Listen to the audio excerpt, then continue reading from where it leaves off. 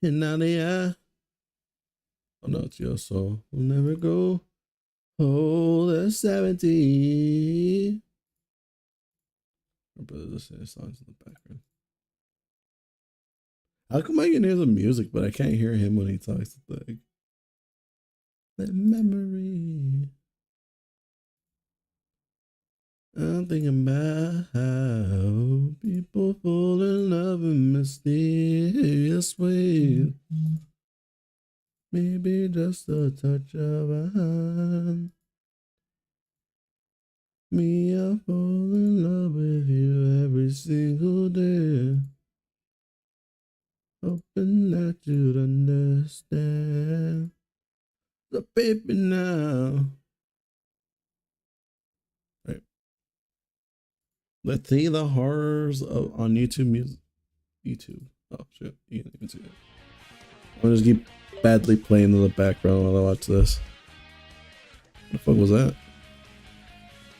think something's trying to download in the background. Hopefully it doesn't affect anything. But When YouTube first launched in 2005, it very obviously was not intended for kids.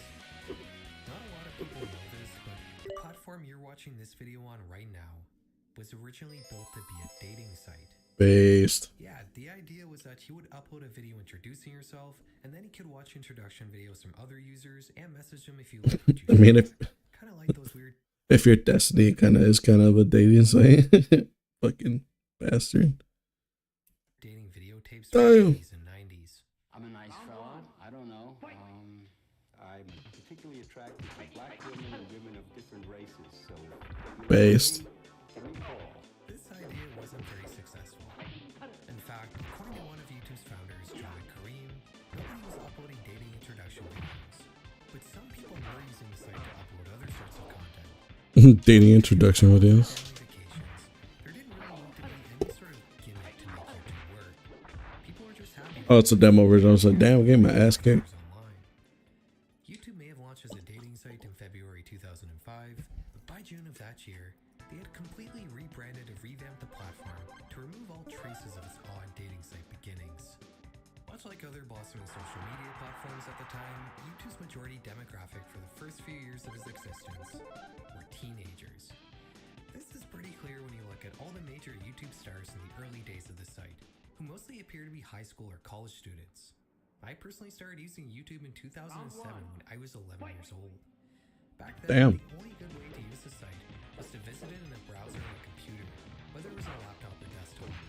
Tablets didn't exist back then, the modern form of smartphones were still in their most primordial form, and were mostly relegated to a select few tech enthusiasts.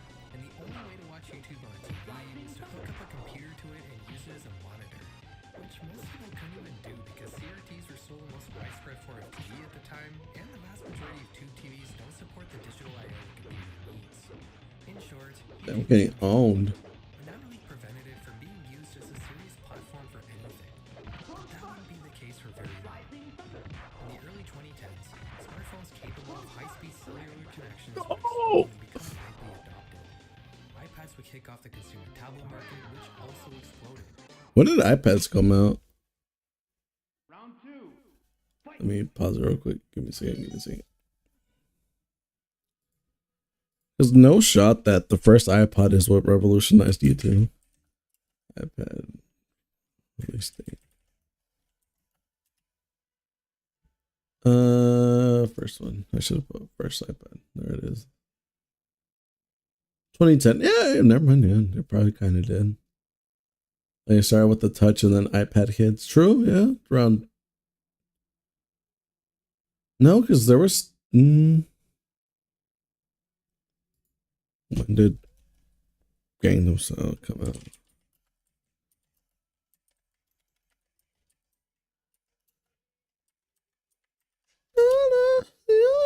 Yeah, 2012. Yeah.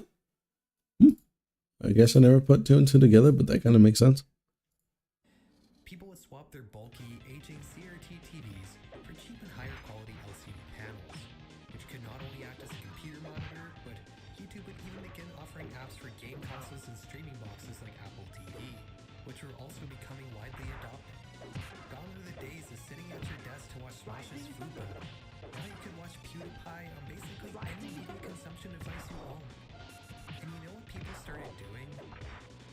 began using YouTube as a babysitter. For real. Traditional TV to keep your child docile, then keeping them in a specific room where the television was. But now, you can just hand them an iPad while you work in your office or cook a meal in the kitchen. Tack on the fact that Yeah, and that's what started Elsa Gate, which is what got, I think, YouTube demonetized for the first time. Even though people are pinning it on PewDiePie now, it's just that there's a bunch of wild content that used to be on there. Not even wild, it was just weird. Like telling kids to, I wonder if it's still up, but I could have sworn that there was like a damn baby Hitler's jumping on the bed or something. Oh damn. Black Spike? What the hell? What's damaging me?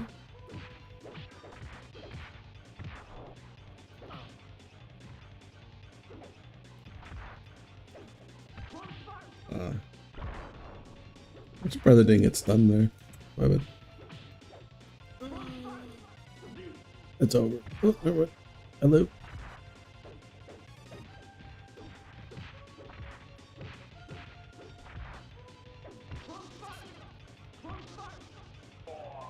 Damn.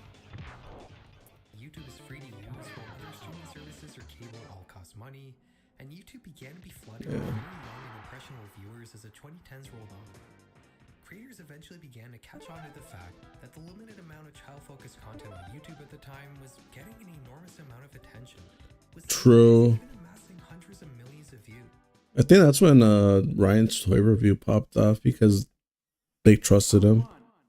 And kids like seeing other kids play with toys. Because my nephew, when did Ryan's toy review come out?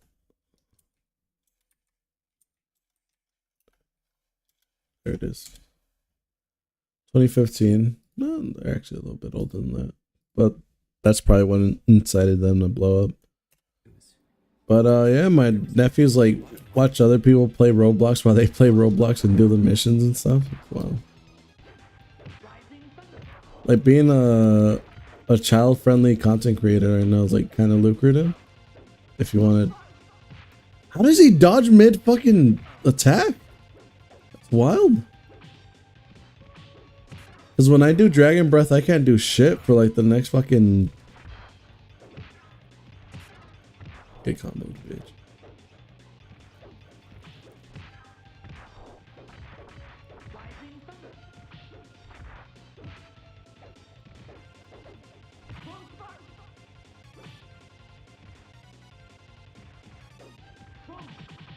He grabbed me mid fucking air, dude.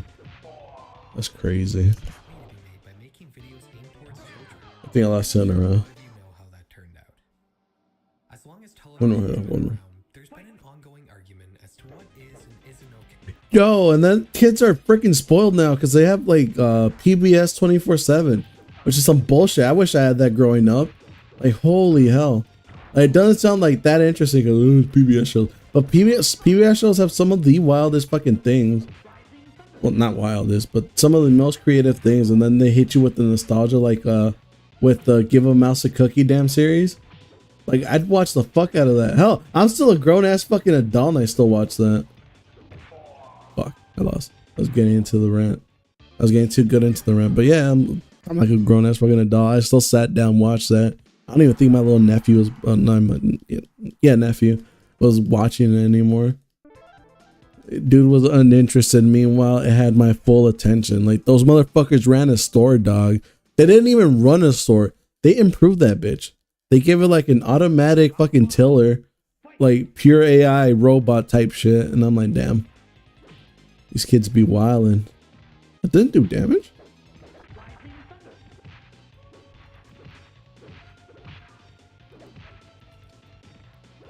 Oh my God. I'm done with my rant, but kids be spoiled nowadays. That's all I wanted to say.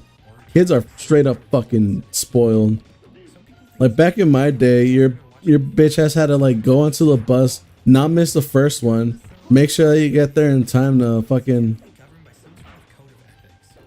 Broadcasters all have a reputation to uphold, and no category of television gets quite as scrutinized as kids' TV. But on YouTube in the mid-2010s, the only scrutiny children's channels faced was YouTube's then fairly lax moderation there was no code of ethics or enforced morality. The only thing that mattered was whether or not you were getting views. As a result, a culture of shocking kids content emerged on YouTube, which you probably know as Elsagate. Sleazy Damn, I lost at the. videos with popular kids characters like Elsa from Frozen. Damn, he just straight up grabbed titty right there. What the fuck? Situations. I probably don't need to tell you much about Elsagate since you almost certainly know what it was about. I didn't think it was that bad. Dude straight up grabbed titty right there. That'd be me as fuck. Spider-Man the GOAT for real, for real. Being injected with mystery chemicals, getting pregnant, and other bizarre and shocking scenarios that only served one purpose. Stand out from other creators so your videos get more views and you make more money. Elsagate was a giant controversy, and YouTube would begin to try to mitigate the platform's issues that had caused such a depraved niche to emerge. They slowly hardened their content moderation system to the point where even saying certain words in a video was enough to get it age restricted and demonetized, as every YouTuber is well aware of. They released a completely separate app called YouTube Kids that only contained a more curated selection of channels deemed appropriate for children, which would eventually go on to solely feature human-reviewed channels. But most importantly for our story, in 2020, YouTube would give creators the ability to mark their own videos as made for kids. Yeah, I don't mark any of my. Fuck, I lost. We're not using YouTube Kids, but we're still just handing kids iPads with the regular YouTube app.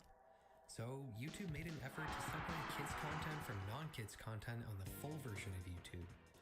If you mark your video as made for kids, it disables the comment section with the mini player, targeted advertisements, and changes your video's place in the algorithm. Even if you don't mark your video as made for kids, YouTube will sometimes just automatically do it anyways without your permission if it thinks your video is kid-friendly. What? This automatic moderation Is that Nazi Germany? work very well and can sometimes lead to a very strange array of quote-unquote made-for-kids content. A lot of videos I've covered on this channel have been marked as made for kids. Oh yeah, that's the insane thing. That they were doing like claymations of actual assassinations and stuff, or like cartel videos, and they were marking it in YouTube Kids. He's probably gonna talk about that right now. That's probably what it's about. I personally haven't seen any of it because I'm not on YouTube Kids because fuck them kids. I'm trying to watch D&D and bitches. I'm just kidding.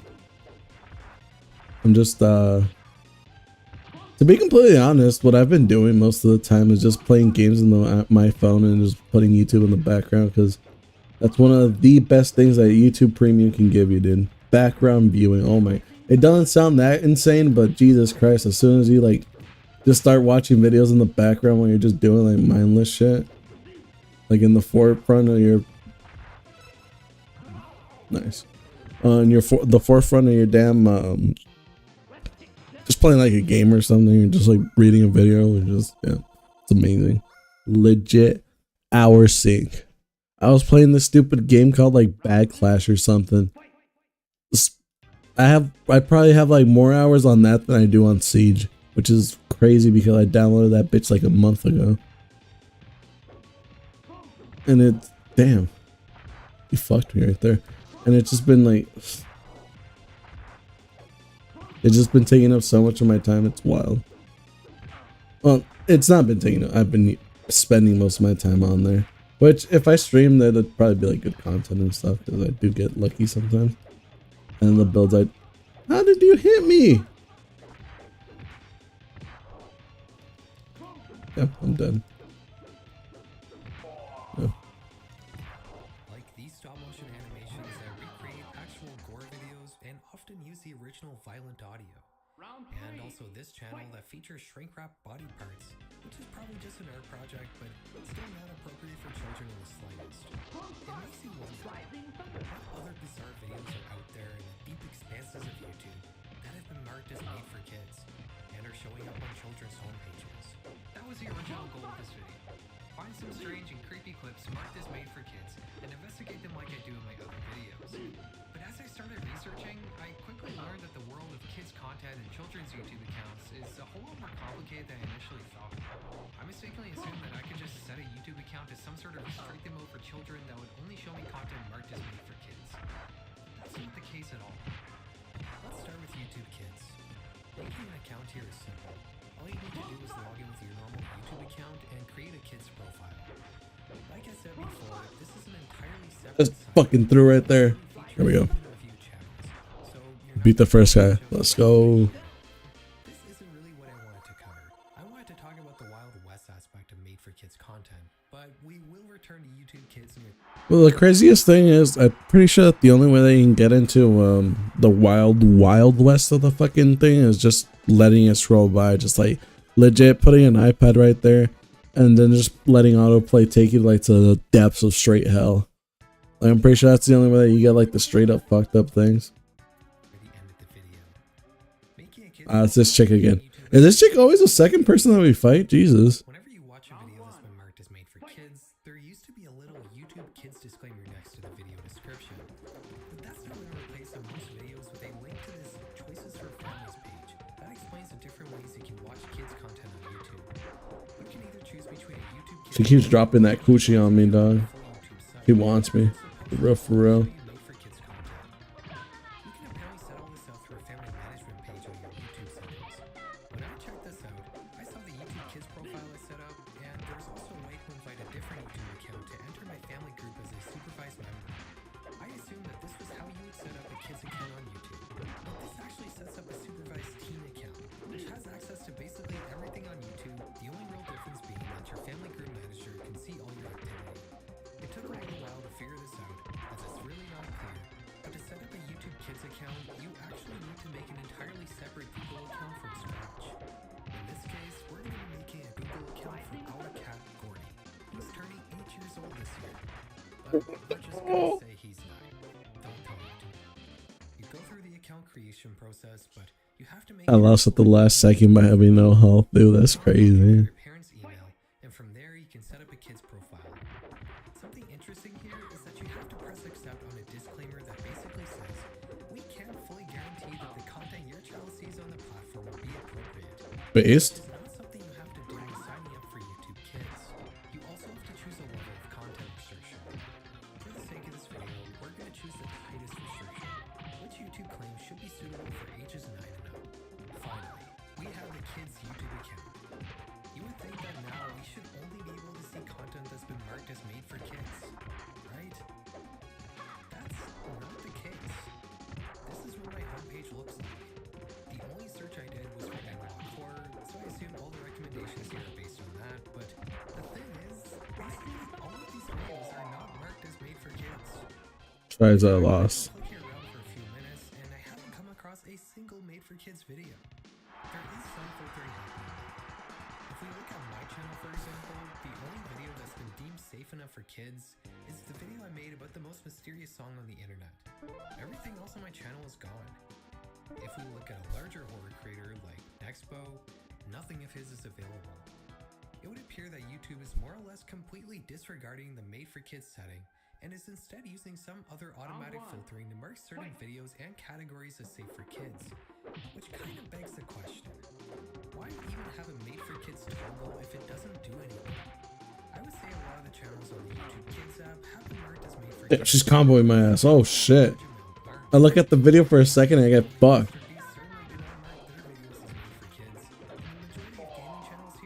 I got fucking wrecked. Damn. She wants me from Rio. Restrict audience interaction on videos and doesn't actually affect a video's actual visibility to real kids. This made for kids setting kind of reeks of a deprecated Google feature, and I wouldn't be surprised if it doesn't just get straight up removed in the next couple of years. But let's not get too off track. I started this video to see what inappropriately scary things you can find with a children's YouTube account. So let's take a look.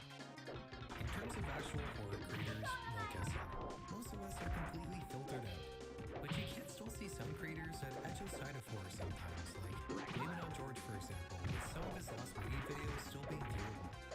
If we look up some horror-adjacent topic, like liminal spaces, for example, it's completely absent here except for a few weird exceptions, like this 800,000 Damn. view video about creepy liminal spaces. Why is this available to watch and not Jaden Salah's liminal space videos? Rio. Enough about generic topics. Probably it also like has to deal with like how many copyrights you get, so a fresh account might be able to slip past by the moderation, the little algorithm that shows it. Because I'm pretty sure Nextbuzz has had more than one like hey, this video is gonna get demonetized. So it probably takes that into account in order to sift through the things. So a newer channel can get their scary videos out, whereas a channel that's already been out in the platform for a longer time can't, because they've already been targeted as like, oh, this thing might have some demonetized content, so we better not show that to them, which might be the thing. Gate kind of controversy to see if our kids account can actually see stuff that's potentially damaging to a child. If you haven't heard about QCat AI, you should go watch Raymondo's video about it. But in short, That's the first time the damn they're using AI image and video generators to make awful shock videos revolving around cats. I don't really want to describe what's being done to these AI pets in these videos, but it's very violent and upsetting. fuck. These QCat AI channels have luckily been banned, but it seems like more pop up every day. Like this channel called Cat AI Dreamer. On normal YouTube, you can see horrible, violent thumbnails that are typical of the QCat AI trend. Let's see if it's any different on our kids' account. While the majority of videos have been filtered out, 20 still remain, which is 20 too many in my eyes. This is pretty disappointing. I know that YouTube makes you accept a disclaimer that states you may encounter inappropriate content while using a kid's account, but the fact that Blame It on George's videos about SpongeBob Lost Media are filtered out, but not AI-generated animal videos, is just plain absurd. By the way, Yeah, she's if you're fucking watching this wrecking me. video, I'm still censoring out the cat AI stuff. Sorry, but nobody should be seeing that. As awful as this cute cat AI stuff is, there is a reason why it's still visible to kids' accounts on YouTube. Damn, I got If you wrecked. examine these videos from the viewpoint of the YouTube algorithm, rather than just a viewer, there's not a whole lot there to indicate that there's anything amiss about these videos. Alright, we lost twice as Mikey. Time to ChatGPT nonsense about heartwarming cat videos. And while the titles sometimes can contain questionable keywords, it does make sense how a bot might accidentally categorize this video as safe for kids, even though it very obviously is not. And understanding this shortcoming of YouTube's analysis of metadata pretty much explains how all inappropriate content slips through the cracks. And that kind of brings us to our next topic. QCat AI is just one example of an anomaly in the YouTube algorithm. I made an entire video about this, so go check that out if you want to get a deeper understanding, but in short, the algorithm doesn't actually watch videos or understand what the content of a clip is. It only categorizes videos based on titles, descriptions, transcripts, tags, all the metadata that surrounds a video. But if there's something Damn. wrong with the metadata, the algorithm can sometimes glitch and put videos in the wrong place. rip. You often see this sort of thing when a video has no metadata except for punctuation or emojis. The algorithm has no way of knowing what the video is about, so it groups it with other videos that also have the same nonsense strings of metadata, creating unnatural niches. This was actually a bit of a trend a few years ago. The most prominent example being people uploading creepy clips with the title full stop punctuation, which is what you would see if you typed in just a period character and hit search. Even more so than QCat AI, almost all of these algorithm anomaly niches are viewable with a kid's account. A lot of these videos are actually pretty mundane in reality. Usually people just put a creepy thumbnail and the actual video is something completely different. Like this video.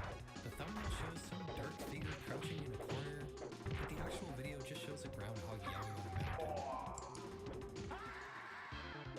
mountain. Yeah, I used to scroll through those. Just look at the thumbnails. Like I said in my full algorithm They were kinda video, peak. some people take it a step too far and use actual gore photos from shock sites in their thumbnails, which I think is the worst thing we've been able to see so far with a kid's YouTube account. One thing I did not mention in my video though is that these unnatural niches are not only focused on scary content. If you search for this nonsense group of characters with lip emojis at the end, YouTube will show you a mix of suggestively explicit and Elsagate-esque videos. For whatever reason, the search suggestions you get after typing in 3 @ symbols all seem to show you the same weird mix of suggestive content and Elsagate brain rot. While I was looking for more algorithm anomalies, I started to notice a weird trend. Whenever I would search for a nonsense string of characters, my search results would always include these playlists with keyboard smash names that were all filled with kids' videos. It wasn't Damn, I'm just giving her a dome. I could find as many as I wanted as long as I kept Oh searching. yeah. The accounts making these playlists are all Dame tu cosita as a thumbnail is crazy work. playlists. You see, to some degree, everything we've talked about so far in this video doesn't matter. It doesn't matter that you can find inappropriate and horrifying content with a kid's account on YouTube, because parents are still just handing their kids iPads that are logged into fully fledged adult YouTube accounts. YouTube can do all the moderation they want, but if the app doesn't know that the viewer is a child, then how is it supposed to do anything? The issue here isn't just YouTube doing a bad job of moderating content. A large part of this falls on the parents who aren't putting in any effort to use YouTube's child features, as flaky as they may sometimes be. We were talking about children's television earlier. I think the closest comparison to a parent letting a child use an adult YouTube It's probably like letting them watch Adult Swim. would be a kid getting unsupervised access to cable TV. But that's still not nearly as bad. Everything that goes on TV is made by professionals and moderated by humans who want to upkeep the reputation the broadcasters are working for. And the more raunchy stuff usually only comes on at night after most kids are fast asleep. YouTube is moderated by an algorithm, and there's no broadcaster reputation to uphold. Anyone can upload anything. The only real consistency that keeps creators in check on YouTube is the amount of attention they get. I was focusing on the damn cube and I just look over to see fucking Adolf Hitler and fucking Mickey Mouse dancing. Which just incentivizes channels What the fuck is that? content, like QCat AI. And yeah, it can be guidelines overly harsh, but they can also be skirted around pretty easily by just avoiding showing certain things on screen and avoiding saying certain things. The subject matter of a video isn't nearly as much of a factor as you might think. So the moral of the story here is parents should probably just be using the YouTube Kids app, right? Everything there is chosen by humans. Similarly to children's TV, you're not going to find inappropriate content on YouTube Kids, right? Well, what's the definition of inappropriate content? If you actually take a closer look at what's available to watch on YouTube Kids, they'll probably make you think twice about putting it in front of a child. Do you really want your kid watching videos like stalker escapes from jail? What happens next will shock you. And authorities are searching for an inmate that escaped prison on foot Thursday night via the courtyard fence. The Sacramento police say Dave Ingras escaped Somerville Fuck. Detention Center where he had been incarcerated since last winter. Ingras escaped the prison during an outing to the outdoor courtyard around 8:30 p.m. Officers say. What even is this? Human curated or not, a lot of the content on YouTube Kids is bottom of the barrel, low effort brain rot. Maybe it's not inappropriate in the sense that it's too adult or too shocking or anything that can be considered horror, but it's still just garbage. Like, do you really want your kid watching Hamster and Roller Coaster Maelstrom with a shark? Nah, I'm dead. You know what? I changed my mind. This is based. This video really didn't turn out like For real. I genuinely thought that we'd just be looking at creepy videos that were marked as made for kids and talking about some Elsagate kind of stuff. But there's just so much more wrong with kids content on YouTube in general. I think if there's any moral to this story, it's that you probably shouldn't be showing your kids YouTube at all. What? I'm gonna be honest, I didn't even know that Raphael had a damn dash attack that fucking just came out of me out of nowhere, like Brawl Meta Knight type shit. Wild. Now put on PBS Kids instead. It's a 100% free app and it's got infinitely better kids content than what you're gonna find on YouTube. Fuck.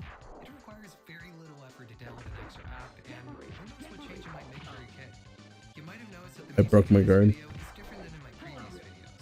That's because I just made an entirely new album of ambient music that's going to be kind of like the 2025 Daryl Maguire soundtrack. It's called Living One, and you can find it on every major streaming service. Fuck. Open a comment below. That knocked me down. If you're curious how I make this music, we also just put out an exclusive making of documentary on Patreon. $5 a month unlocks I'm dead. or you'll also have our eternal gratitude for supporting our channel. Thanks for watching, guys. I'll catch you in the next one. Have a good night. Round two. Fight.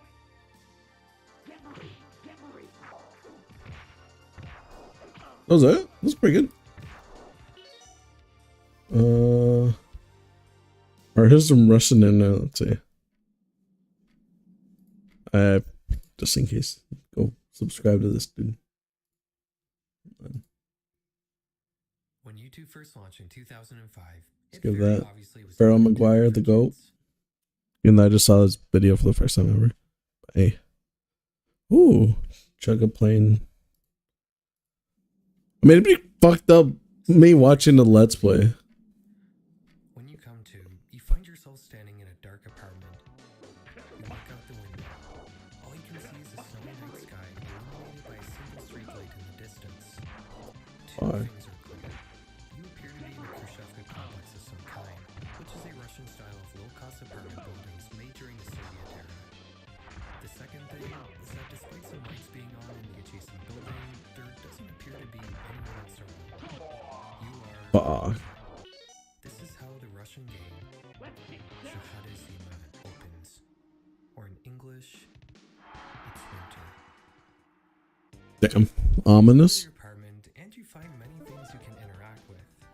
You can turn on the microwave, eat the food in the fridge, use the oven, and run water from the tap. But if you turn on the radio, this happens. Round one. Fight! Fuck.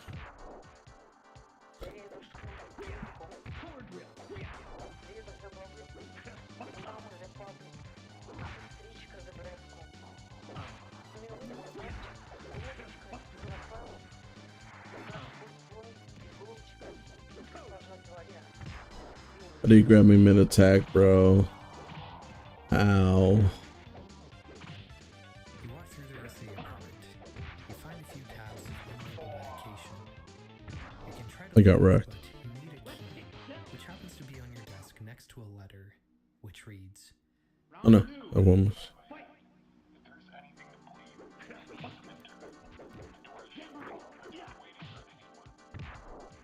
you leave. As you walk down the distinctly Eastern European stairwell, you try knocking on your neighbor's doors, but no one ever answers. You walk outside into the cold night and begin wandering around the courtyard. Again, there is nobody I'm dead. and nothing. Outside the complex is an endless forest that also has nothing for it. You notice a light at the opposite end of the courtyard. You walk towards it, and you find that it's actually a lit sparkler.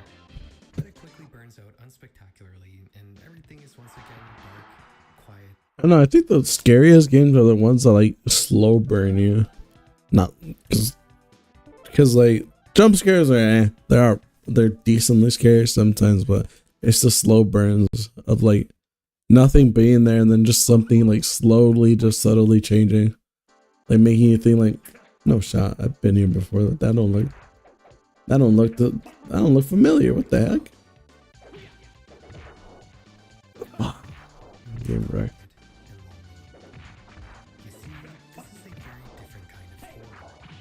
There's no spider-like creature climbing the walls of these apartments, and there's nothing terrifying waiting around the corner to jump out at you. In Shahada Zima, there's no danger of any kind. Just the crushing loneliness and melancholy of winter in a Russian Khrushchevka. Round two. As you keep playing, you almost start to feel an odd sense of urgency. You start exploring the map more frantically, trying desperately to make anything happen, to try to force some sort of conclusion to this experience. But there just simply isn't an ending here. The only thing you can really do in this game, other than uncovering a few small Easter eggs here and there, is exist. This depressing slice of Russian life. Shahada Zima was created by Russian artist Ilya Mazov, who confirms the listless nature of his creation by saying,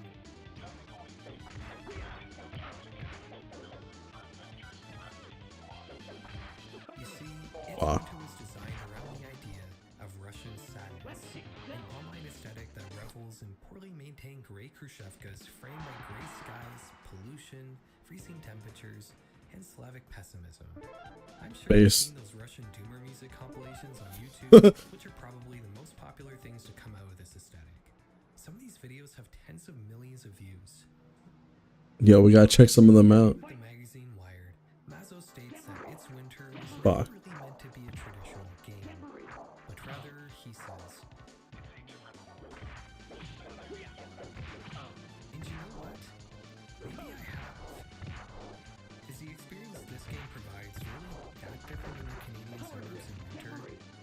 Sure, you're never gonna find an aesthetic out there called Canadian sadness. If anything, you're Fuck. optimistic, and life in Canada is incredibly easy. He German suplexed me straight to my skull. Prefab apartment on my buildings, neck. Prefab townhouses, and the Canadian experience is surprisingly similar to Shahada Zima. Bland, poorly constructed utilitarian architecture framed by an overwhelming amount of snow, endless forests, and a common sense of loneliness. The parallels are surprisingly striking, which makes this game hit all the more harder for me personally.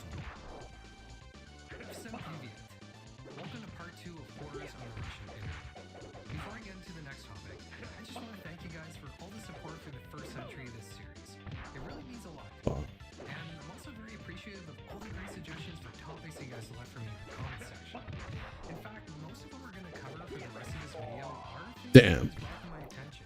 So, thanks again. Oh shit, Like my I said bad. in the first episode, Europe's I was trying Eastern to. history has always fascinated me. Like how We're gonna Russia's beat fucking Raph with Donatello. Alright. full of strange facts. I just need to get Donatello's tech ready. We're good. Permanent aura of mystery and intrigue to me and We'll everything kick about Raph's ass. Watch. And I'm sure you Yanks feel the same way. Chill, chill, chill. Especially with the USA's shift in foreign policy. Alright, without further ado, let's dive into the next topic. While It's Winter was a more unconventional piece of horror, the rest of the stuff we're going to cover in this video is more traditional spooky internet stuff. And we're going to start with the most suggested topic in the last video. One aspect of Russia that always seems to intrigue us outsiders is the general secretiveness that seems to surround the country. Whenever a government keeps secrets in a public manner, like Area 51 for example, it always becomes a focal point for the public's curiosity. People never stop speculating. No, should I use my little Establishment may or may not be hiding in these secret areas. no, because well, just say at the Sydney SPL, yeah. And no country has off-limit areas quite like Russia. As of 2007, Russia has publicly acknowledged the existence of 44 closed cities. These are entire towns and metro areas that are off-limits to either foreigners or even Russians in some cases. Many of these places are even completely absent from official maps. It's believed that not only is the true number of sealed-off areas in Russia substantially greater than the 44 the government publicly recognized, but that the number of closed cities could have been up to 20 times higher during the Soviet Union. Most of these closed cities usually have something to do with Russia. Oh, so I can use the damn. Military or seaports. At least that's all that's been said publicly. Just like Area 51, people love to speculate just what the Russian government may or may not be hiding in these sealed-off regions. And also what closed areas might exist out in the great expanses of the deep country that we might not even know about. Much in that vein, the following video will be uploaded to YouTube on October 19th, 2021.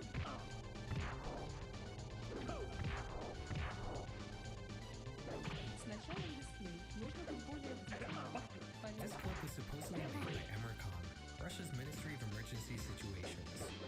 It's a PSA intended for the inhabitants of Magnitoshaktynsk Oblast, a region of Russia that you won't find on any map. The voice in the video reminds viewers to be mindful of the dangers associated with the spring melt, like floods, forest fires, and attacks from the Oplotai as they emerge from their winter layers. What the fuck? The PSA suggests avoiding the forest during this time of year to avoid encounters with Oh, shit. creatures. I was drinking. Fuck. On this sign as some sort of humanoid being with long, wavy limbs. You bitch. In folklore, an Oplotai is a sort of monster that resembles a human being split down the middle, with this one leg and one arm being extremely long and flexible. Supposedly, these creatures wait for travelers in the forest and then jump on their backs and entwine their victims in their long, twisting Russian drop bear dropped. Fuck. snakewood and then feeding on their blood. Being that these creatures only have one arm and one leg, they're quite strong and clumsy on their own. But in some cases, two Oplotai can attach to one another to form a much more formidable predator, which is so fast it can supposedly outrun a horse. Damn. In the unfortunate case of being attacked by one of these creatures, the PSA advises you what to do. The most important thing is to try your best to stay upright, as the Oplotai usually try to knock their victims to the ground. If you do manage to stay standing, you should then try to grab the creature by the neck and squeeze as hard as you can, as this is the sweet point. Doing this might shock the creature into letting you go, at which point you should run immediately. While running, you should try your best to pass by trees as closely as possible, as the Oplotai will likely get their long, clumsy limbs stuck on them while chasing you. The PSA closes by asking the viewer to Fuck, I'm dead. Oplotai sightings to Emercom immediately. Damn, I was so close. The channel that uploaded this clip is simply called Magnitoshaktynsk Oblast, and it apparently collects and uploads PSAs from the secret region of Russia. The second video on their channel, however, is not a PSA. It's apparently an internal training video for new recruits of Emercom, specifically the ones entering the anti-Akrati unit. The training begins with the viewer being asked to pay attention to the following clip. The narrator then tells us that this was a possession test, and that some people who view this clip will have a strong reaction to it. It starts with mild confusion, which eventually grows into outright delirium, followed by spasms, and then loss of consciousness. If you didn't react, however, congratulations. You were mentally fit enough to serve in the anti-Akrati unit. You'll be Wait, shit. I didn't pay attention. Let's see if I'm possessed. Please. entering the anti-Akrati unit. The training begins with the viewer being asked to pay attention to the following clip.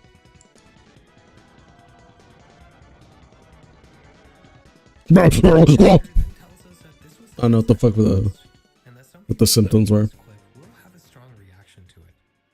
It starts with mild confusion, which eventually grows into outright delirium, followed by spasms, and then finally, loss of consciousness. True, I'm unconscious right now. However, congratulations. That's why I lost. Serve in the See? anti-Akrati unit. I am possessed, alright. That's why I lost that round. This is the round. Watch. Chill. Alright. Akratids and people. The Akratids can be separated into two groups. The Pragnats, which are beings that pose some sort of physical danger to people, which would appear to include the Upatai based on this illustration, and also Kephals, non-physical entities that can either possess I was about to say the fucking streamer. Holy shit. the anti-Akrati Fuck. was recently put together as a result of a new declaration made by Emercom in 1992, which gives us an idea I of got this footage. fucking owned. Holy shit. Now, I know what you're thinking. Yes, this is obviously just an analog horror series. It's got every trademark. The simplistic bathroom sign art style, the mid-century nuclear war style PSAs warning people of bizarre otherworldly dangers, which are always pretty effective due to the contrast in the mundane bureaucratic style of these clips with the esoteric threats they describe. I personally feel like analog horror is getting to be a little oversaturated and definitely doesn't hit as hard as it did 5 years ago, but My bad. I'm dead. I love the concept of taking some creepy folklore story and modernizing it into a more relatable and effective format. Because it feels like the damn As many other videos, I'm not gonna the joystick is a little bit wonky. This clip is called Sheldiai, which happens to also be the name of the creature it's describing.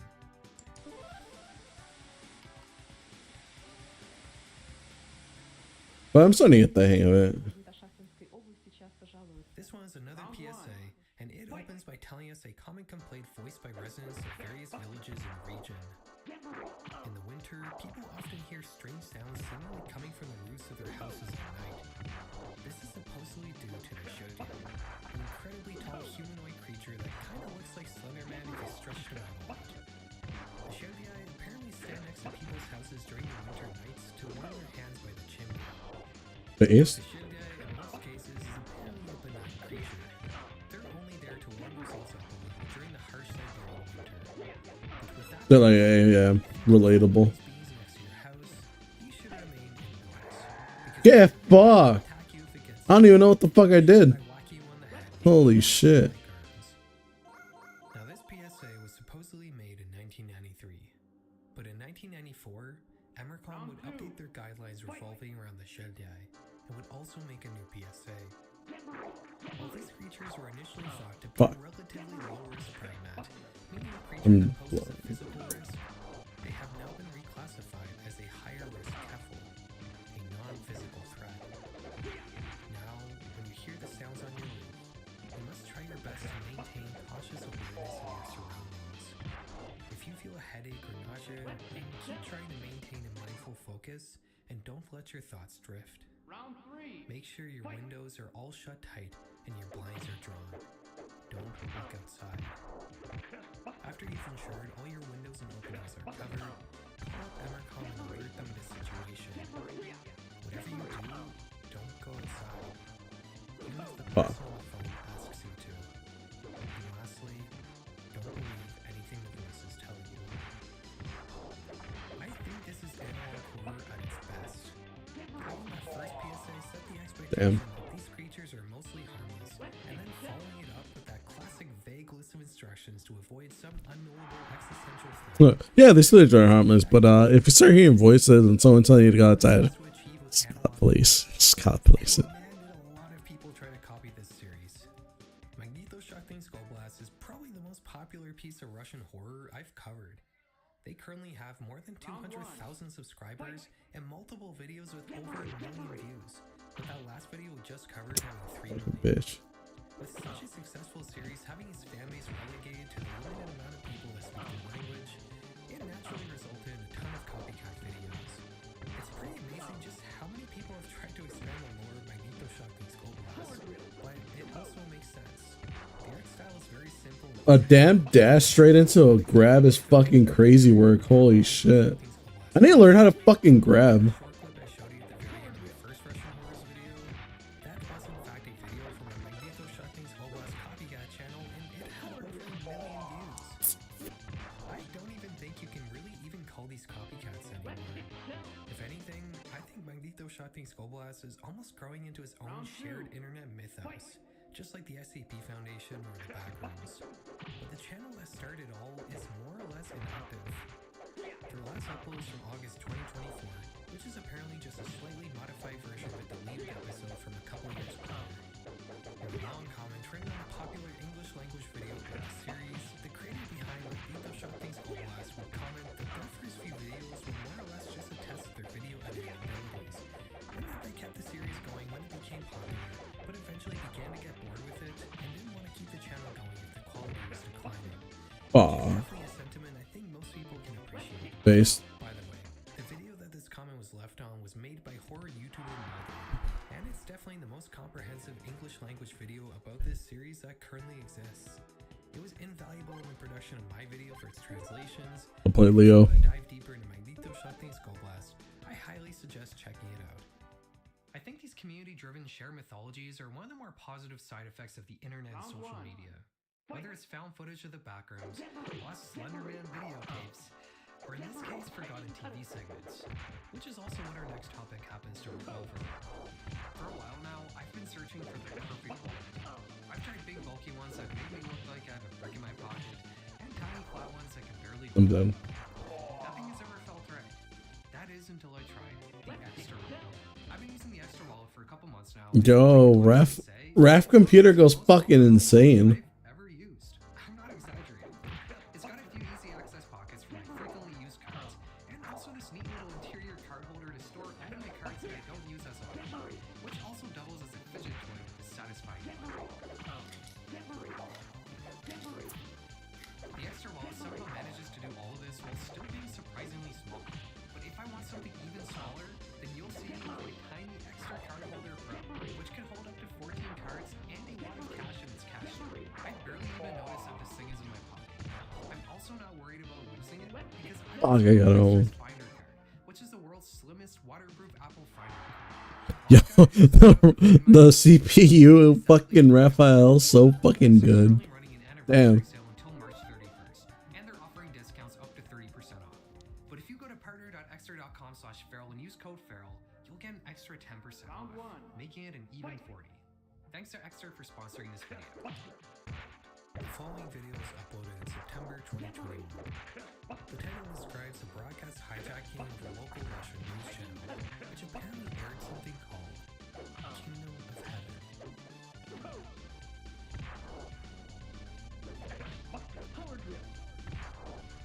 The video starts with some backstory to the incident. The uploader says that they discovered an archival recording of a Kingdom of Heaven segment from their hometown in the late Fuck. 90s. I jumped straight into that fucking boo. I'm retarded. Although the segment had aired before Storm, it still seemed Raf is so fucking good, dude. they Holy decided to shit. show it to their parents, who Oh, said I that got they another might one. have a recording of the original segment on a VHS tape somewhere in the basement. The OP grabs the tapes from their house and gives them to a friend to digitize. And lo and behold, the Kingdom of Heaven segment was on one of them. According to the OP's parents, the recording would have been made sometime between 2003 and 2006. This is what it showed.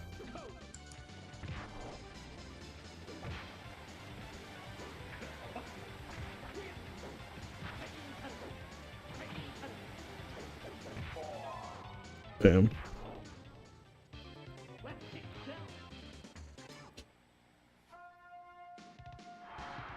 Let's see this. What the hell is up?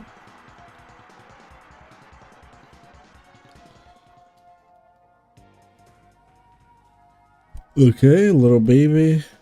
Oh, the death of a little baby. On February 15th, 1994, our beloved daughter Veronica left us. She was just over a year old. Tragedy. Damn it, didn't read it fast enough. My bad, my apologies.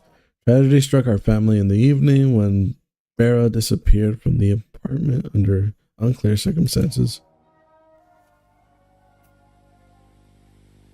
My bad, I'm pausing the video because I had to read.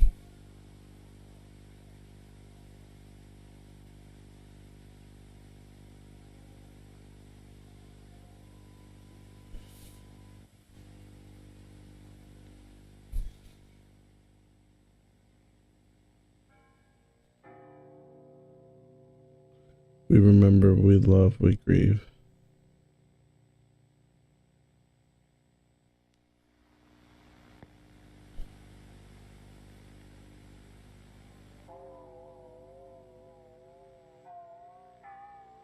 Know what that means? Translate, please.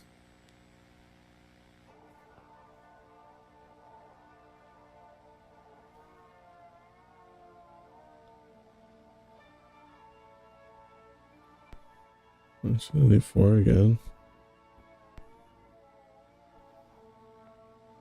On February 15th, at the age of 22, Svetlana passed away. Her loved ones, especially her husband, still cannot believe her death.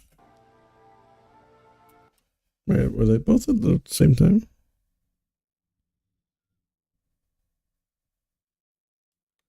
Yeah. Is it gonna be some conspiracy that they like got raptured or something?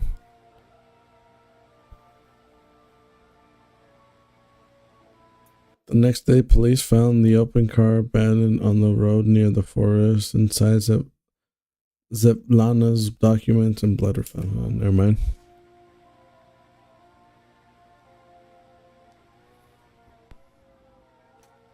At this point, Svetlana's death is considered to be a result of a robbery gone wrong. Her body has never been found.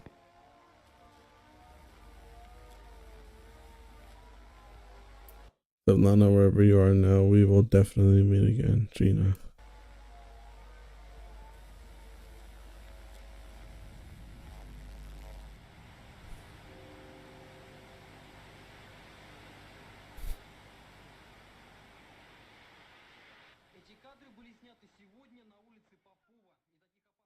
Damn, that's terrifying.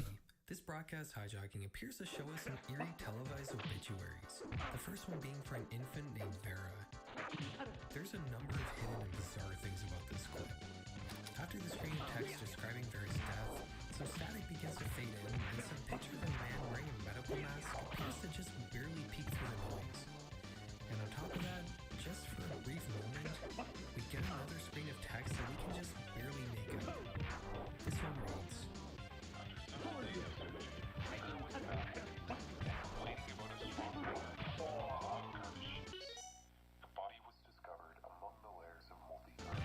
Damn. we get more of that incomprehensible staticky mess.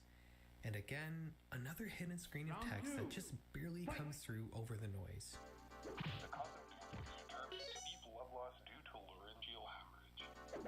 Small fragments of crystal glassware and remains of semolina porridge were found. Semolina porridge is a popular baby food in Russia. And also, obituaries don't usually go into such detail as to how a person died. In the second obituary, it almost seems like a piece of text is missing. And that's because part of the story is almost unreadable due to wild tracking and noise. This one reads, Upon her husband's return home, Svetlana took the Russia. Soon after, her husband discovered that their daughter, money, and his wife's documents were all missing. after this, Damn. we get a kind testimonial, presumably from the husband, saying that they'll meet again in heaven.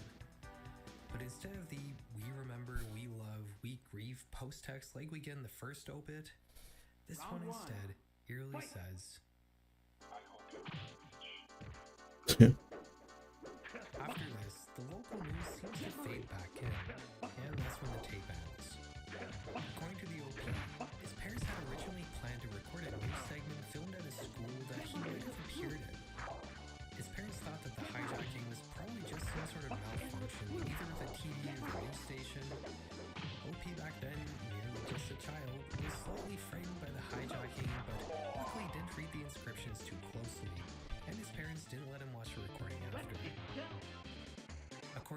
OP, no information about this hijacking can be found anywhere.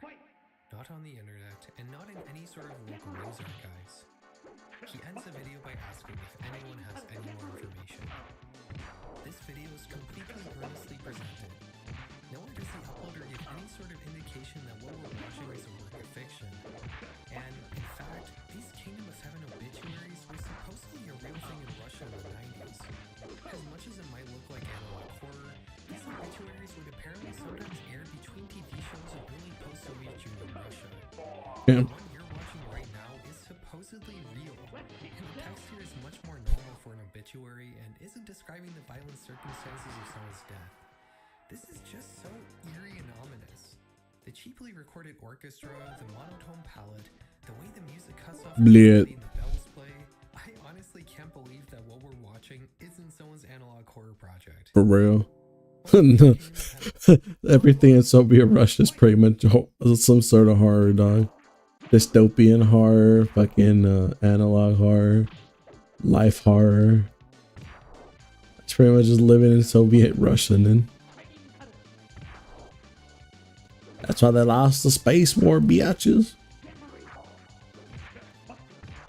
Fuck it. Keep it.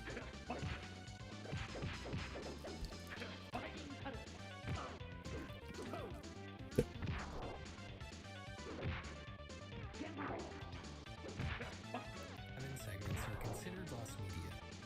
According to a Russian page on the Lost Media Wiki, there were supposedly up to 150 segments made in total between 1991 and 1994. What's interesting here is that while we have many recordings of these supposed obituaries, none of them have ever actually been confirmed to be real, and many of them have actually been proven to be fabricated. And the fact that the first mention of this even existing being in an ImageWare post from 2017 is also pretty suspicious. While some commenters say that either them or their parents do remember televised obituaries appearing on Russian TV in the 90s, nobody seems to have any proof of this, and the network that supposedly aired these segments has denied their existence as well. And by the way, that supposedly real segment we just watched, a Russian YouTuber recently confirmed that it was fabricated, which kind of leads me to believe that everything here is fake, even though it's listed on Wikipedia. I will say though that if these are all actually fake, they are still incredibly well done. These videos actually look like they were legitimately recorded on tape. This is really a step above the average VHS effects you typically see in analog horror. And apparently, like every other Russian horror thing we cover, Kingdom of Heaven also became a meme format that people have already turned into shitposts. I'm still curious though. Base. If you're Russian, do you think that there's any chance of something like this legitimately existing? Let me know in the comments. Alright. I'm about to pick up that villain, dude. Creepy classic TV thing to something very real. One thing I find interesting on the internet are the communities that have developed specifically around old home video logo bumpers. Like those short little 2-second clips with the production company software you'll see before your DVD or VHS gets to the main feature. There are communities completely centered around compiling, telling the history, and even remixing these old home video logo bumpers. Some of these videos have millions of views. One common aspect you'll notice in the logos community is the idea that some of these logos are scary, which I guess I don't really understand personally. I'm guessing it has something to do with childhood memories of being freaked out by them, but regardless, horror seems to play a fairly big Alright, if I lose with Leo this time, I'm gonna switch. A lot of these logo remixes Russ. seem to revolve around making a logo bumper scarier. There is one logo though that I do find pretty uncanny, and of course it's Russian. Wait, give me a second. I just need to make sure that this is like listenable, or else I'll just mute the volume on the PS5 for a little bit. Give me 1 second.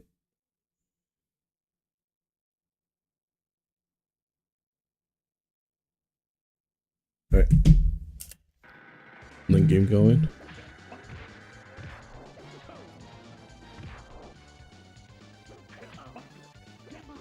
Yeah, if I saw this as a kid, it would definitely freak me out. The statue head looks like something you would either find in some ancient Chinese Yeah. or some horror claymation movie.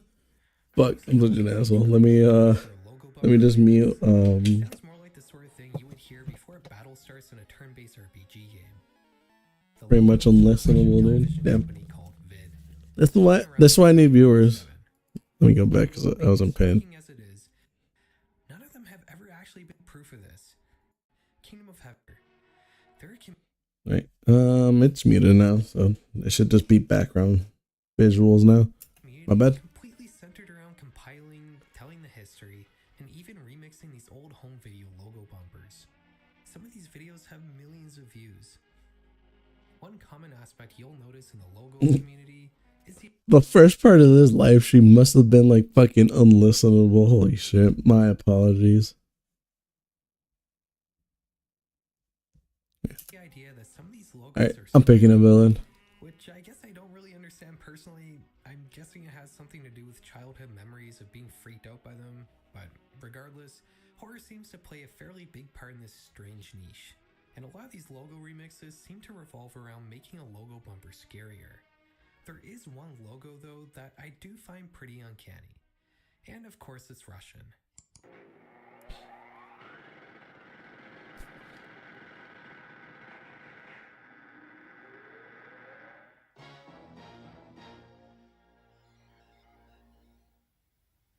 Yeah, if I saw this as a kid, it would definitely freak me out. The statue head looks like something you would either find in some ancient Chinese tomb or some horror claymation movie. Jesus The Christ. music also seems really out of place for a logo bumper like this. It sounds more like the sort of thing you would hear before a battle starts in a turn-based RPG game. For real. The logo is for a Russian television company called Vid, which has been around since 1987. The logo, being as striking as it is, must have been a major success for the company because no matter what article about Vid I read, there was always a lengthy section just about the logo bumper.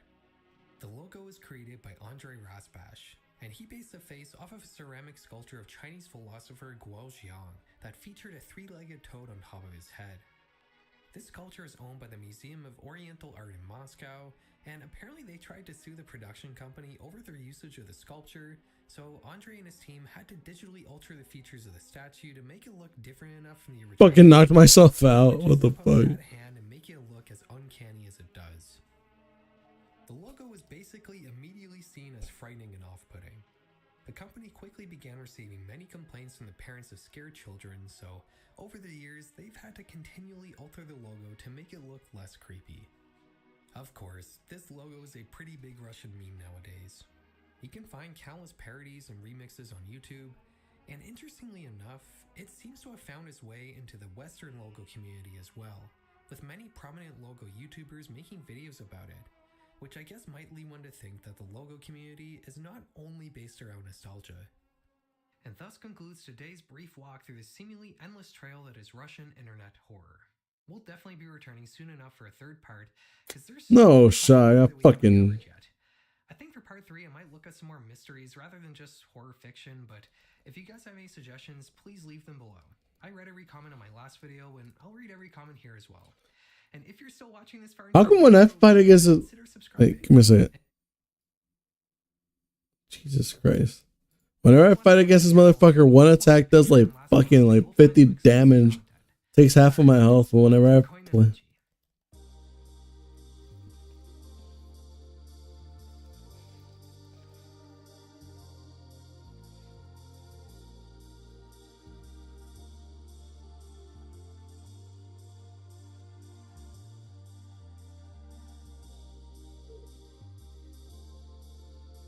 I'm fucking owned. Let's see what else we can find.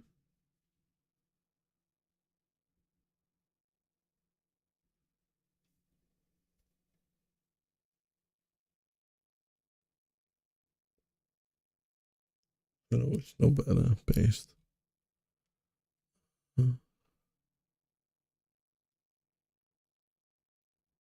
It's been 2 weeks. You've likely heard it said that truth is stranger than fiction, and few cases make that as apparent as the tale of Daniel LaPlante. As bizarre as it sounds, a 17-year-old Daniel became obsessed with a girl he knew and hid in the wall of her home for 9 months, and would later go on to murder 3 people. Damn. The details of this entire case are nearly too shocking to be believed. Now, this story is so notorious within criminal history that it has become a sort of urban legend. Since the 1980s, it has been passed around and retold so many times that a lot of people have trouble keeping the facts straight. Because as you can imagine, the radical elements of the case make it a hotbed for rumors. While researching this case, I found that newspapers from the time would give 3 different versions of the same event, and some documentaries would flat out make up names for the people involved. So I decided to reach out to a man who is a reliable source for this. I lost his fucking shredder, dude. Joe Turner. Joe Turner wrote a book for this case that is yet to come out, as it is coinciding with the release of a documentary. As it turns out, when Joe began writing this book, he got first-hand accounts from nearly everyone involved with the case, and was able to put together a cohesive narrative with first-hand accounts. And after I made contact with him, he has been incredibly helpful in helping me piece out a correct timeline, as well as getting some facts straight. So check him out at joeturnerbooks.com and be sure to get a copy of his book regarding this case when it comes out, because he's really cool and I appreciate him. Also want to mention, a lot of the details of this case are pretty gnarly, from things like extreme stalking to, again, a triple homicide. So viewer discretion is advised. And the other thing I want to advise you on is my shameless merch plug, because the Camp Windigoon collection with the t-shirt, squonk plush, I suck, pants, dog. and hat are only going to be available for a few more Squonk. days, so get them while you can. Today's topic has so many developments that are hard to believe. So if that sounds interesting to you, stick around after the ad as we break down the fact and fiction of The Boy in the Wall. While you probably don't have anyone watching you from inside of your walls, you almost certainly have someone trying to watch you online. I can't beat this bot, dude. There's someone You know what? There's only one option. Maybe even your social security number. That's because there's so many data breaches every year, and most of the time we don't know for months until after they happen. Take Bank of America, for example, who just announced a data breach that happened over 90 days ago. On average, it takes a company 277 days to report a breach. Your bank could be breached right now, and you could be months away from learning about it. You don't want to give a criminal a 9-month head start, but that's where today's sponsor, Aura, is here to help. Aura constantly scans the dark web, breach databases, and even shady data brokers that buy and sell your information. Looking for your It's because the criminal bot already knows phone how to number, fucking throw the damn things. email. They're going to send you an instant alert if anyone tries to use this information to access your credit or bank accounts. Because there's no free option to just learn the combos and shit. Theft insurance. You just gotta do it on the fly. That's peace of mind you won't get from just checking your credit score every now and then. But Aura isn't just about monitoring data breaches and ID theft. They bundle a VPN to keep your browsing private, scam call protection to stop those fake IRS or car warranty calls, and real-time transaction monitoring to help spot fraud before it drains your account. They even let you remove your Oh my account God. from those creepy data broker websites that love to collect and sell your personal details. Instead of juggling a bunch of different security tools, I can't beat the bot. they give you Fuck everything it. you need in one place. And right now, there's never been a better time to get in on this offer. Because right now, if you head to the link below at aura.com/Windigoon, you can try Aura for 14 days absolutely free. That'll be enough I time rage to quit, find out fuck if it. any of your personal data has been exposed. I thought we were about to fight Raphael. Yeah, I was about to cry. Companies are See, look, you're about to see this fucker like do like over your shoulder 100 damage in one hit. online. Again, that's 2 weeks of Aura for free at aura.com/Windigoon to get in on this incredible offer today. Thank you all for watching the ad, and thank you to Aura for sponsoring the channel. We are now back to the video. We are going to go ahead and get into it, but as always, thank you for watching. Daniel LaPlante was born May the 15th of 1970 in Townsend, Massachusetts. And from there, the troubles began. Daniel was See? born to Claude and Elaine LaPlante. I would take fucking damage just landing. Would be an understatement. Claude seemed to be a violent man, and by the time Daniel was 2 years old, Claude began to abuse Daniel. Claude would often yell at or hit the child, and according to some sources, was convinced that the child wasn't even his. In 1974, when Daniel was only 4 years old, his father would go to jail for raping a woman. After Claude got out of jail, Elaine would stay married to him for about a year after. And a lot of people look really harshly on Elaine for this, but you also have to... I don't even know what the fuck I did there, damn. ...was that intense. Elaine was probably afraid of her husband to some extent. Eventually, Elaine went to live with her sister and then filed for divorce from Claude, but Claude tried to take full custody of the children. However, given his violent felony, that didn't go over too well with the judge, and on November 4th of 1977, Elaine was granted full custody of Daniel and his siblings. From here, Elaine would go on to remarry a man named David Moore, and the violence in the house would finally cease.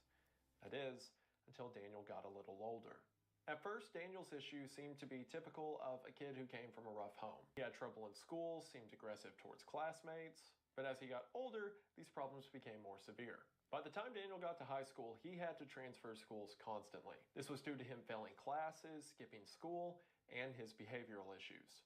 Years later, friends of Daniel's would say that by the time Daniel was 12 years old, he was already robbing stores. Now, mind you, these were never robberies where he had a gun or threatened anyone outright or anything that could get him in trouble with the law explicitly.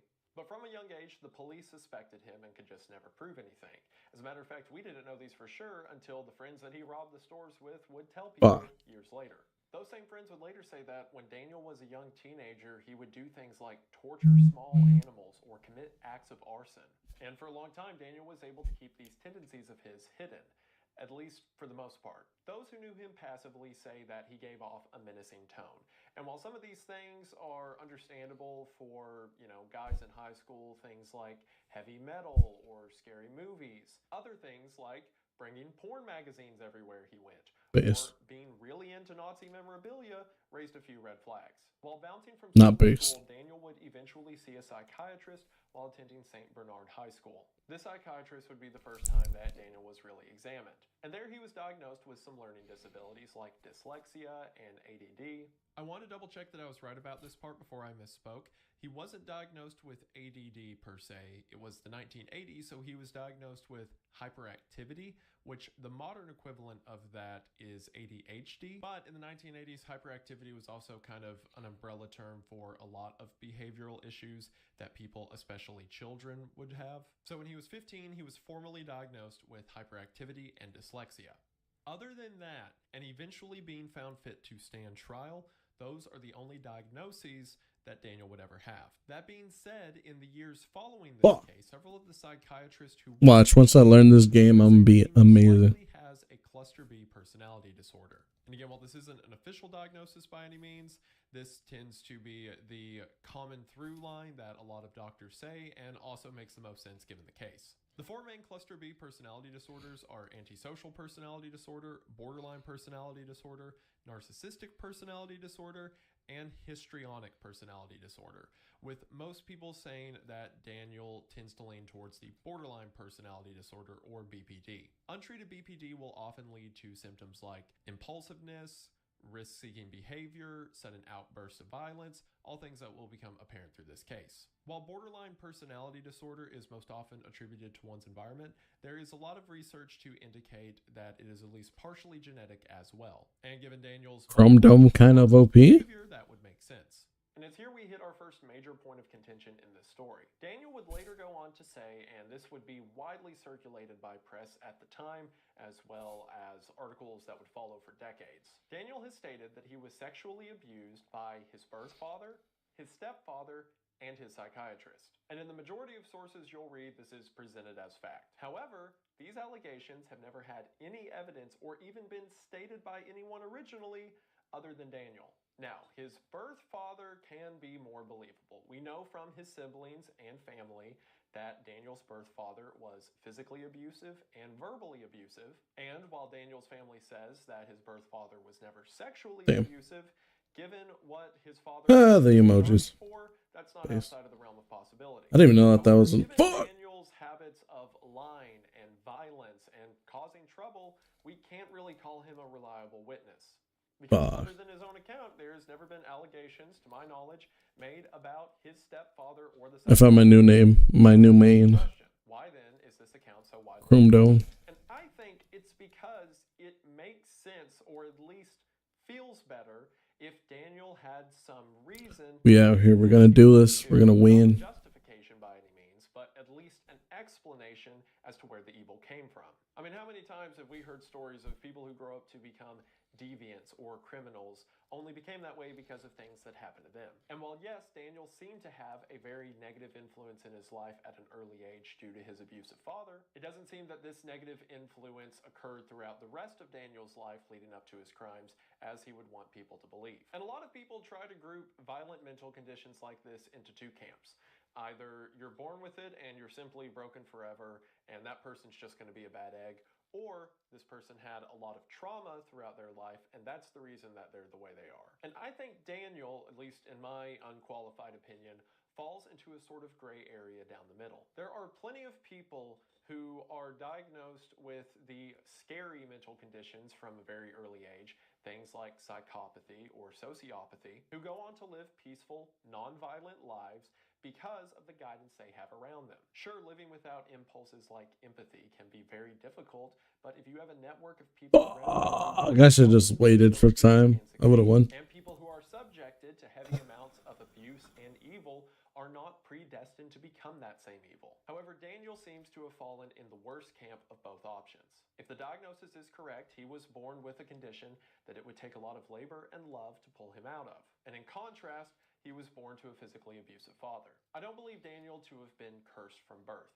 I think there certainly might have been an option with the correct direction for him to live a peaceful, happy life. But instead, a violent influence accelerated any condition he already had. I'm of course not arguing that Daniel wasn't responsible for the actions he would later do.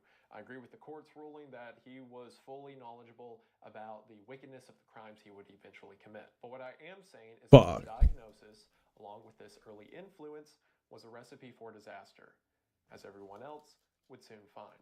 The first signs of what Daniel would go on to do came in how he treated women. Daniel seemed to have a habit of groping girls in public, either girls at his school or girls out at restaurants. It's kind of insane to just casually say that because I feel like if that kind of thing happened today, it would immediately become a problem. But I guess in the 1980s, it was like, boys will be boys. He's not smoking weed, is he? If Real. Heinous is what Daniel If he smokes cannabis, he's evil. I bet I haven't been buzzing. much worse in private. Daniel had a friend, and at his friend's house, they would regularly invite over girls and assault them. The details on this are murky. I imagine alcohol or drugs was used to some degree. As far as we know, according to Joe Turner, only one girl ever went to the police with this. This victim was invited to the friend's house, went there and was assaulted, and then went to the police, who went so far as to search the house itself. But according to her, despite being in the room where the assault happened, the police didn't do anything about it, stating that it was effectively her word against theirs, and Daniel never got in trouble for this. Again, the police probably just showed up, made sure there wasn't weed, and then left. Around 1985, at the age of 15, Daniel developed the disturbing habit of breaking into people's homes. Sometimes he would steal things, other times he would move things around, and sometimes he would just stand there. Daniel seemed to have a fascination with other infamous criminals, one of them being Charles Manson, and Charles Manson would have his followers break into people's homes to get them comfortable with the act of breaking into people's homes. So maybe Daniel took inspiration from that. Getting in and out of people's houses unseen became a regular occurrence for him, something that he got really good at. In 1986, Daniel, now 16 years old, would kick off the series of events that he is now most known for. And it all began when he developed an infatuation with a 15-year-old Tina Bowen. In 1986, Tina Bowen was 15 years old and lived with her two younger sisters, Karen and Kathy, and lived in a single-parent household. Oh, I barely won. Oh my god. Ruth I'm OP. died of cancer. Now, we're not exactly sure how Daniel picked Tina as a target. It's been said that Tina had a habit of writing down her phone number and handing them out to boys in town, so it's most likely that Daniel saw her at some point and managed to get a hold of this phone number. Who gives out their phone numbers? It's wild. So one night Daniel called I mean, I guess if you're being nicer.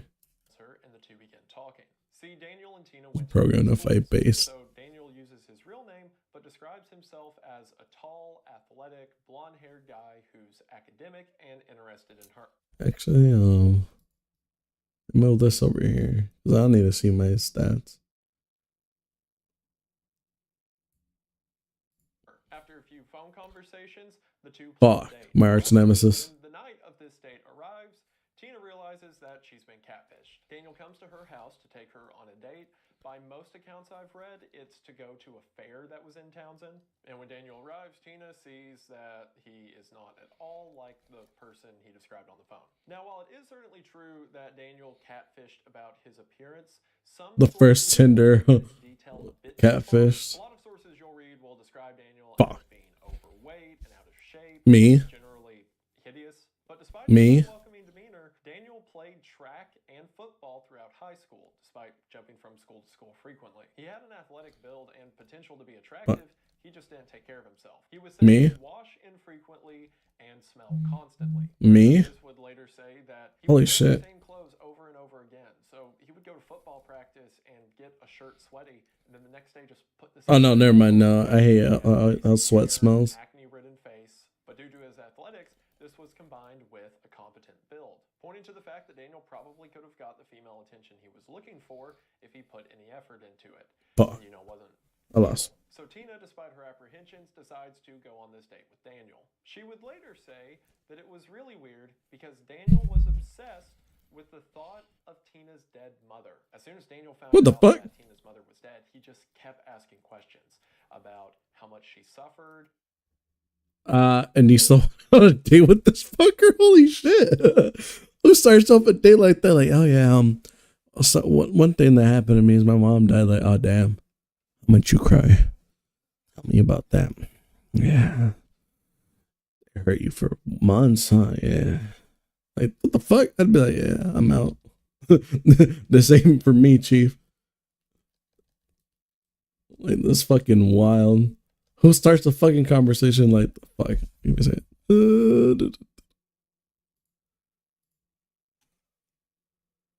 this should have been her.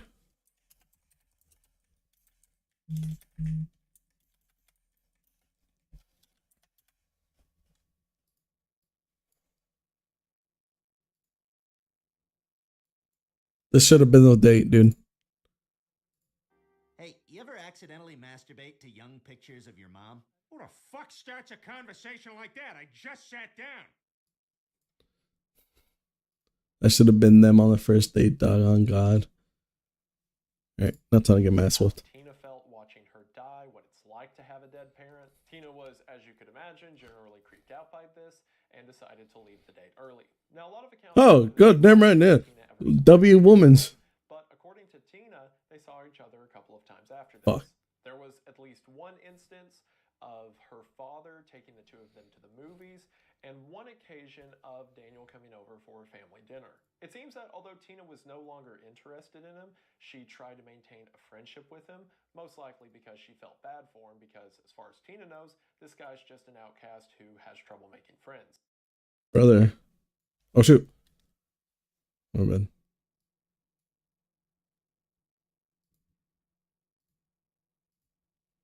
But it seems he was Uh, even off. That's what I was gonna say. Ladies, if someone makes you uncomfortable, don't try to befriend them. Just leave them alone. They're probably not worth the risk. They're probably weird, like this guy. Like, if he starts off a fucking day like, oh yeah, how much did he cry when your mom died? Like, yeah, that's just like, yeah, that's a cue to get the fuck out of there, dude. Like, holy shit. Like, bro is smelly and has acne. Come on, you could do better. Have some self-respect. Fuck, I lost. Putting in the friend zone. So she pushed him out of even that and began to break contact. But little did Tina know Based. that the damage had already been done. Some months later, in January of 1986, Tina and her two sisters decided to have a seance. Now, I know that probably sounds out of nowhere, but you've got to understand in the 1980s, girls couldn't stare at TikTok for 6 hours. So a lot of high school girls would just do whatever. Back then we didn't have TikTok, so we pretended to summon up demons because YOLO. We were bored. It was either this or fucking Dungeons and Dragons, and we're not fucking nerds. That was them in the 80s, dude.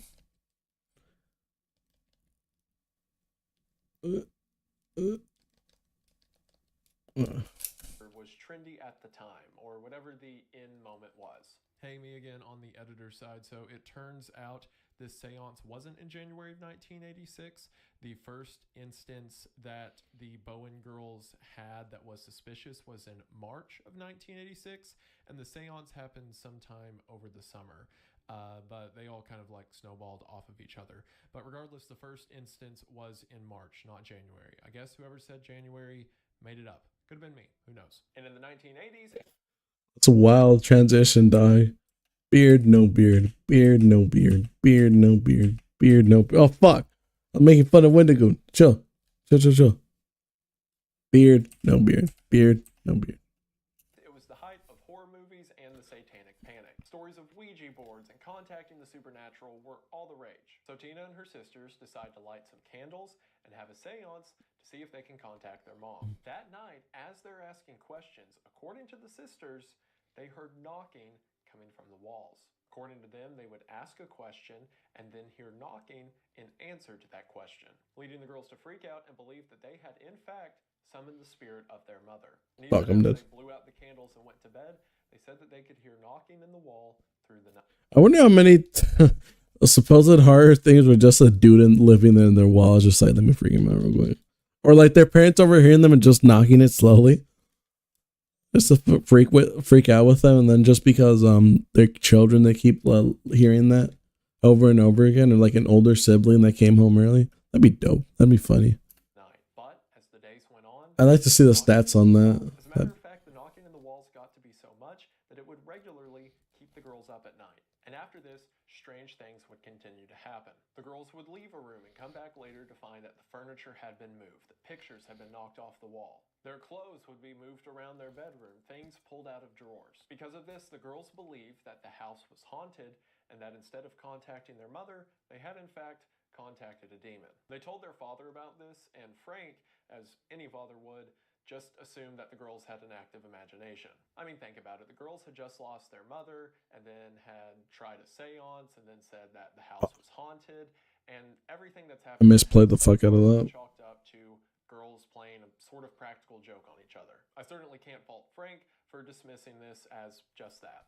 This went on for several months. The girls had several bizarre instances. One night, one of the girls woke up and said that breadcrumbs were sprinkled on her face. Other bizarre things would happen, like at one point they found their mother's wedding dress laid across a bed. At one point they found a trail of pennies leading down the staircase. They woke up one day to find that someone had peed in the bathtub. At one point, Me. the girls went into the basement of the home and found the words, "I'm in your room, come and find me," written on the wall in shaving foam. A few weeks later, Tina would find another message in shaving foam that said, "I'm back. Find me if you can." Frank wasn't home for the second occasion, so Tina ran to the nearby neighbor and called Frank at work, telling him to come home early. When Frank got home, he comforted Tina and said he was going to get her professional help. Again, believing this to all be in her head. Well, I guess the belief of there being a demon that's possessing the house to be in her head. The shaving foam. Yeah, I was about to say that. What the fuck? How could you say that was just straight demon? It's like, nah, that's a demon. You're freaking yourself out, champ.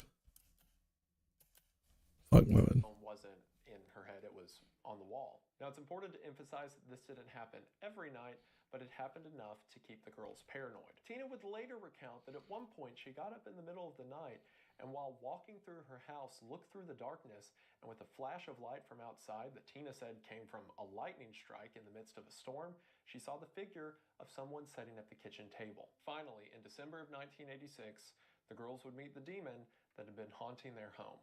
Now, I've heard this part of the story told at least 5 different ways. So again, I'm going with Joe Turner's account, the guy who wrote a book that is a combination of various first-hand accounts. On December the 8th of 1986, Frank, Tina, Karen, and Kathy returned to the house after being out all day. When they arrived home, the house had been trashed. Furniture was pushed across the room, clothes were thrown everywhere. Frank, as you could imagine, blames the girls and asked why they trashed the house. To which the girls say that it was probably the demon.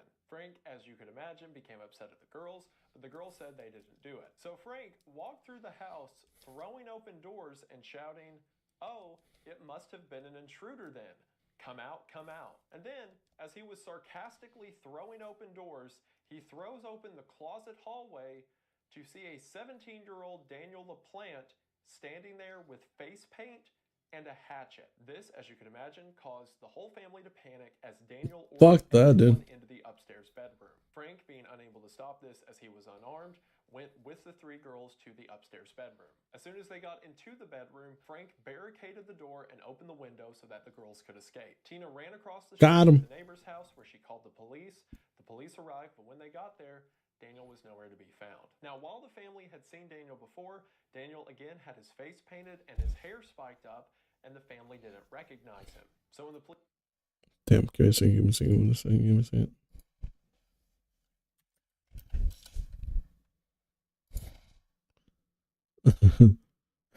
I might get sued for this, but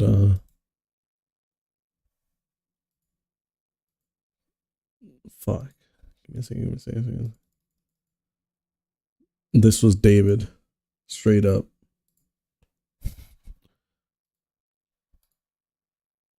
I'm just kidding, ICP, don't sue me. Police got was some crazed intruder and they didn't know who it could be. So Frank took the girls and went to stay with his eldest daughter who lived in Fitchburg, Massachusetts. Now we don't know for sure why Daniel ordered the family into the upstairs bedroom. If I had to guess, it's so he could have everyone in one place while he ran away. Because even if he did want to kill them, he probably knew that even with a hatchet, he would have a hard time overpowering Frank. And it seems that for the time being, Daniel successfully got away until 2 days later. Because 2 days later, on December the 10th, Frank and the three girls decide to go back to the house in order to get some things. Because what are the possibilities of the guy coming back, right? On December the 10th, when Frank pulled into the driveway, he looked in the window of his home and saw someone's face. Frank What the fuck?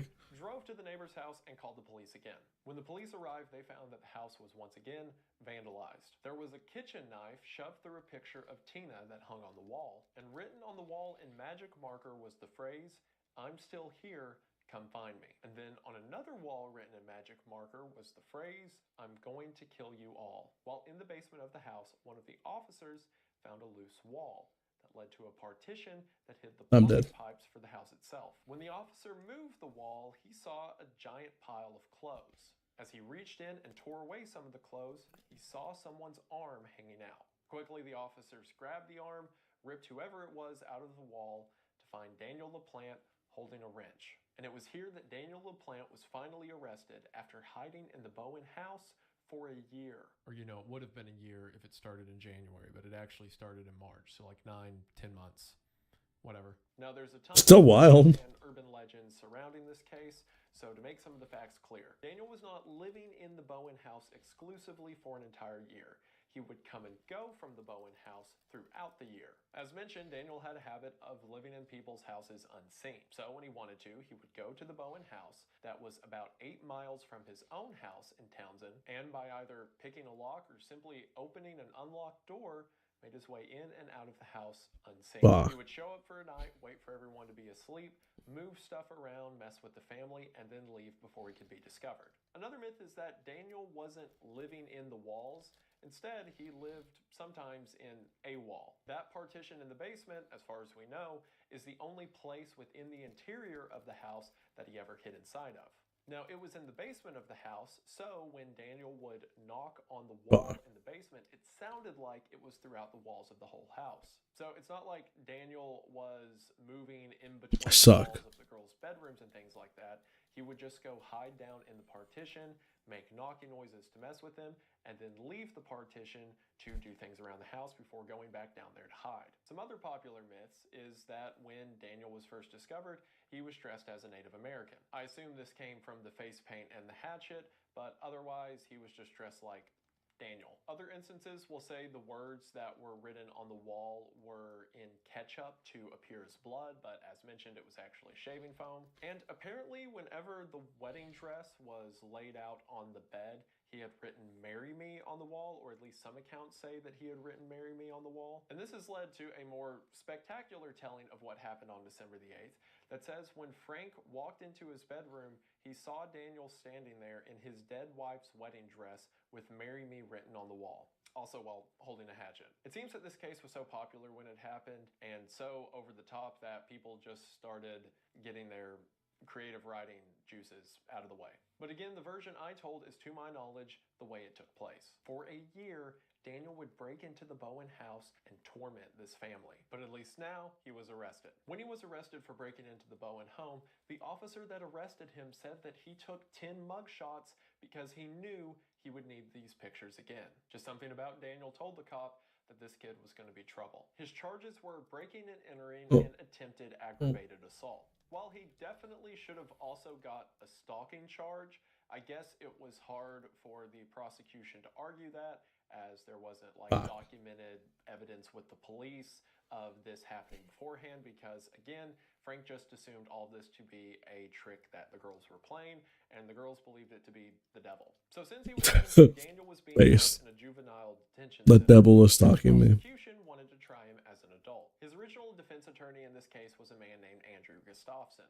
But for reasons we don't know, Daniel fired Andrew and hired another attorney. Now, while we know with hindsight that Daniel was an incredibly violent and dangerous individual from all the accounts that would come out in the years to follow, at the time the only thing the courts knew of was this single breaking and entering event. And despite this event being disturbing, I suppose they chalked it up to the mind of a crazed teenager. So when the opportunity became available after spending 10 months in juvie, Daniel's mother Elaine posted his bail in October of 1987, with his court date set for 2 months later on December 11th. As soon as Daniel got back into his mother's custody, he began to do the same things he was doing before he was in police custody. He broke into multiple people's houses and in November stole 2 guns from a house he broke into. His stepfather found these guns and asked Daniel about it, who said he bought them from a friend. Despite the tragic number of chances people had to stop Daniel, no one did, and the consequences of that would be made known on December the 1st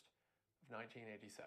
Behind Daniel's home was a large patch of woods, and several of the houses in the area backed up to these woods. About half a mile through the trees was the Gustafson home. The home of Andrew Gustafson, Daniel's original lawyer for the Bowen case. Now, it seems that the Gustafson It's unknown if Daniel targeted the family because Andrew was only his former attorney at the time of the incidents. There was only 2 criminal attorneys in town at the time, and the Gustafson home was near Daniel's, meaning it could have also been a target of opportunity. had suspected that someone had broken into their home prior to December 1st, as in November, there seemed to be signs of things within the house being moved around, meaning that, again, given his MO, Daniel had probably broken into the house previously. Andrew and his wife Priscilla, who was 33 years old and pregnant that December, lived in the house with their 5-year-old son William and their 8-year-old daughter Abigail.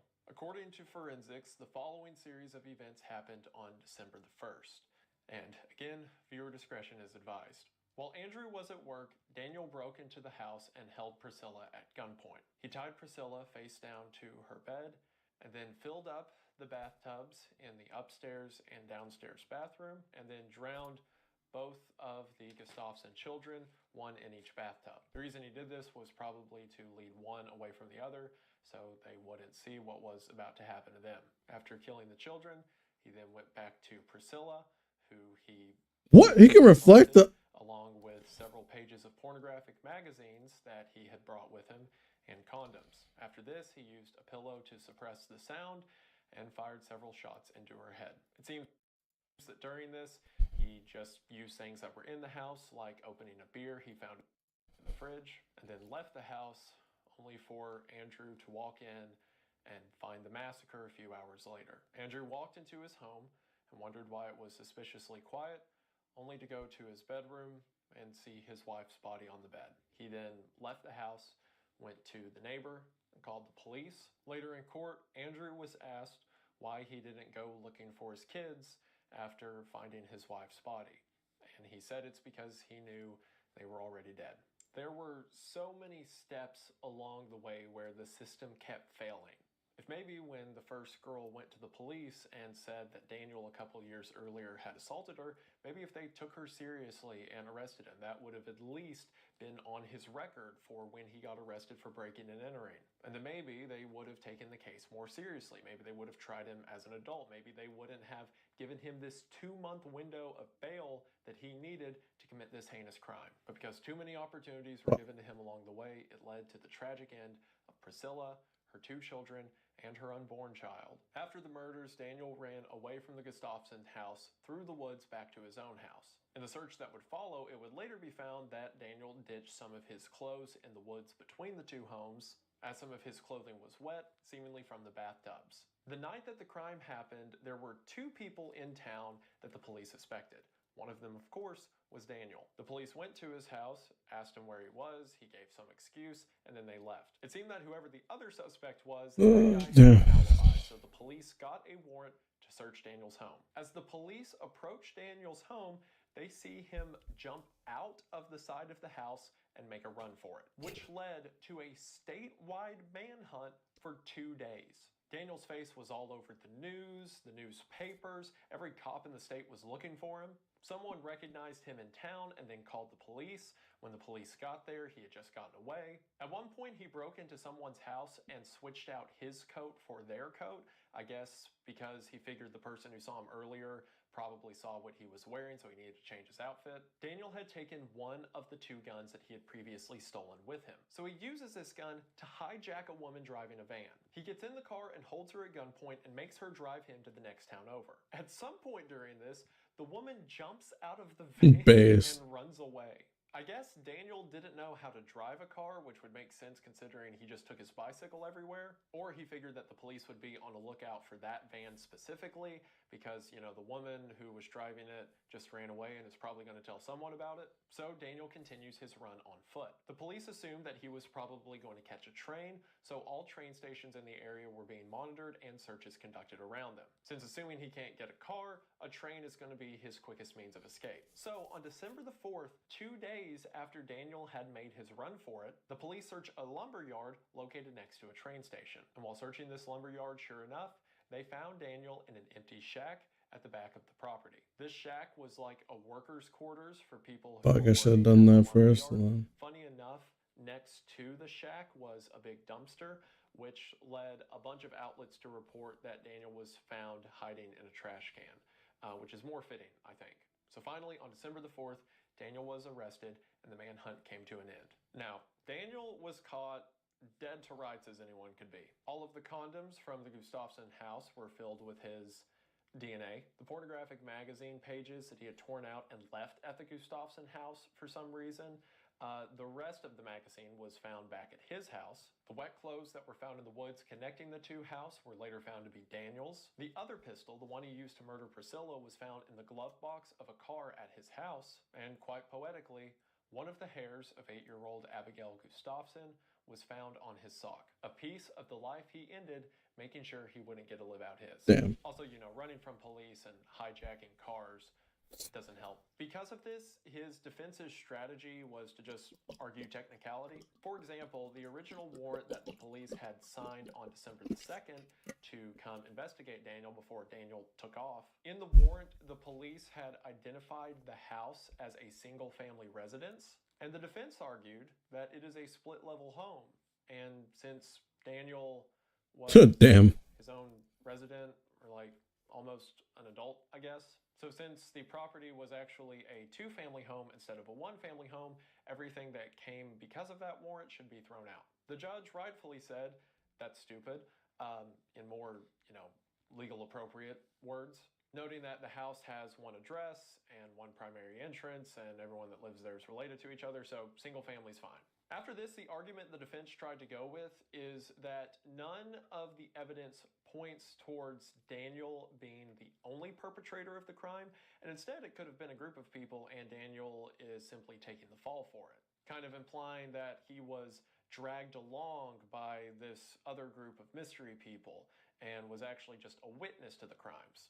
You would think if this was the case, Daniel may say who did it, but whatever. And then also, I'm not a lawyer, so I'm not an expert on this thing, but there was an argument made by the defense that said the nature of the crime indicates insanity, which is like a weird backup plan. Because they're like, look, the warrant was wrong. Nothing that came out of that warrant should be allowed. Okay, it is allowed. Well, how do we even know that Daniel was alone? It could have been like, you know, a dozen people. Maybe he was just like outside and was watching. And also, hypothetically, if he were to do it, which I'm not saying, that would be the insanity defense, I think.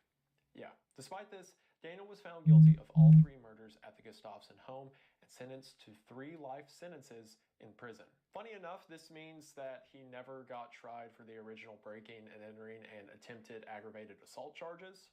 And the comparatively minor stuff like holding the woman at gunpoint to steal her car or evading arrest. Because again, he got 3 life sentences, so the rest doesn't really matter. And from there, Daniel has thankfully remained in prison. And it's pretty apparent that he's not happy about it. In 2012, the Supreme Court made some rulings to try to get parole opportunities for juvenile offenders who were sentenced to life sentences. And while Massachusetts followed suit with this, there was a clause that especially heinous crimes don't count. So when Daniel applied for early parole, he was immediately shut down. Especially considering psychiatrists that have spoken to him since have said that he shows no remorse for the crime and should stay in there. He constantly files complaints against the justice system and against the prisons that he's being held in.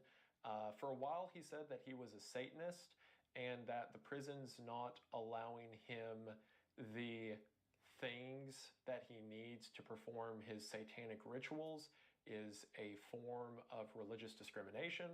At another point, he said he was trying to study law, and the prison's not giving him enough time in the library was again discriminatory. Funny enough, for a while he got moved from Massachusetts to Colorado, I believe, because in Massachusetts, he believed he was going to be murdered by the other inmates, which is likely considering child murderers are viewed pretty lowly in most prison populations. True. And Daniel will first be eligible for parole in 2033 when he is 62 years old.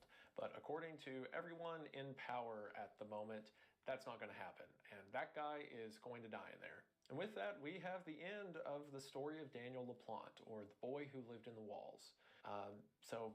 What's there to say about it? I always try to be careful when I cover topics like this, because at the end of the day, it was lives that were snuffed out, and regardless of the spectacular nature of the crime, I don't want it to lose the fact that this is a very evil person who did very evil things. According to Joe Turner, several women still write Daniel letters and claim to be his girlfriend, who are obsessed with this serial killer bad boy who's locked up. So I don't mean any of this to romanticize or make a spectacle out of a tragic death. Instead, just to give a tale of how terrifying and strange the world can be. And while enjoyable may not be the right word, I hope you at least found some of this interesting.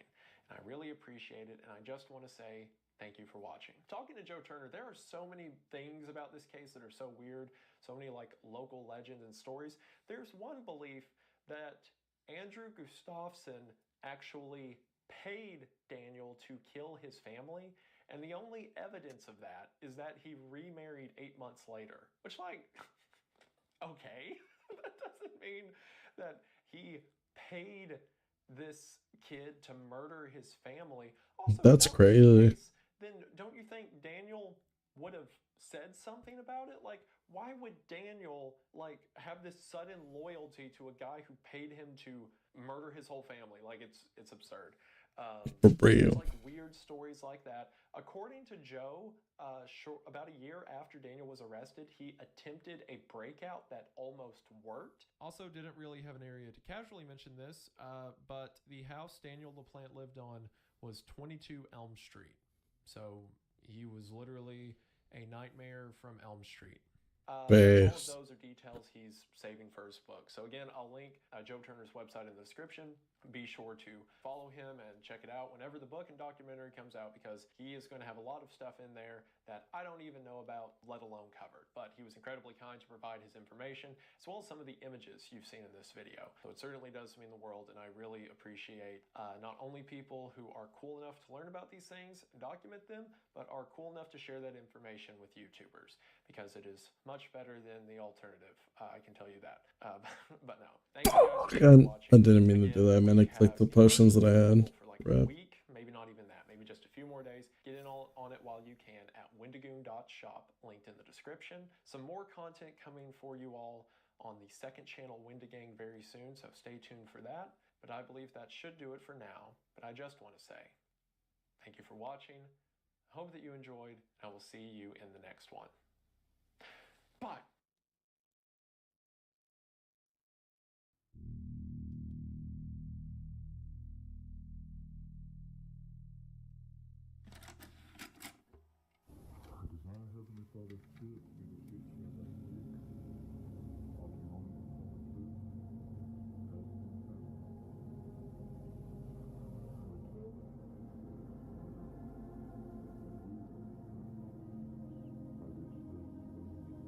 Cool. Paste. Alright. Let's see.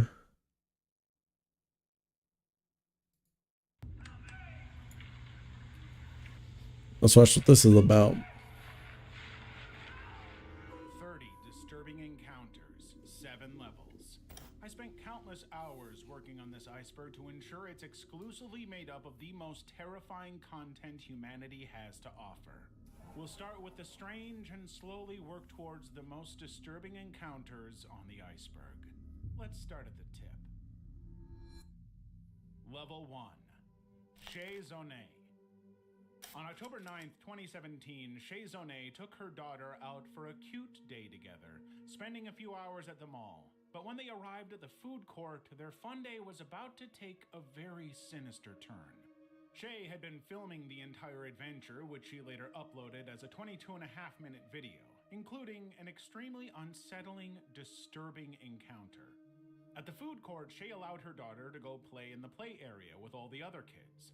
But while she sat with the other parents, Shay started to notice something strange and kind of unsettling. An odd-looking man was hanging around the play area, looking right at Shay's daughter, along with two other little girls who were there with their mom, but no fathers. Initially, Shay assumed that maybe this man was the father of one of these children. But the more she watched her daughter play, the more she noticed that this strange man was pacing back and forth behind her, as if waiting to do something very, very sinister. And that's when Shay knew she had to step in and get out of there. Shay rushed in, picking her up and deciding that they had to go home right away. Obviously, her daughter was disappointed, but the risk and threat to her life were too significant to ignore. But when they left the mall, Shay realized that the creepy guy was following them. The man had come out of the mall just after Shay and her daughter and settled down on a bench to watch them pack up and leave. Fortunately, the man didn't do anything. He didn't make any move or threaten anybody, ultimately going in a different direction. But Shay was creeped out by him and his totally unreadable motive. It's possible that had she not moved quicker, something very, very bad could have happened here. Bear charge. On July 5th, 2020, Vahid Karlsberg, a Swedish YouTuber, posted a video to YouTube. He wanted to share an experience he had on a mountaintop in Swedish Lapland with his dog. Still Necronomicon, dude. To the top of the mountain for a camping adventure in the snow. But what began as a Does more peaceful damage. outdoor adventure of fishing and camping turned into something much, much more dramatic.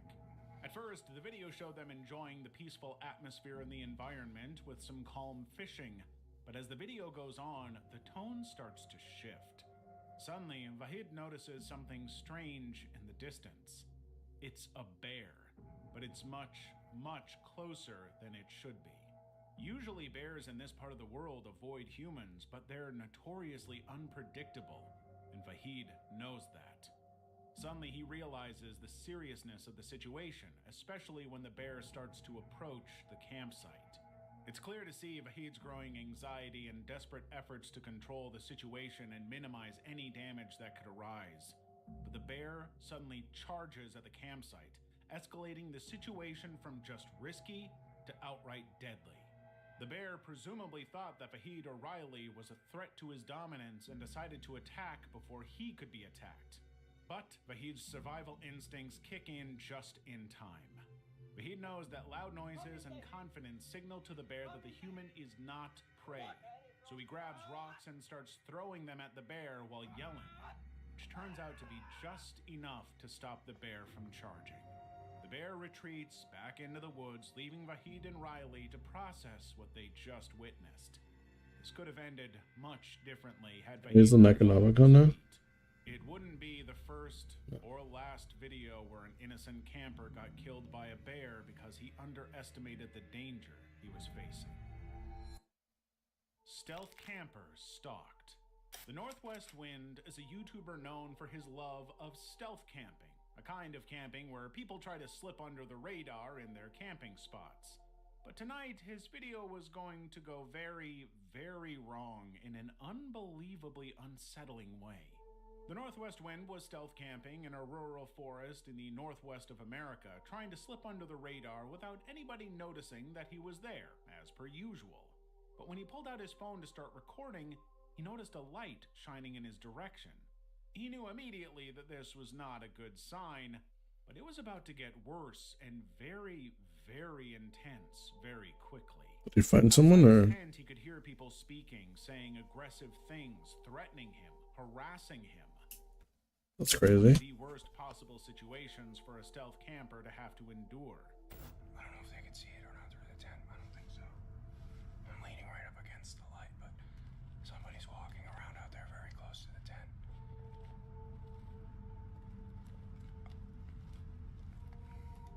He He knew that the situation was about to turn very, very nasty if he didn't do anything. So he did the only thing he could think of to calm the situation and not escalate it anymore. He ran. Holding his phone tightly, he recorded the entire encounter, abandoning his camping gear and fleeing into the darkness. The video is too dark to make out who might be hunting him down, but the terrified desperation in his voice can't be ignored.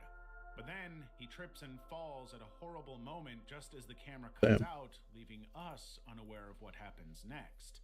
Of course, we know that he managed to get away, as he's continued to put out videos, but he's never actually spoken about Imagine he just fucking disappears forever. Or really what happened after this. All of his camping and video equipment was lost, but in fleeing the scene, he may well have saved his life. Level 2. Woman in the Road. On June 2nd, 2018, around 1:46 a.m., police in Texas were on a routine evening patrol with their dash cams on. But Sergeant Scott happened to notice a very unusual situation. The car ahead of him inexplicably swerved and braked in a highly erratic way. Initially suspecting that the driver may be under the influence or maybe even having a medical issue, Scott was ready to pull over. But then he noticed that the car had actually reacted to what seemed to be an object lying in the middle of the road. It looked like nothing Scott had seen. But as his car got closer, he realized that it was not an object, it was actually a woman. Her body was just laying there on the road, lifeless and asking for trouble. Obviously, he had no choice but to pull over and check it out. Are they gonna that she wasn't dead, try to jump him? do something to avoid a serious accident. Fortunately, she wasn't dead. Because I know if there's a thing that they put someone on the road to make you try to get out and then they jump you or steal your car. It's a known, I shouldn't say scam, it's the known, like, how to describe it? It's a known tactic for people that want to hijack your car and stuff. But seeing as he's a police officer, I doubt they'll be that stupid. By the time Sergeant Scott got there, he could see that she was just unconscious in the worst possible place. But now he had to find a way to get her out of the road and away from danger. After waking her up, he managed to get her on her feet and tried to move her out of the way of the dangerous oncoming traffic. But it was clear that the woman was drunk. She had been behind the wheel, unable to drive the car with any coherence. Her erratic behavior ended with the car being run into a nearby ditch before she got out and walked back to the road. But her drunkenness got the better of her, leading her to pass out in the street just moments later. It was fortunate that Sergeant Scott got there when he did, as multiple cars got dangerously close to hitting her. And if they hadn't swerved, she would certainly have been killed by the impact. Motorcyclist saves pink-haired woman. This biker was going about his business, preparing to make a delivery when he noticed a pink-haired woman rushing toward him, followed by a shady-looking and clearly agitated man. She's distressed, begging the biker to help her. Even in the footage, her distress is clear. This guy is not in his right mind. He's been chasing her for some time, and he was yelling something incoherent that was sending her into panic. It's obvious she had no clue who he is. But she had just found the one guy who was willing to help her. He could read the situation instantly, and he was not prepared to let it continue. As the man got closer to the bike, it became clear that he was on some kind of substance or drunk, totally incoherent and rambling, and a clear danger. Damn, I kind of hope that I got a wrath or something. Wasn't making any sense and seemed agitated by the fact that this girl had walked away from him. The biker knew exactly how to handle it. The biker told the man that she was his girlfriend. A pretty obvious lie, but an easy way to defuse the situation and shut down any aggression. The man was determined to make his point, but the biker refused to give in, calmly insisting that the man go away. And it worked. The man gave up fighting against the biker's wishes, choosing to wander off into the night rather than continue a losing battle. As soon as the man left, the pink-haired woman thanked the biker with a hug, knowing that he had likely just saved her life from who knows what kind of danger. Attempted kidnapping in alley. A security camera angled into an alley usually doesn't give much in terms of interesting footage. But this one was truly something to behold, with the owners of the camera never expecting to witness a miracle like this one. At first glance, this footage makes absolutely no sense. This young girl in the red coat seems to be waiting for something. Maybe a ride or a friend or something, but suddenly she She's gonna get pulls out the kidnapped. camera as if she's visibly terrified of something she just saw out of frame. When the owner of the camera first saw the footage, they had the same confused reaction. What did she see that gave her such an intense fright? So they rewound the footage back to the beginning, hoping to try and make sense of it. That's when it all fell into place. The girl had been walking down the alley alone, likely heading home, when a car suddenly pulled up beside her. Initially, she doesn't pay much attention to it, but the door opens and a hooded man in a mask goes to step out. He's obviously about to kidnap her, something that she also sees coming. She starts to back up, clearly terrified of the situation. But just as the car is about to back up and make a second attempt at A grabbing dog her, comes a out. stray dog rounds the corner and charges with some force. He starts Face aggressively doggo. barking at the man in the car, scaring him enough to send the driver speeding away. The dog didn't belong to the girl or to the building or the owners of the camera. It was truly just a stray dog that happened to arrive at the perfect moment and became the hero of the internet. Had he not shown up at all, it's seriously unpleasant to think about what this poor girl would have gone through. And it's an absolute miracle that this dog knew what to do at that moment. But not as much of a miracle as it would be if you could hit that subscribe button. Let's keep moving to level 3. Level 3. Masked Forest People. It was January 2015. And a Oh, I thought it was gonna be the one that he was in the jungle. footage for one of their class projects near That supposedly it was like some sort of cannibal people. And then they were chasing it. Oh, we can find the video. It's pretty terrifying.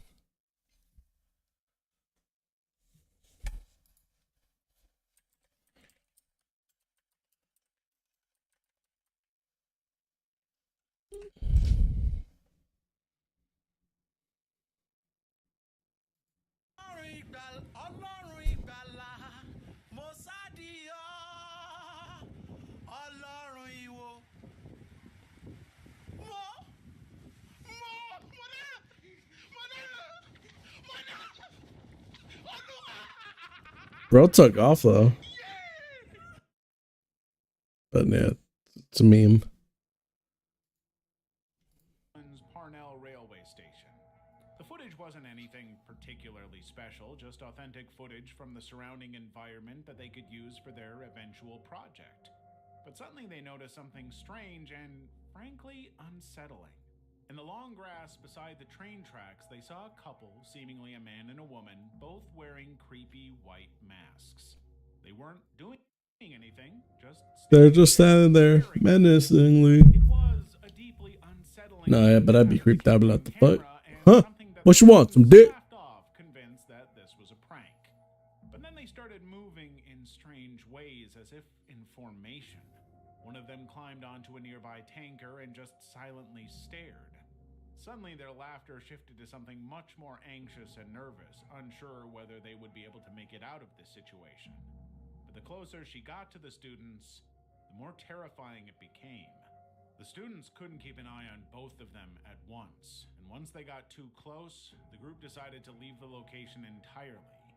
On the way home, they noticed a police chopper flying toward the location they had just left. However, the real terror came later. When the students got back home, they looked over the footage they captured and found something truly horrifying. While they hadn't noticed it in the moment, they could see that the couple were seemingly holding something in their hands. And that something looked suspiciously like a gun. One of them seemed to be holding a pistol as she walked, something that's undeniable when you see the clip. It's not clear who called the cops, but this was not the first time the couple scared people in the community this way. Creepy Elder. In Mexico City, Maria, an Uber driver, arrived in a dangerous area of the city to pick up her passengers. But when she arrived, the passengers weren't ready to go, so Maria had no choice but to wait when she happened to notice an old man wandering around this empty street. After wandering around aimlessly for a while, he notices her vehicle.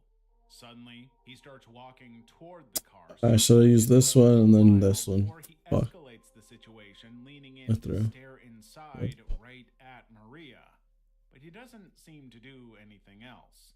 Obviously, Maria was deeply unnerved by the whole thing, which is exactly why she pulled out her phone to record the weird behavior. Nobody would have believed her if she told them what she had experienced. But even though he was being exceptionally creepy, the old man didn't do anything openly threatening. He just stood and kept staring without any effort to interact with Maria.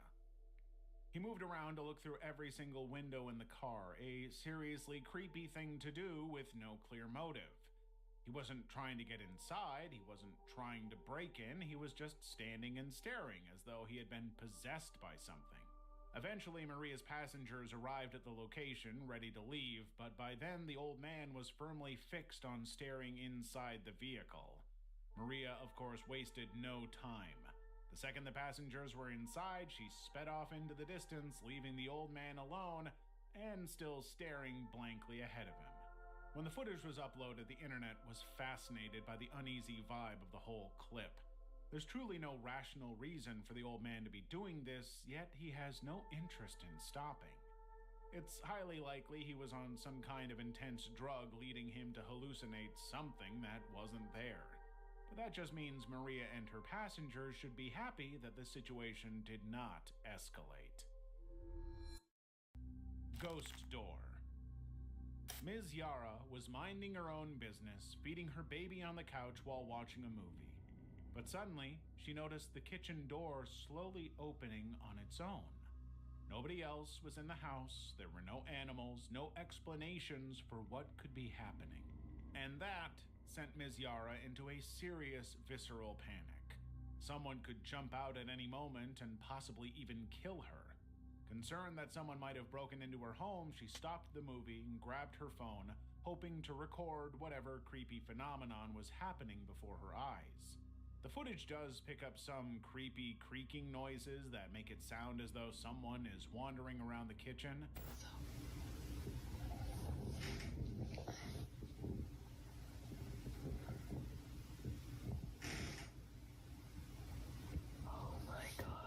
Yeah, it does. Oh yeah, we've seen this one in whatchamacallit, damn, what's it doing? Bizarre Bub's video. The moment she begged for whoever it was to leave the house and not harm her or her baby. Please go away.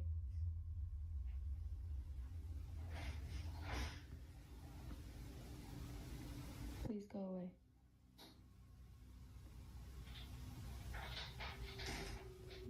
You're not wanted. Go away. Wherever you are, go away.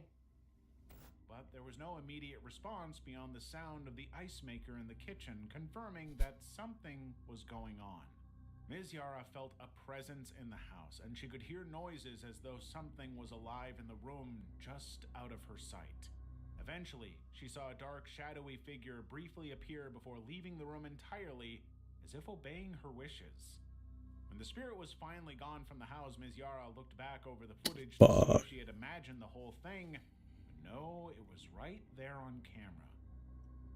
She uploaded the footage, hoping that people online would have experienced a similar situation. But most people who saw the footage were just shocked that Ms. Yara was brave enough not to leave her house. Sushi Potato groped in public. During a 2021 live stream in Tokyo, Japanese Twitch streamer Sushi Potato encountered 3 male fans who requested photos with her. Initially happy to encounter her fans, she agreed while positioning her hand over her low-cut top for modesty. But one man demanded she remove her hand, and when she refused, another forcibly grabbed her wrist to pry it away from her chest. What the heck? The camera captured her frozen expression as the group took pictures while she stood rigid, her jaw clenched and eyes wide. She had just been harassed in front of the world. For real. This violation occurred months after she suffered another public harassment incident. While live Poor chick. in June 2021, Sushi Potato had sat cross-legged on a sidewalk to chat with a stranger. As they listened to music together, the man suddenly reached toward her boobs. She threw water at him and forced him to leave the scene before it could escalate further. Both assaults unfolded during street streams with the worldwide watching, showing how bold and unashamed the harassers were. In the photo incident, the men maintained smiles throughout, treating the attack as a game, as if she had no real feelings or humanity about her. But in both cases, Sushi Potato resumes the stream immediately afterward, but her voice can be heard shaking. The video later circulated internationally in 2024, falsely attributed to India until fact-checkers identified the Tokyo location through cinema signage and verified Sushi Potato's streaming history. Bandit attack. On November 30th, 2018, Utah natives Bryant and Lauren Swenson found themselves navigating Kenya's rugged Kijabe Road, a last-minute route switch to avoid the blocked-up traffic on the main roads. Their Toyota Land Cruiser was also carrying fitness trainer Shiv Simani and colleague Collins Monde on a routine drive that turned lethal within seconds. As they rounded a bend, they encountered a stalled public van surrounded by 3 masked men, bandits. 2 of the bandits brandished machetes, their blades glinting in the sunlight, while a third fumbled with a handgun tucked in his waistband. The ambush site had been strategically chosen. Potholes and rough terrain forced vehicles to slow, giving attackers an advantage. The Swenson's dashcam footage showed the robbers sprinting toward their Land Cruiser, weapons raised. Bryant slammed the manual transmission into reverse, buying critical seconds to roll up the windows as Lauren shouted, "Drive." The footage shows the bandits closing in, swinging machetes at an accelerating vehicle. But Bryant shifted gears again, lurching forward through a cloud of dust as their steel blades struck the car. The police opened fire on the gang just as they escaped the scene with their lives intact. Unknown to them, they'd passed 2 armed officers minutes before the attack but chose not to stop and pick them up, saving them from a potentially deadly firefight. Kenyan media later reported the ambush occurred along a known crime corridor, though the Swensons had no prior warning. Armed robbery in Nola. It was February 10th, 2025, and a couple was walking through the dimly lit streets of Broadmoor, New Orleans, just after 9:30 p.m. This surveillance footage captures the moment that their casual conversation abruptly stops as a hooded figure emerges from a side alley, blocking their path with a pistol aimed at chest height. The husband instantly steps in front of his wife, moving them around the car to shield themselves from any potential injury. But the assailant, whose face is obscured by a black ski mask, gestures violently with the weapon, suggesting he's demanding something. But the messy audio makes it impossible to know.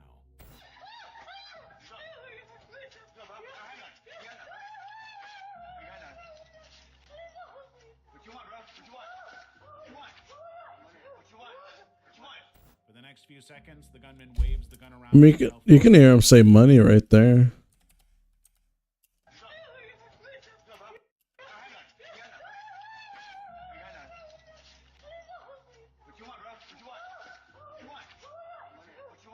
See right there, he says money. For the next few seconds, the gunman waves the gun around until finally the husband removes his jacket and hands it over to the guy.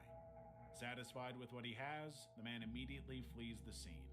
The police later confirmed the weapon was a modified 9mm Glock with an illegal extended magazine, meaning that this encounter could have turned deadly had the aggressor followed through with their threats. I fucking displayed it again. Alyssa Vanilla is a solo female van lifer who uses her YouTube platform to document her daily life moving around the United States.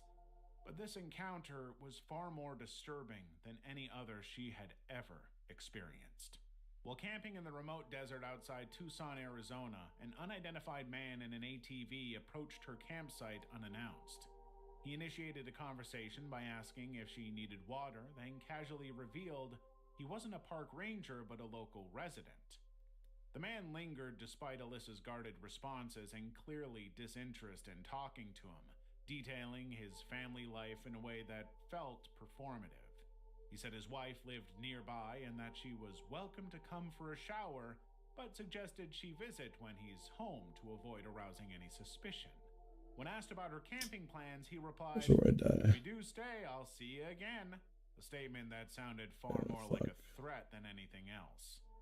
That's Hours over. later, Rip. the man returned, but this time he claimed a stranger was watching Alyssa through binoculars from a nearby mountain ridge. He suggested that they should relocate to an exposed area he felt was safer. But that's a direct contradiction of basic safety logic for solo campers. For real. However, the most unsettling part of it was his description of the stalker. He said the guy was someone who checks if people have water, the exact thing he did earlier. Unnerved by the situation, Alyssa packed to leave, but the man didn't depart. Instead, he sat motionless on his ATV, hands gripping the steering wheel, staring silently and making no conversation while she dismantled her camp. Throughout the encounter, Alyssa maintained a calm demeanor while filming discreetly, capturing the man's shifting narratives and constant unsettling presence until she could finally escape the situation. Attempted abduction. This footage was captured on the 6th train in the Bronx. The train was almost empty as it pulled into the Morrison Avenue Soundview station, but this man in the bright red jacket was obsessively staring at a young girl asleep by the window. As the train comes into the station, the man leans in, gently nudging her companion, but the person she's with doesn't move. Taking this opportunity, the man lunges forward, grabbing the girl's torso and dragging her out onto the platform, kicking and screaming. As she causes a scene, passengers start shouting to try and draw attention, but the girl manages to break free and scrambles back onto the car, screaming about the man that just tried to abduct her.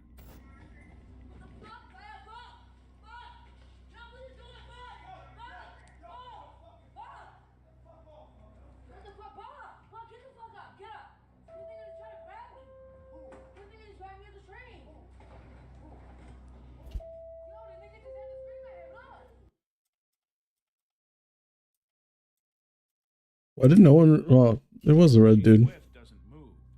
Taking this opportunity, the man lunges.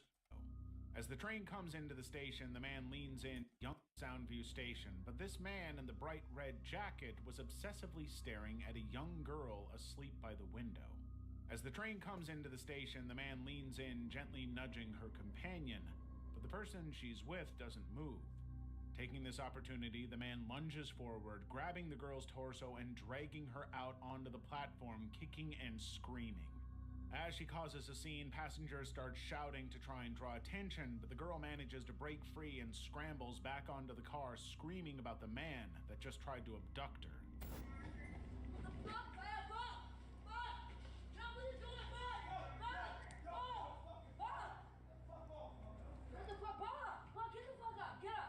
Why didn't no one do anything? What the fuck? The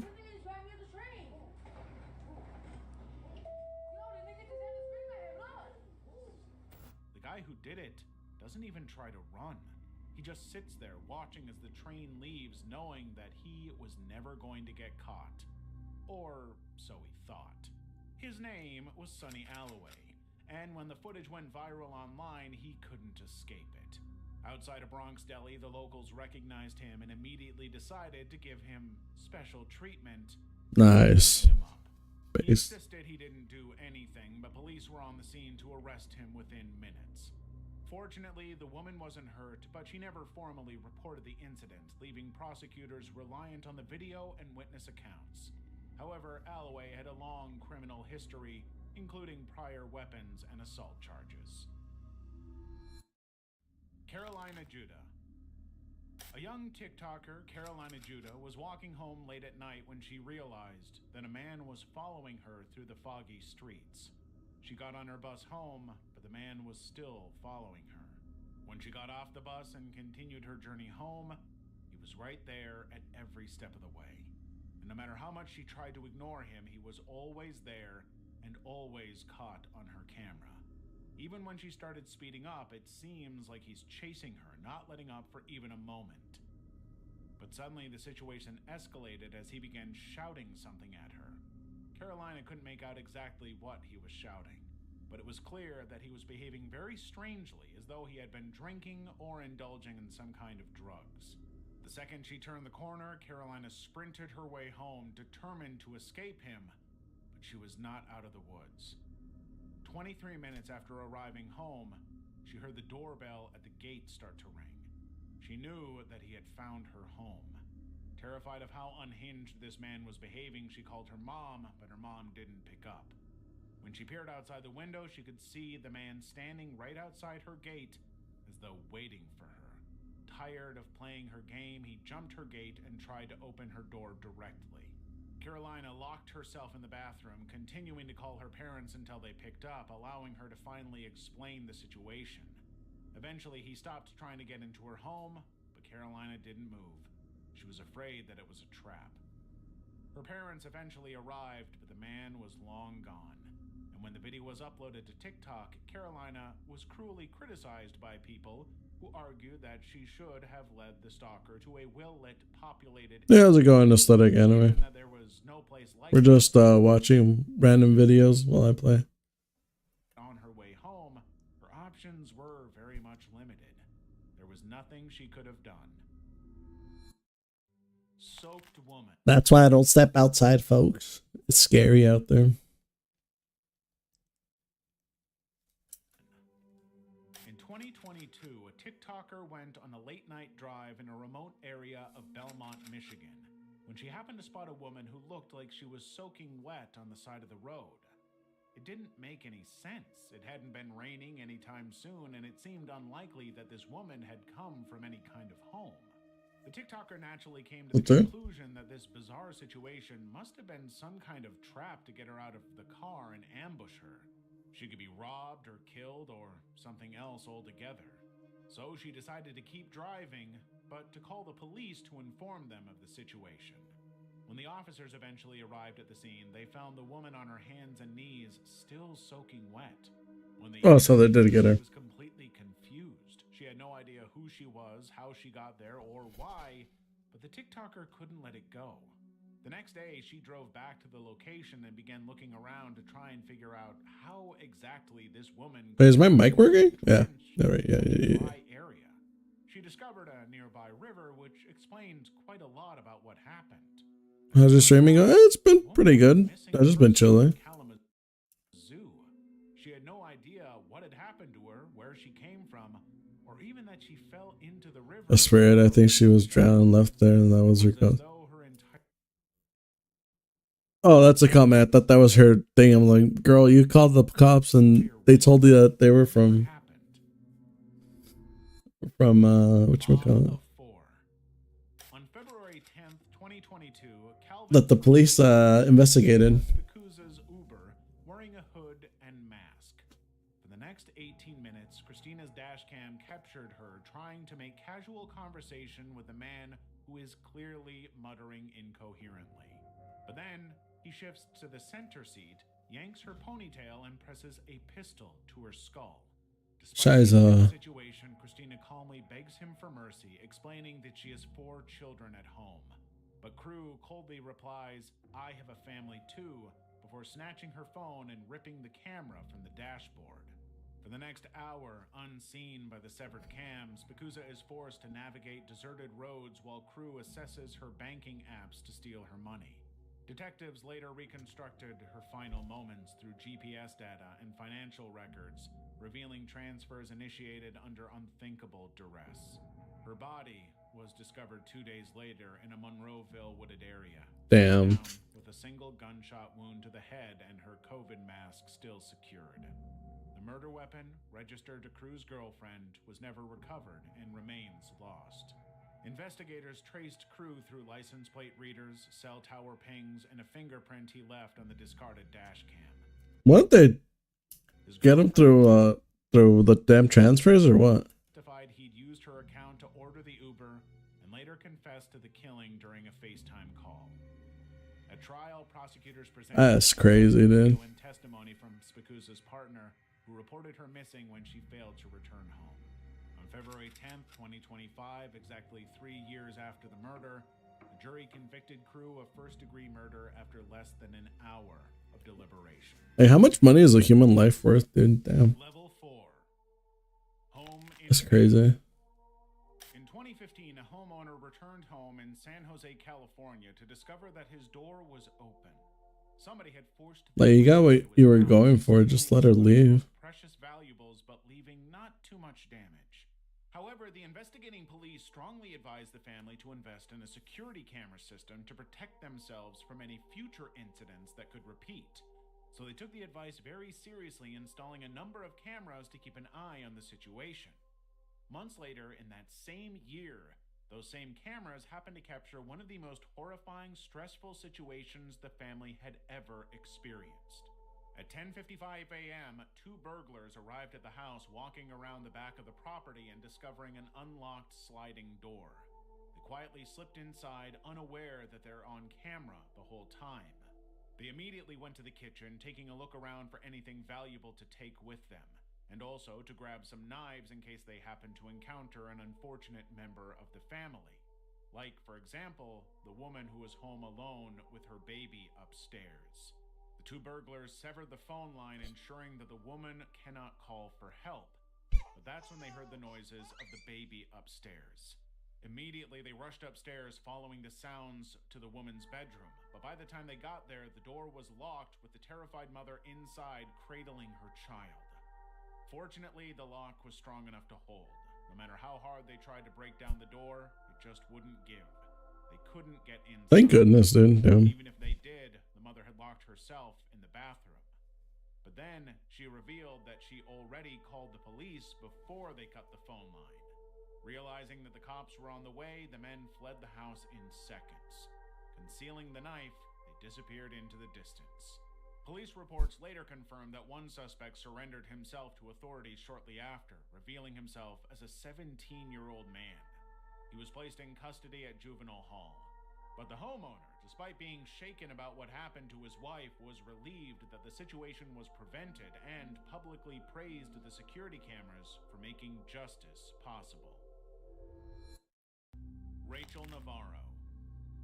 TikToker Rachel Navarro was in a very unusual situation in her new home. She had moved into her new apartment not long before the video, but there was a very unsettling trait that she didn't anticipate. She said she was just sitting alone, Damn. watching something on her computer when she happened to notice something strange going on. That key fob is destroyed. And moving as though someone on the other side was trying to get in. When she looked through the peephole, she was convinced she could see someone on the other side, so she grabbed her phone, starting to record the entire situation as it unfolded. Damn, the villain from Into the Spider-Verse tried to get her. Crazy. But whenever she went to check it out, she saw nothing outside.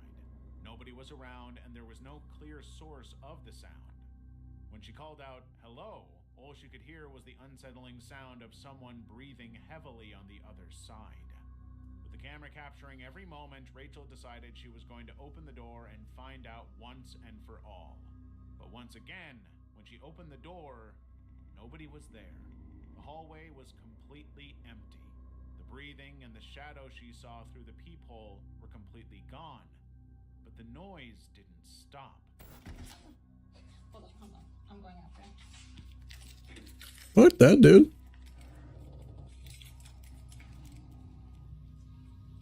The video picked up the bizarre sounds of the extremely dark hallway. The strange whooshing or breathing sounds echoing through the pitch-black hallway. When she posted the video on TikTok, the responses were all overwhelmingly Yeah. by what they were watching. That's gonna be a notch for me, Chief. I'm leaving. Ghost But that. said that she was being stalked. But pretty much everybody agreed that the only way Rachel would be safe would be to get cameras, or if she was really uncertain about what was going on, to contact the police before it was too late. Attempted kidnapping. In New York, a group of kids were playing happily outside their home. But suddenly, a car pulled up and a strange man got out, opening the trunk of his car. This unfamiliar bald man started talking to them, approaching them and inviting them into his car. These kids Gross. were immediately unnerved by the creepiness of this man, and smart enough to know that if they get into that car, nothing good is going to come of it. They have to get out of this situation immediately. So they quickly ran up the steps to try and get away from him, hoping that he would take the Damn, hint person. and leave the scene. But even though the kids were fleeing into the house, the man had already committed. His trunk was up, waiting. No parents were around. He was not about to give up so Jesus easily. Christ. The surveillance camera captures the moment as he calmly walks up the steps, hands behind Dude was like, I ain't leaving with none of y'all. being recorded as he stops outside the Come over here, kids. gate. The man tries to force his way into the house, pulling the gate open and entering, but the kids had already locked it, protecting themselves from this seemingly W kids. He cannot get in. He cannot hurt them.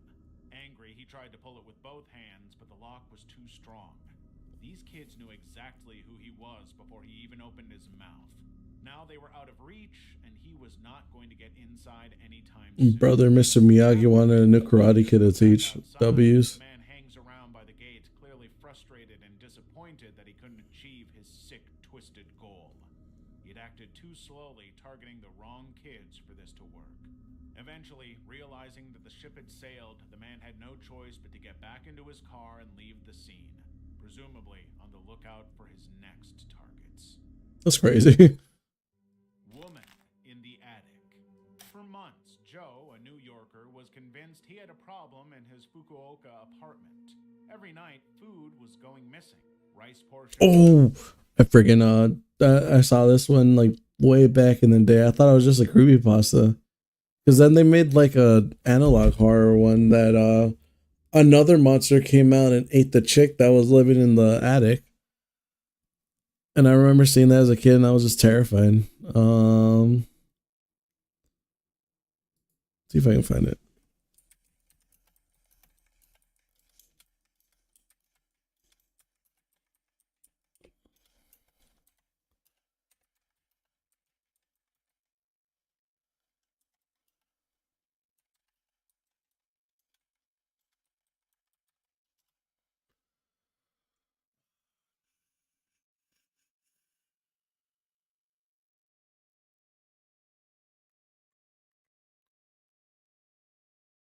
Krampus, no.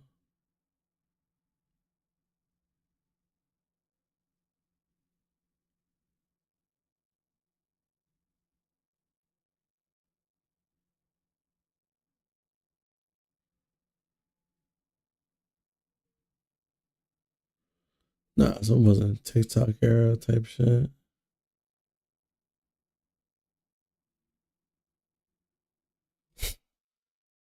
Nah, or was it a creepypasta? Oh, she already joined it. Nice.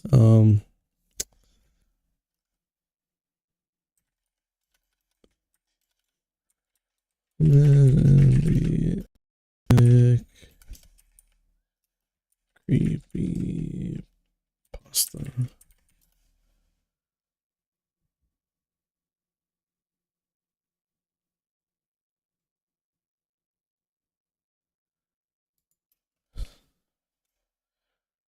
Or like, damn. I don't think I'll ever be able to find it. Rip.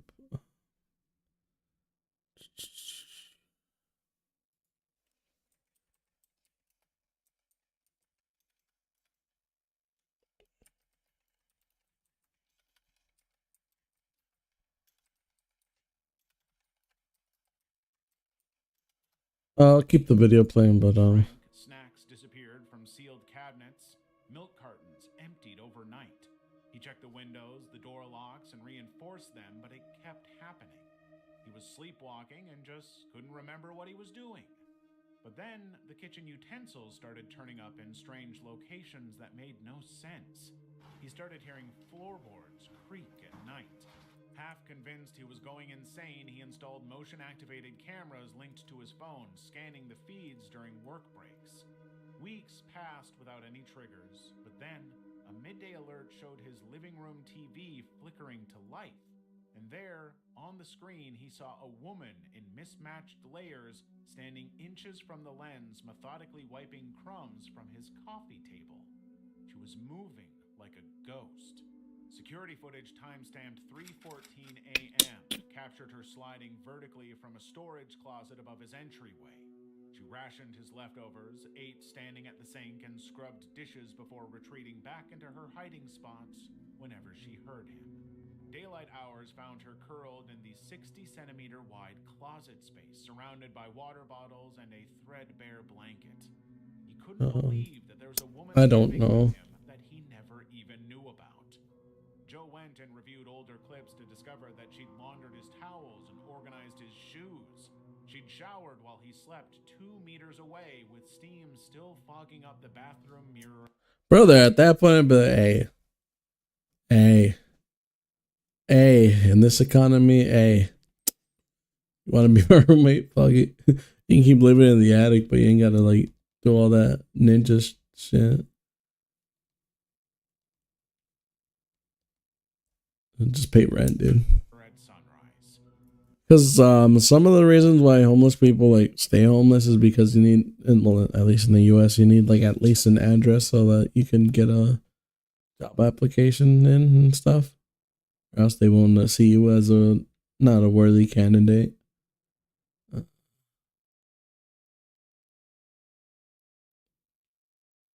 So unironically, homelessness does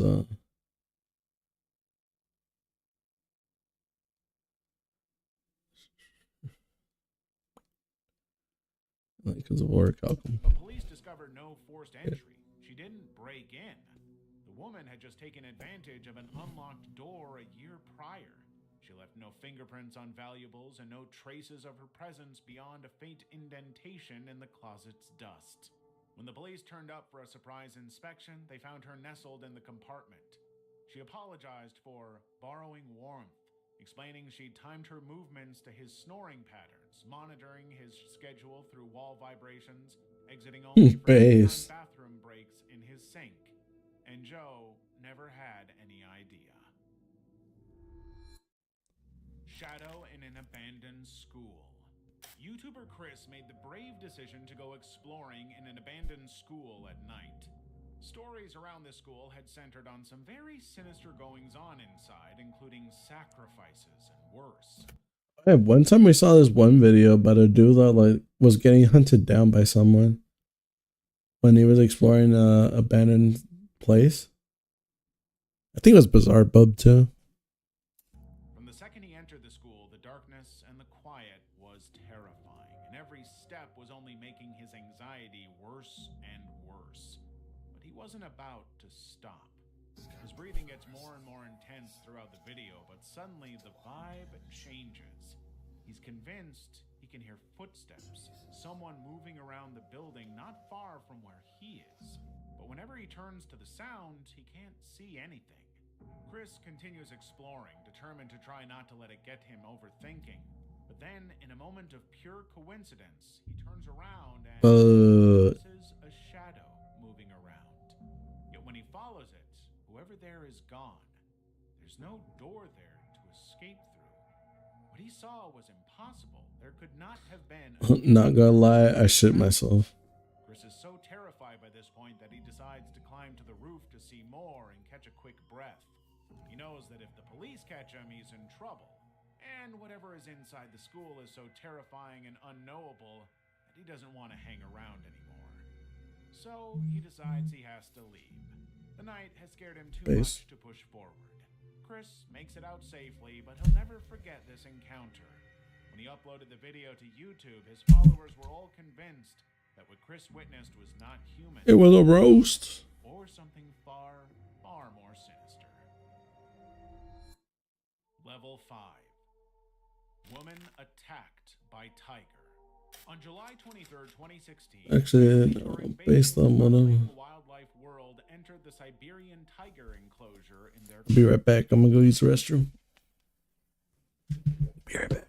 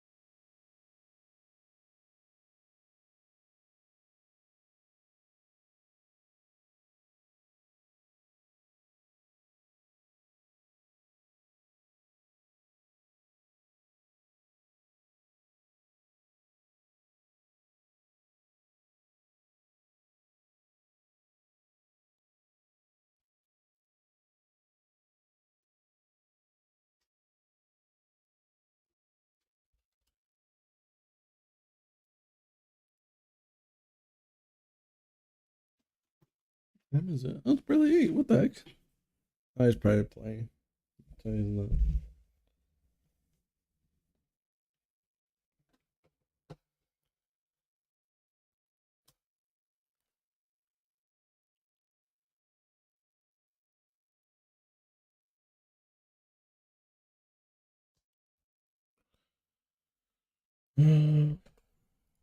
Car. But Zhao Jing was so My bad. irritated by her husband's I'll go back. driving that she decided she wanted to be the one to Oh. drive immediately. Oh, Security dang. footage shows the car slowing to a Oh, is this the one where? Yeah. I've seen this one before. July 23rd, 2016. This is wild. Beijing's Badaling Wildlife World entered the Siberian tiger enclosure in their car. But Zhao Jing was so irritated by her husband's driving that she decided she wanted to be the one to drive immediately. Security footage shows the car slowing to a stop near the dense foliage. Without any clear warning, Zhao climbs out of the passenger side, walks around the front of the vehicle, and opens the driver's door. She's tense and clearly irritated by the argument within the car. But just as she leans into the car, a 400-pound tiger leaps from the undergrowth. It lunges at Zhao, clamping its jaws around her neck and dragging her backwards into the grass. Her husband scrambles out, shouting, but freezes as the predator vanishes with his wife. Seconds later, Zhao's 57-year-old mother, Li, bolts from the car in pursuit, ignoring the roars echoing through the enclosure. She just wants to get her daughter back. But there's a second tiger stalking the road. And as Li sprints towards her daughter's limp form, which is now partially obscured, the second tiger intercepts her mid-stride and tackles her to the ground. At this point, you can see park staff in a patrol vehicle blasting air horns and revving their engines to try and stop the chaos. But the attack continues for another 20 minutes. By the time the tigers were handled, Li sustains catastrophic injuries to her face and neck, dying before the paramedics could arrive. But against all odds, Zhao survived. She had deep What the heck? lacerations, spinal I thought she damage, died. permanent facial scarring, but she was somehow alive. Unfortunately, the family had signed a safety agreement that clearly forbid exiting in predator zones, though Zhao claimed the staff failed to properly explain the rules.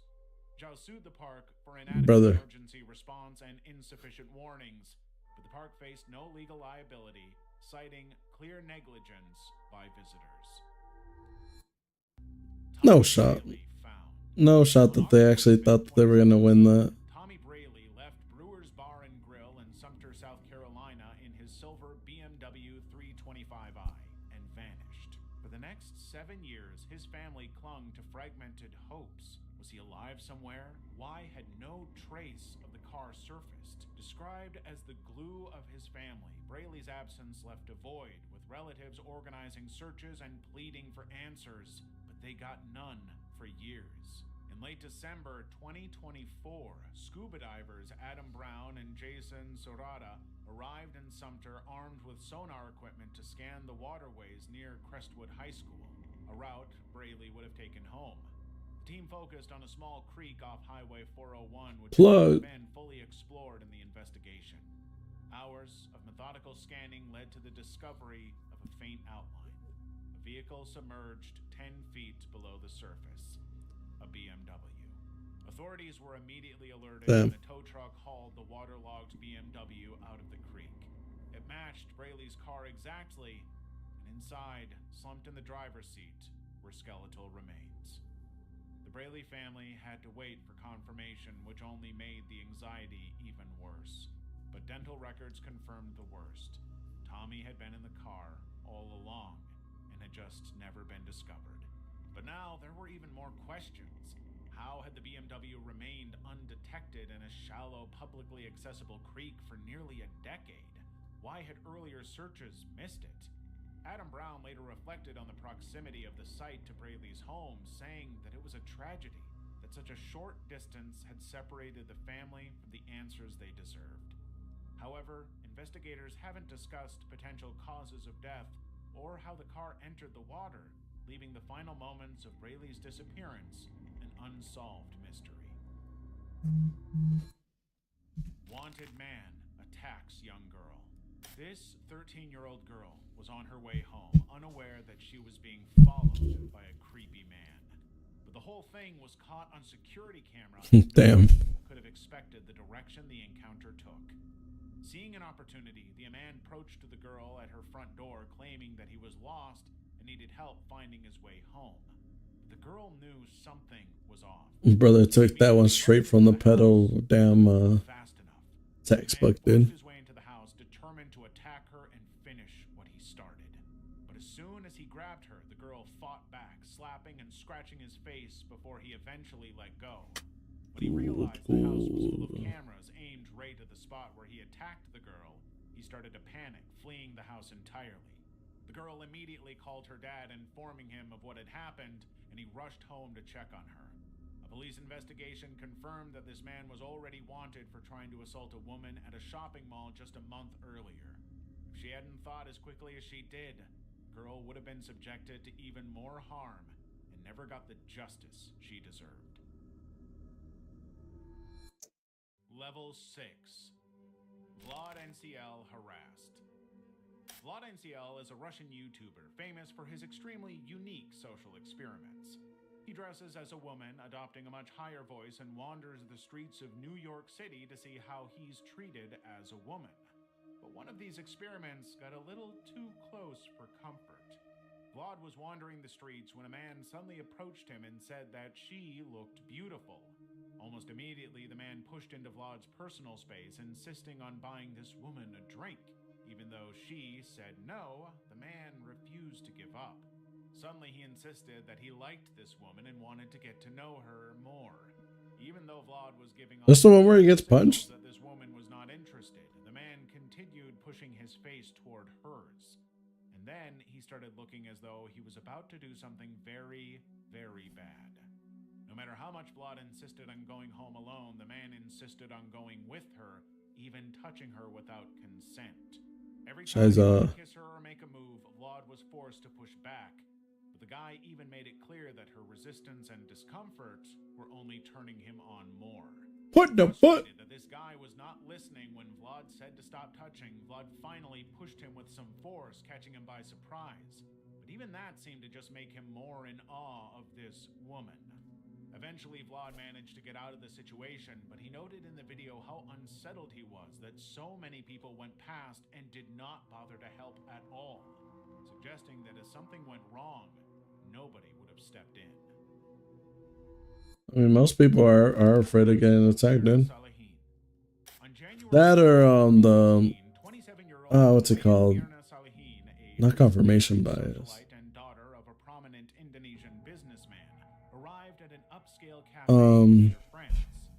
Shoot.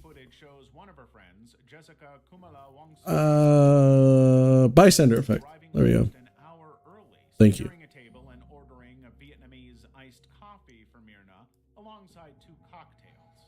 Before Mirna and her other friend Hani arrived at 5:16 p.m., Jessica positioned shopping bags on the table, partially obscuring the camera's view of the drinks. Mirna took one sip of the coffee, grimaced, and allegedly said, "It tastes awful." Suddenly, within seconds, she clutched her throat, convulsed violently, and foamed at the mouth as her body slumped to the floor. Hani and the cafe staff rushed to help, but Jessica stood motionless, repeatedly rubbing her palms and inexplicably accusing the staff of poisoning her coffee. Mirna was declared dead en route to the hospital, with initial autopsies suggesting cyanide poisoning despite conflicting toxicology reports. Unfortunately for Jessica, cyanide is known to be irritating to the skin, and she was caught on camera rubbing her hands. The grainy CCTV footage became a focal point of the trial. Everything that Jessica did before her friends showed up, adjusting the bag. Wait, what were they assassinating her? Jessica of Mirna Salehin. On January 6, 2016, 27-year-old Wayan Mirna Salehin, a recently married socialite and daughter of a prominent Indonesian businessman, arrived at an upscale cafe to meet her friends. The CCTV footage shows one of her friends, Jessica Kumala Wongso, arriving almost an hour early, securing a table and ordering a Vietnamese iced coffee for Mirna, alongside 2 cocktails. Before Myrna and her other friend Hani arrived at 5:16 p.m., Jessica positioned shopping bags on the table, partially obscuring the camera's view of the drinks. Myrna took one sip of the coffee, grimaced, and allegedly said, "It tastes awful." Suddenly, within seconds, she clutched her throat, convulsed violently, and foamed at the mouth as her body slumped to the floor. Hani and the cafe staff rushed to help, but Jessica stood motionless, repeatedly rubbing her palms and inexplicably accusing the staff of poisoning her coffee. Myrna was declared dead en route to the hospital. Alright, so she was rich. Autopsies suggesting Stupid reason to kill someone, but hey. conflicting toxicology reports. Unfortunately for Jessica, cyanide is known to be irritating to the skin, and she was caught on camera rubbing her hands. The grainy CCTV footage became a focal point of the trial. Everything that Jessica did before her friends showed up, adjusting the bags, handling her purse, and waiting alone with the drinks, was increasingly viewed as highly suspicious behavior. Prosecutors argued she used the bags to hide pouring cyanide into the coffee. Witnesses noticed how calm Jessica was during the chaos, contrasting sharply with Hani's panic. Something was off. But while Jessica was sentenced for the murder, the outcome was never fully determined. The lack of clear evidence meant that it was impossible to say whether or not Jessica was guilty or not, leaving it open to public interpretation. Doreen Erbert. On Halloween night, 1984, Doreen Erbert, 8 months pregnant, stayed home with her 4-year-old daughter, Deanna, while her husband, Charles, left the house to make a quick errand. But during this time, a harsh knock at the door interrupted the evening. Damn, that scared the fuck out of me. I thought that was She found herself face to face with a man in a cartoonish wolf mask wielding an 18-inch machete. She screamed I thought that was like my door. I shit myself. to protect her. The attacker used the blade to slash Doreen's abdomen with such force that blood sprayed Shiza. the walls. When Charles returned later, he found the front door unlocked and Doreen dead in a pool of blood, her left hand severed. Their unborn son had been expelled from her womb, laying nearby with a severed leg and fatal chest wound. Good God. Blood soaked the floor, walls, and a grinning jack-o'-lantern on a stool. Deanna was the lone survivor, telling her dad how the masked man threatened to come back and finish the job if she spoke about what happened. The police followed a blood trail Jesus. home across a pedestrian overpass to William Michael Dennis's neighborhood. Why? They found him bandaging deep cuts on his right hand. Inspecting his house, they found that his garage washing machine contained blood-stained clothes, and his truck's steering wheel was marked by smeared blood. A wolf mask, matching the one worn at a prior Halloween party and left at the crime scene, also appeared in photos inside Dennis's closet. Receipts linked him to a machete matching the murder weapon. The evidence was overwhelming. He also happened to be Doreen's ex. Dennis claimed he'd accidentally cut himself with a kitchen knife, but autopsy reports confirmed Doreen and the fetus died from chopping wounds inflicted by a heavy blade, and neighbors reported seeing a wolf-masked man stalking the Erbert Street earlier that night. When he was finally forced to stand trial, Dennis's psychiatric defense cited delusions stemming from his son's drowning 4 years earlier, which he inexplicably blamed on Doreen. But he couldn't save himself from justice. Good. Because, damn. Of Sarah Everard. On the evening of March 3rd, 2021, Sarah Everard left a friend's house near Clapham Common, London, at 9 o'clock p.m. CCTV footage captured her walking alone towards Brixton, speaking to her boyfriend on the phone for 14 minutes.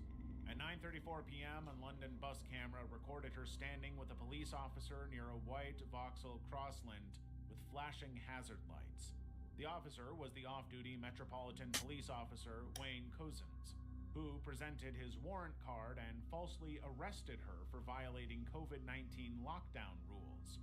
He handcuffed her on the pavement and forced her into the vehicle. With his hostage in the car, Cousins drove 80 miles toward Kent, switching cars in Dover shortly before midnight. By 12:57 a.m., his phone was locating him in remote woodlands near Ashford, where he raped Everard before strangling her to death with his police-issued belt. Security cameras later captured him at a Dover surface station at 2:34 a.m. Sick bastard. With nobody even thinking to suspect that this man had a woman's body lying dead in the trunk of his car.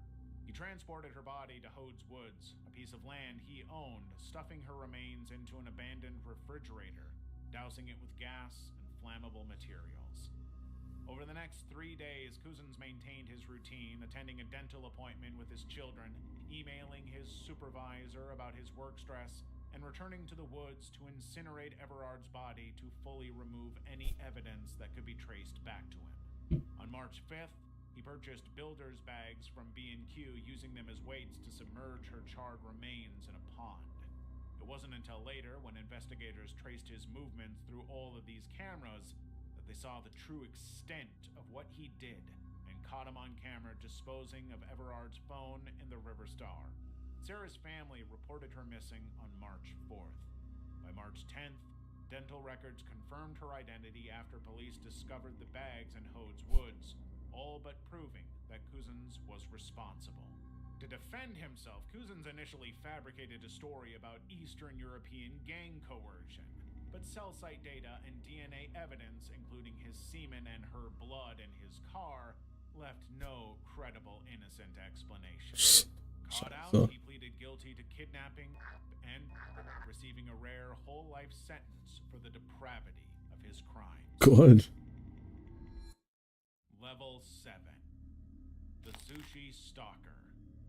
In 2004, Rie Miyoshi began dating Hideto Kozutsumi, but by 2006, she ended the relationship due to his increasingly unsettling behavior toward her. Even though the relationship was over, Hideto was far from happy with it. Over the next 4 years, Hideto's fixation only intensified. By 2010, Rie reported him to the police for relentless stalking and threatening emails, which included words like, "I'm definitely going to kill you." Yet, despite her pleas, authorities took limited action, arresting Hideto only in June 2011 under Japan's anti-stalking law.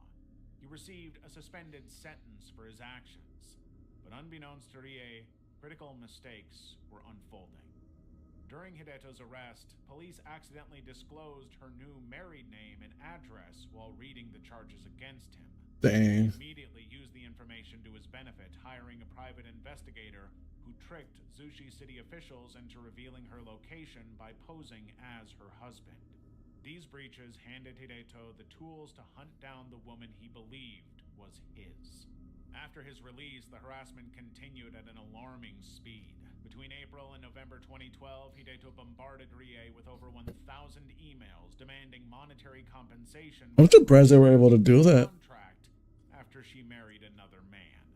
Increasingly scared for her life, Rie returned to the police, but they dismissed the emails as non-threatening.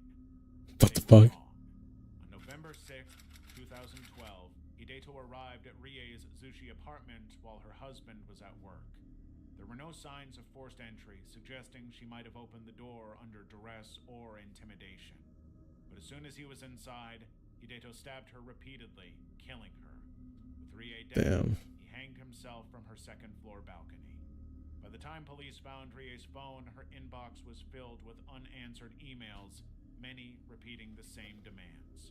The tragedy exposed a series of systemic failures in Japanese law enforcement.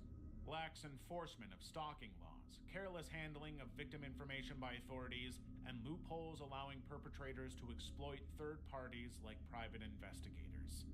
Rie's attempts to rebuild her life were futile because the system had no interest in protecting her. If you're a fan of disturbing encounters, you need to check out. That is crazy. That's enough of these. Let's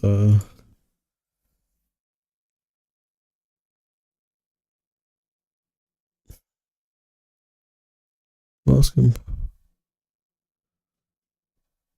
Let's There's no shortage of. Put that on the docket on. See this. What the fuck is this? So, it's been 10 straight months of people asking me to check out The Boys. Oh, there is nothing I want to talk about more. No, not those those boys, these boys. Welcome back to the asylum. The Boys are a group of YouTubers that started out doing stuff like whatever this is. No judgment, I'm just too old, I guess. I think it's a VR chat meme or something like that. And now they've become pretty well known for their ghost hunting videos. In particular, this one from last year, featuring our favorite guests, Sam and Colby. True. And what they uncovered at this haunted asylum was truly terrifying. Is that someone moving? What? Yes! No. Oh no. Is it because I'm sexy, you know what I mean? I just got the craziest chills and I feel really sad, like I'm about to cry. Okay. Okay. Look at that. And I'm vulnerable on them. What's that? What was that? What the? And there's gonna be a lot of people saying, "Oh, that's fake."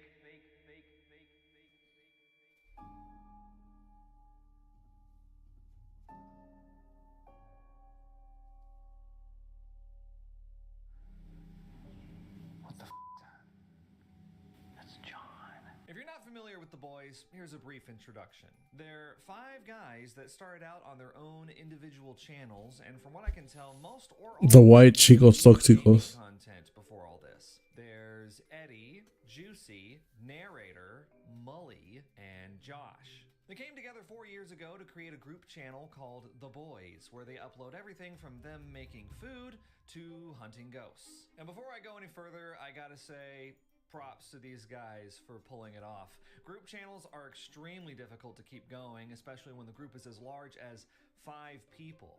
It takes a lot of effort and coordination to keep all 5 people on board without someone falling out with someone else, and they've been keeping it up for 4 years now, so hats off to them. If I had a hat, I would take it off right now. As someone who's been around on YouTube for a long time, I've seen channels like this implode in just a couple years, if even that long. So I'm honestly impressed. All right, now that's over with. Let's dive into this haunted asylum video. You may notice by the title, "We went back to the haunted asylum," that they've actually been to it before. 2 years ago. We'll talk about that first video they did later. The asylum they visited is the Airedale Mental Hospital in Victoria, Australia. In their video, you may hear the boys call it Ararat instead, which is the asylum's original name. Now, whether you call the asylum Ararat or Airedale, if you visit, you should err on the side of caution. Just trying to have some fun. Normally, I like delving into the history of the buildings that these paranormal YouTubers explore, but actually, this time, the history of Airedale isn't that relevant. In other paranormal videos I've reviewed, the building's history is very important to the paranormal narrative around it. The Conjuring House or Bobby Mackey's Music World, for example. But the boys' exploration of Airedale isn't so much rooted in the historical context of the asylum as it is the idea that they captured some crazy footage there. So crazy that I've gotten a ton of comments specifically about this video. So, 10 months after it came out, I finally watched it. I have a lot of thoughts. You're a little late, John.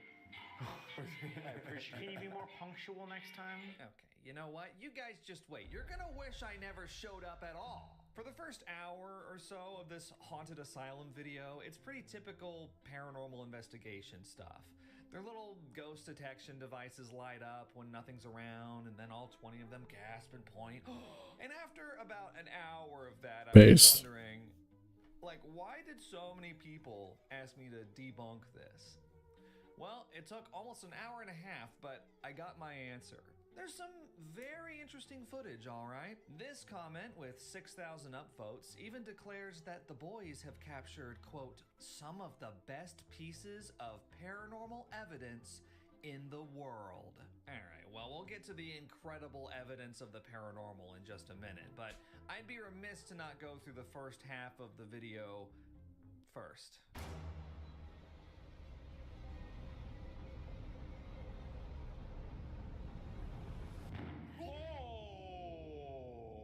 What the hell? That was the door. John, if that was you. That was the door. Yeah, it was me. The Boys Haunted Asylum video starts off with a bang. Hey.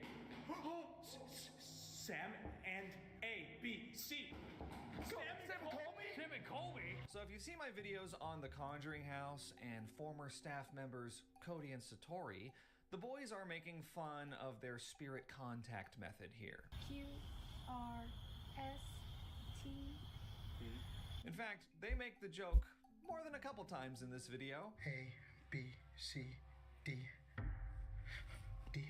Oh man, my whole body is like tingling right now. A, B, C, D, E. As someone who's had to sit through hours of footage of Cody and Satori performing their little psychic magic trick, I did appreciate the joke. But after watching the entire video, I find these jokes kind of ironic. We'll revisit that later. Now, if you're wondering how Sam and Colby react to these jokes, they don't acknowledge them at all. You gotta wonder what kind of legal stranglehold the people at the Conjuring House have Sam and Colby in. It's like they're afraid to even laugh. So then they... Wait, what's this? This is our core collection, and it includes a backpack, a water bottle, this super cool bomber jacket. Oh, it's an ad. Base. That's fine, I guess. Whoever's editing this video, can you please Photoshop in the right beanie? I'm wearing the wrong beanie today. Whoever's editing this video, y'all don't even know who your editors are? That blows my mind. Just as someone who also makes videos on YouTube, I can't imagine the creative process being so corporatized that you don't even know who the editor is. Not trying to pick on Molly too hard here, but I guess it just highlights to me how vastly different our YouTube worlds are, you know? It's time to get cozy because the boys are about to set the atmosphere for this place. We're back at the Ararat Insane Asylum in Victoria. This place, I think, has the darkest history. The most amount of tragedy out of anywhere we've ever been has happened here. As soon as it got dark, you could definitely feel it. Make sure you go to the Boys store. Wait, what? Me and Molly are out on the street right now. Another one? People to see if they're subscribed to the Boys Gaming. Okay, listen, I get it. You gotta advertise some things now and then, but at the beginning of the video, right as you're setting things up, just as your audience is starting to focus and get Real. immersed in the world, you just interrupt the pacing with an ad? Damn straight. The bills ain't gonna pay themselves, son.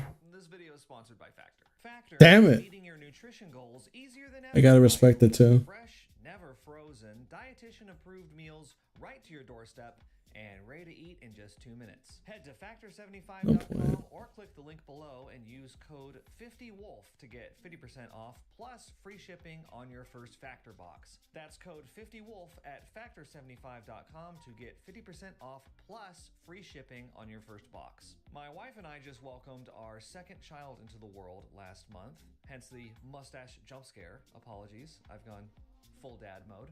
And with 2 kids under 2 years old, frankly, time is scarce. Factor's been a great way for us to stay nourished without having to pack the kids in the car to go to the grocery store or falling for the overpriced takeout trap. It's also great to have so many dietary options.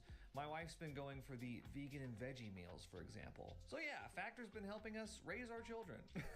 Head to factor75.com or click the link below and use code 50WOLF to get 50% off plus free shipping on your first Factor box. That's code 50WOLF at factor75.com to get 50% Based. off plus free shipping. I don't even think I've had a damn Thanks to Factor for sponsoring this video. Now, let's check back in on what the boys are up to. The boys finally enter the asylum, and right away, it's clear they're taking this investigation very seriously. Biggie Smalls, Biggie Smalls, Biggie Smalls. It's funny watching Sam and Colby be so goofy at this place and chanting a joke into the mirrors, considering how serious I've seen them during other mirror chants.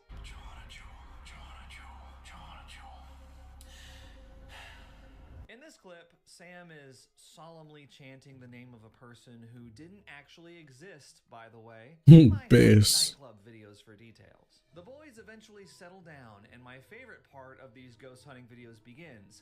The part where they reverently describe incredibly sketchy devices as if they're very scientific, actually. You've got the light-up cat balls. Guys, one of the cat balls actually just moved out there. You've got the so-called phantom music box shaped like a gramophone. Yeah, it's motion sensor, so if it gets close to it, it'll start going off.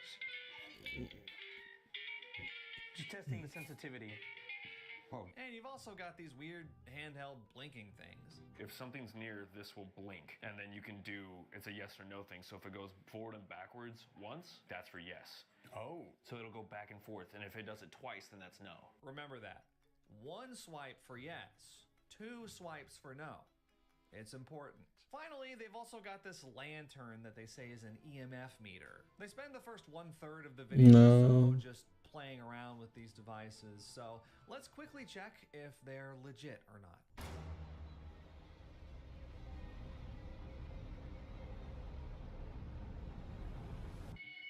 Hold on, John, damn. Come on, guys, let's test. Hold on, John. Dang.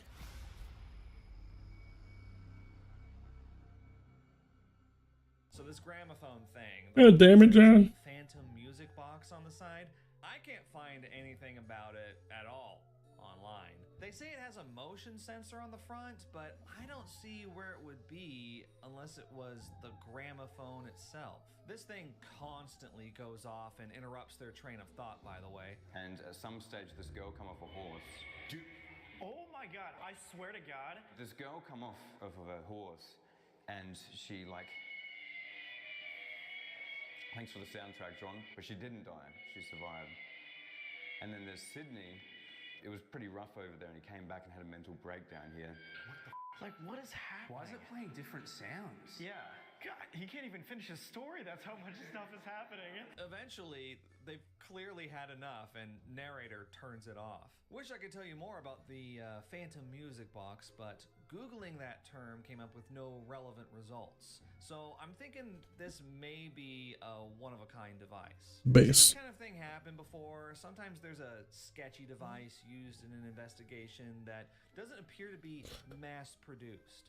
So it could be a prototype that was gifted to the team. I saw Nick Groff from Ghost Adventures use gimmick devices like that in his show Paranormal Lockdown. He used these Geoport spirit box things in his investigation, and when I looked into them, it turned out that they were these privately created prototypes, and there were only like 5 of them ever produced. So that may be what this Phantom Music Box thing is. It doesn't really matter though, because like I said, they just turn it off half an hour into the investigation anyway, and we never see it again. I'm gonna turn this off for now because I got a feeling. I got a feeling. Woo! The device with the blinking light is something called the Ghost Meter EMF sensor. It costs $40 online, and there's no information about it. Apparently, the version the boys are using is the Pro version, which has a dialogue mode. I'll let narrator describe what this mode is. Forward and backwards once, that's for yes. Oh. So it'll go back and forth, and if it does it twice, then that's no. According to YouTuber ScreamFreak79, the instructions for this device specifically state that you're supposed to tell the ghost it's once for yes, twice for no. Are you a good ghost? Ping once for yes, twice for no. And this is a pretty common clarification, actually. Even our favorite scam artists, Cody and Satori, make sure they tell the ghost this simple rule. 1 for yes, 2 for no. But whenever the boys use the meter, they just ask the question and assume that the ghost will know the rules. They don't tell it once for yes, twice for no. Bro, it's a ghost. It should know. Idiot. Immediate. No. And maybe the ghost doesn't need it, but as it turns out, the boys certainly do, because they get it mixed up a few times themselves. Wait, it would be crazy if we asked if it was a different name and it said no. Okay. Remember, it's once for yes and twice for no, Sam. True. The boys seem to have trouble remembering this simple rule several times. The needle's supposed to move only once for yes, but they act like it says yes even when it moves twice. Is the person that poked Eddie in the ribs still here? Yes. But frankly, I think this ghost meter is pretty sketchy anyway. Just listen to Scream Freak read the instructions. Okay, it says Mode 1, recent ghosts appear every 3 to 5 minutes. That's an interesting claim. Mode 2, ancient ghosts appear every 7 to 15 minutes. So yeah, I don't trust this so-called ghost meter at all. The instructions outright state how often a ghost will appear for you while you're using it. Now, It's just why that would good. you state something like that? One reason that comes to mind is that it may be programmed to automatically go off at the intervals it cites in the instructions. And look at the back of the packaging. They suggest that you charge people for using the device to contact ghosts for them. I mean, if that's not a red flag. And for some reason, it also features the widely debunked photo of the Raynham Hall ghost on the side. Not exactly is filling it? me with confidence about this thing's Uh. scientific merit. Unfortunately, the ghost meter is the device they use the most, but they mostly just ask funny questions through it, and it doesn't end up generating any crucial evidence or anything.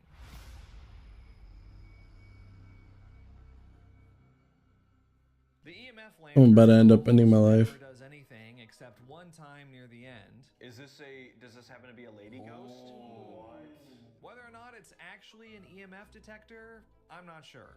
But it spends almost the entire video not doing anything at all, so we can just ignore it. And as for those cat balls that Sam keeps asking about, I'm just like I'm about to kill myself. Oh no. In the game. they're not ghost hunting devices. I recommend checking out Kenny Biddle's 2019 There we go. article about Base. these cat toys, where he actually opens them up and looks at the internal mechanisms. Cliff's Notes version is that they're very cheaply made, and one reason they're so popular for ghost hunting is because they'll just randomly go off sometimes depending on the angle of the internal tilt sensor. Funnily enough, one line of the cat balls is produced by DesTech, which is actually Cody Desbian's company. Yeah, that Cody. Hey. Again, I don't want to spend too much time on the devices, even though the majority of the video's runtime is the boys messing around with them, because I want to get to the actually interesting part of the video as quickly as possible. At the same time, though, I'm not going to let them get away with any ticky-tack stuff either, so we'll check in on a few more things first. I'll skip that one. You like this, John? Watch this. Ready? Carry it over. Go. Thanks, John. Yeah, bro. So there's this whole sequence where narrator and Sam and Colby teach a ghost the stanky leg. Dude, he loves the stanky leg. He loves the stanky leg, bro. It goes on and on for several minutes. But he likes it, right? Do you like the stanky leg, John? If I just... Honestly, I didn't even want to mention it in this video. I'm a total fun sucker, I know, but it's just not my humor, I guess. So you gotta put your foot out. All right, you gotta rotate your whole body. It's like a side worm, so you gotta go like this. Oh no. Yeah, they're scammers. Rip. See what else.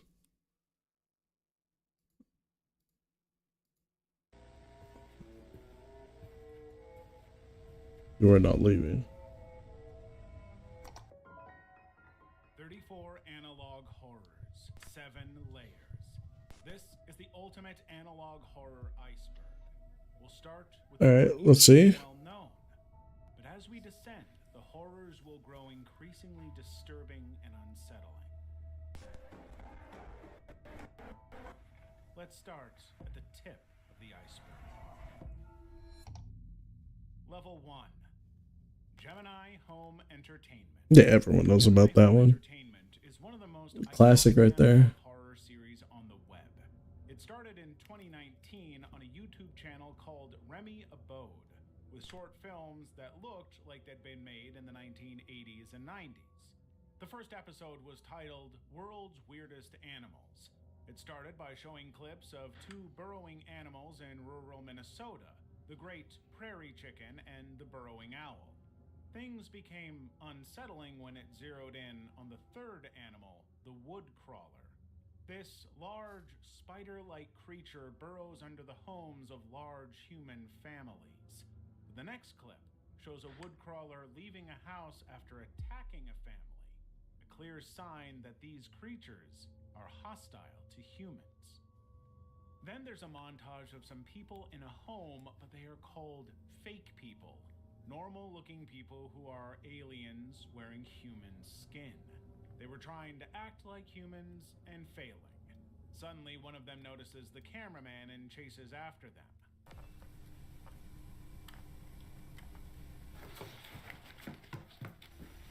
Cutting cut to the title card and the Gemini Home Entertainment logo before cutting to black. 19 more episodes have appeared on the Remy Abode channel since 2019, each Nice. allegedly distributed by Gemini Home Entertainment. They all start with elements of nature, wildlife, or artificial intelligence before switching to a terrifying warning about the world's impending end through an extraterrestrial invasion by parasites. That always creeped me out. Just a bunch of people goofing around, or a cautionary tale? Only time will tell. The Backrooms. The Backrooms can be traced back to an online creepypasta about an expanse of empty, abandoned spaces that can only be accessed by breaking through an otherworldly reality, aka no clipping. And action. It all started in 2011 after a photograph of a large carpeted room with fluorescent lights and dividing walls appeared on the 4chan message boards. Several users made up stories about the place, but the only one that stuck was a claim that it was one of the worst places to no-clip to. Not only was there no way out, but there was also something out to get you. This creepypasta took on a life of its own, with fans posting pictures of their back rooms. They also introduced concepts such as levels and the increasingly hostile entities that inhabited this otherworldly space. Then, in January 2022, an analog horror film called The Backrooms was uploaded on YouTube. It was a short film that appeared as a VHS tape recorded by a filmmaker. The filmmaker had accidentally entered the back rooms in the 1990s. As he roamed the endless hallways, he found cryptic messages and drawings on the wall. That's when the monster found him and chased him till he pushed right out of the backdoor domain.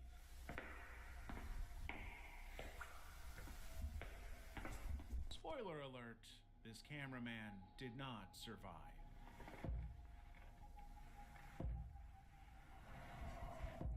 Kane Parsons was just 16 years old when he made the film. Since then, he has made dozens more in his Backrooms series that go deeper into the story of Backrooms, including exposing an organization called Async that opened a portal into the Backrooms in the 1980s and conducted research within it. Local 58. In October 2015, a 3-minute-long video from Local 58 was uploaded on YouTube. Local 58 was a public access television channel in West Virginia. It started with a warning about a meteorological event and told viewers not to go outside or look at the sky. But when the message ends to show the TV schedule, the only program shown is ominously entitled Blood of the.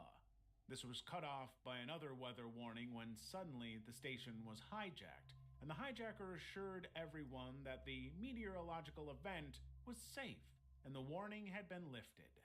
Then they directly demand viewers to go outside. At one point, Local 58 and the hijacker struggle to control the station, but the hijacker wins and puts out cryptic messages about being brainwashed by the moon. The feed cuts to a live view of the moon while what sounds like people screaming is heard before cutting to black. Over a decade, there have been many instances when Local 58 has been hijacked, each time leaving ominous cryptic messages, glitchy footage, and horrific short films, like when a dashcam camera captured a man's GPS, leading him right into a creepy forest. When he got out to look around, he suddenly found himself Yeah, I finally found one. Holy shit. monster. As he tried to get away, the GPS kept trying to get him to go back to the monster. But as terrifying as all this sounds, none of it was real. The Local 58 is a horror web series based on broadcasts from the fictional public access television channel Local 58 WCLV-TV. It was created by Chris Straub, and each episode combines unnerving public service announcements with conspiracy-fueled visuals related to the moon or the night sky. Level 2. The Walton Files. The Walton Files is an analog horror series of found footage videos made by Martin Walls, inspired by the Five Nights at Freddy's series. The series kicks off after a man named Anthony finds some old rare tapes. The tapes exposed what had happened at the Bon's Burgers restaurant before it was shut down and bought by the now defunct Bunny Smiles Incorporated. Bon's Burgers was an animatronic restaurant created by two college buddies, Jack Walton and Felix Kranken. But somewhere along the way, Felix became an alcoholic and ended up killing 3 people. All right, it's... yeah. Messed up. 2 were by accident, the 3rd wasn't. It would be his friend and partner, Jack. He stuffed his body into an animatronic called Bon. Whether Felix programmed Bon to kill or Jack's spirit somehow possessed him is anyone's guess. But Bon started killing employees and putting their bodies in the other robots, with the bizarre logic that he was giving life to the robots. He also killed Jack's wife when she showed up at the warehouse to search for him and hid her bodies in one of the animatronics. Rose broken will fix you. You will beautiful. You will beautiful. You will beautiful. But neighbors reported hearing a woman scream this time, and Bon's Burgers was closed. Felix moved the animatronics corpse to a warehouse. There they continued to kill employees who were sent to reprogram them and hide their bodies. The one witness to the murder was her daughter Sophie, but she had severe memory loss from heavy medication. One day, Sophie played a new game with characters that looked a lot like Bon's Burgers animatronics. Suddenly, the game started to glitch, showing creepy images about many of the Bon's victims, and started to piece together what had happened. What's next for Zoe on the Walton Files? You'll just have to wait and find out. Mandela Catalog.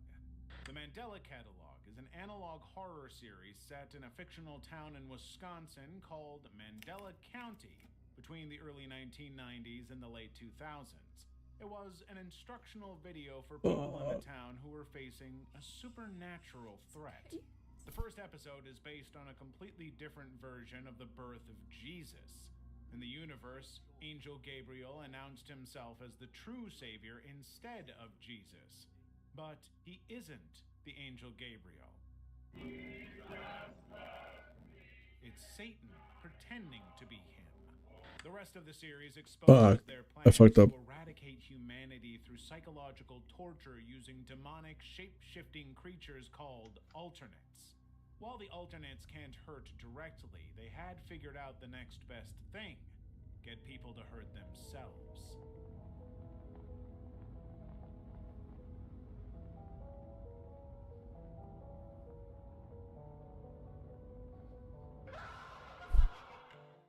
So they would manipulate their victims' televisions, radios, and vehicle GPS systems, driving them to the edge till they ended their lives. When they did, the alternates would assume their identities. The series was created by American YouTuber Alec Kister. To date, 17 episodes have been released, and there are rumors that a movie is in the works. Monument Mythos. With his elaborate backstories and mythologies, Monument Mythos is every conspiracy theorist's heaven. Alex Casanas created it as a fake documentary using compilations of found footage and declassified government documents. The series was set in an alternate version of the United States where things took a very different course. There was an assassination attempt on African-American activist Martin Luther King Jr., but he got away, and there was a terrifying monster hidden in the Lincoln Memorial. Also, popular Hollywood actor and heartthrob James Byron Dean was... And he's the villain. The series also showed many bizarre and unexplainable events around national landmarks, like immigrants disappearing near the Statue of Liberty and mass graves found inside. There were also immortal Egyptian swordsmen beheading unsuspecting travelers in the Grand Canyon, and a mysterious infection affecting individuals near Mount Rushmore. It was a bizarre world where presidents were elected on the strength of 2-second television broadcasts. The Monument Mythos has 3 seasons and 36 episodes that expose more of this bizarre world. It also has 2 equally riveting spin-off series, The Nixonverse and The Modern Day. Level 3. VHS Tales by Red Diamond. VHS Tales is a 3-part analog horror series by Red Diamond about a bizarre world of murderous predators, UFO sightings, and mysterious shapes. One of the stories is about a man from the fictional town of Itosavik, Alaska, called Ethan Astor. He was known as a famous photographer until he disappeared on December 10th, 1986. Days earlier, the government He's so had close ordered to an dead. evacuation after many people in town became obsessed with circles. Ethan was one of them. Apart from cocooning himself in the basement and drawing numerous circles on the wall, he also wasn't eating, sleeping, or talking.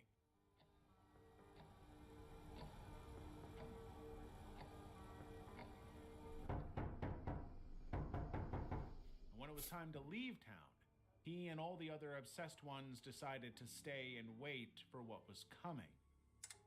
It turned out to be circles, squishy sounding red circles. In no time, the shapes started appearing all over the house. A cryptic message suggests Ethan might have become one of the circles. But one thing was clear: Ethan and everyone who stayed were never seen again. Damn. CHSS.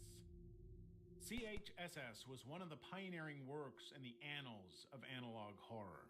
It was a YouTube web series about a psychological pharmaceutical company based in Washington, D.C., funded by the U.S. government. But between the late 1970s and early 1990s, the facility became haunted by a figure with antlers. The series began with 1 or 2 minute uploaded advertisements for the mental health outreach program and instructional videos. But as the series progressed, details and mysteries were slowly revealed, including warnings about a cagey figure with antlers that would disrupt TV programs. Viewers had to follow up on the series through clues outside YouTube, like Mediafire download links left in the description that led to other documents linked to the series. There was also an in-character Twitter account called Roy Spencer. Roy often warned about the grave danger he was facing, including the revelation that CHSS wasn't what it seemed. The series was created by an elusive Singaporean teenager known by the alias Turkey Lennon III. He was Base. only 15 when he uploaded the first episode of CHSS. Angel Hair.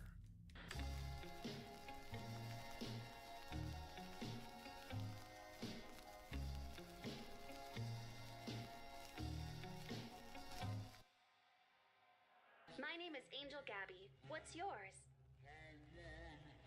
That's a beautiful name. It's wonderful to meet you, and I hope we can be friends.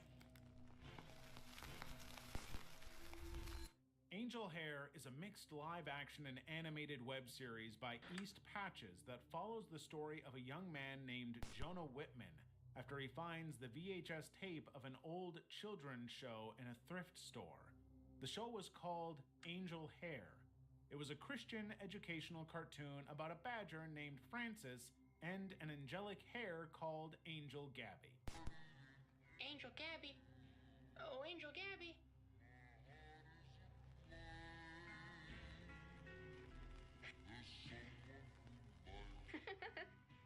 Even though he had all the episodes of the show recorded, a nostalgic Jonah bought the tapes and played them at home. But he started uploading them to YouTube when he noticed a difference between the 2 tapes. Angel Gabby could interact with him, down to calling him by his name. Fuck Jonah that. had complete autonomy, like speaking off screen and her eyes moving around when they didn't in the VHS tape. Jonah started to notice more and more instances where Angel Gabby interacted with him directly. The sun is warm sometimes, Jonah, but you shouldn't forget the moments when it burns you. She even gave him specific but creepy advice, Do you want your room to feel safe? like barricading his bedroom door with a chair and hiding in his closet. Now let's get in the closet. Strong hints that Jonah had an abusive father he had forgotten about. But there's every chance that either Jonah or Angel Gabby might have had a hand in his disappearance. As Jonah tried to discover what happened in his childhood, he uncovered more secrets, which invariably led him to summon Angel Gabby into the real world. Angel Hair doesn't run like a regular analog horror. There are no distorted voices, evil demons trying to take over the world, or jump scares. When it starts out leaning in that direction, as the story goes on, it explores more terrifying themes, including abuse, manipulation, loss of innocence, and even murder. Would you like to try? Very good, Jonah. Now you don't have to be scared, even if he finds you. Toe. T-O-E. The Toe. Ordinate Enterprise is an analog horror series created by Dr. Nowhere on YouTube. The story revolves around a mysterious entity known as the Locust, or the Thumper. This mysterious black tall creature appears on television screens, phones, and laptops. It stands in a room with vintage fashioned wallpaper and appears to be friendly, speaking like a child and showing childlike curiosity. But this is just to lure the viewer in. What do you want? Once the viewer appears comfortable, the Locust begins to break through the screen with its long appendages. Damn.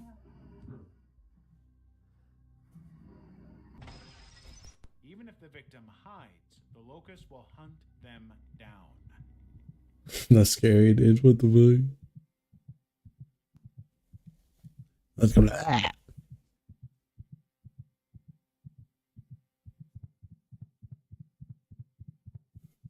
There are still questions on whether the Locust victims die from shock or are killed. Some fans of the series believe the Locust is a predator with a childlike brain. It isn't killing for fun or to be evil. It's killing to eat, since it knows that humans are meat and meat is food. The only way to escape the Locust is to immediately turn the screen off when they appear, or even smash it for added safety. The hints that the Locust may possess the soul of a child add an unsettling layer to its character. EAS scenarios.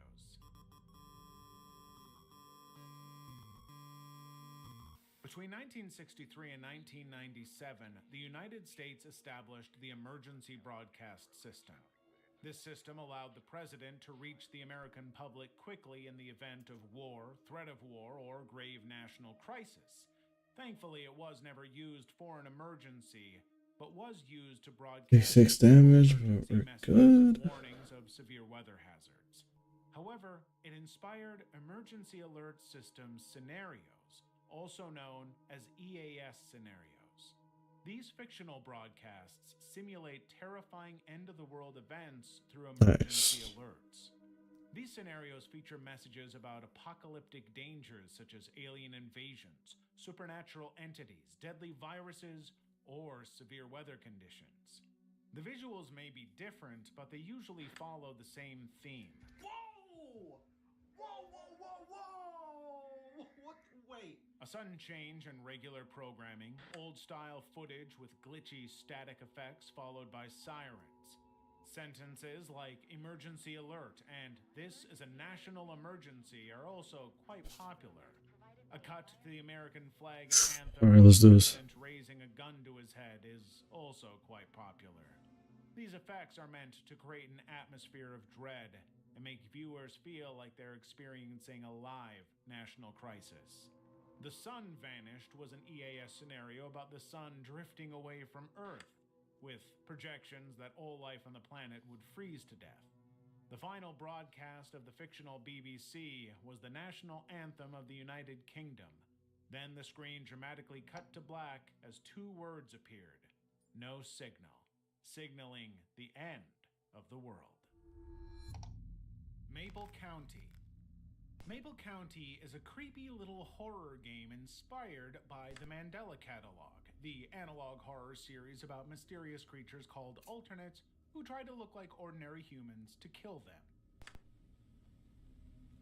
Not the training In team. the game, the player is trained to identify their threat by watching an old interactive police training VHS tape belonging to Maple County.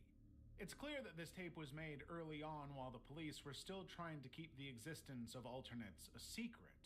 After the first few minutes, the player is shown a series of faces and has to select who is the alternate and who is the actual person. The next stage is a guide on how to identify these alternates. But as the Shoot, I VHS forgot using your continues, rip. the training quickly turns dark as the video slowly gets corrupted. Suddenly, the player is watching what appears to be a recorded encounter with one of the alternates. The game clocks in at about 5 minutes, but even with that short time, it's known for leaving the player unnerved and terrified. When the game got out, many YouTubers made videos of themselves playing it and getting spooked. The Greylock Babe. Tapes.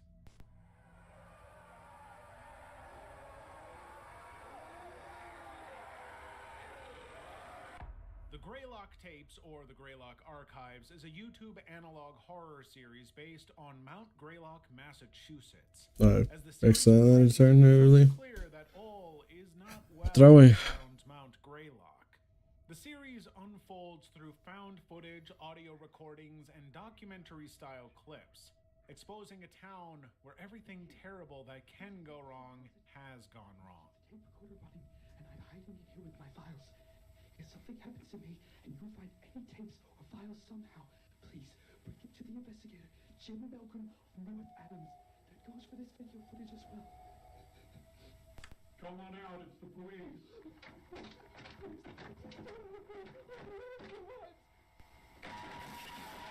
Workers excavating Mount Greylock are slowly driven insane and mutated into bloodthirsty monsters.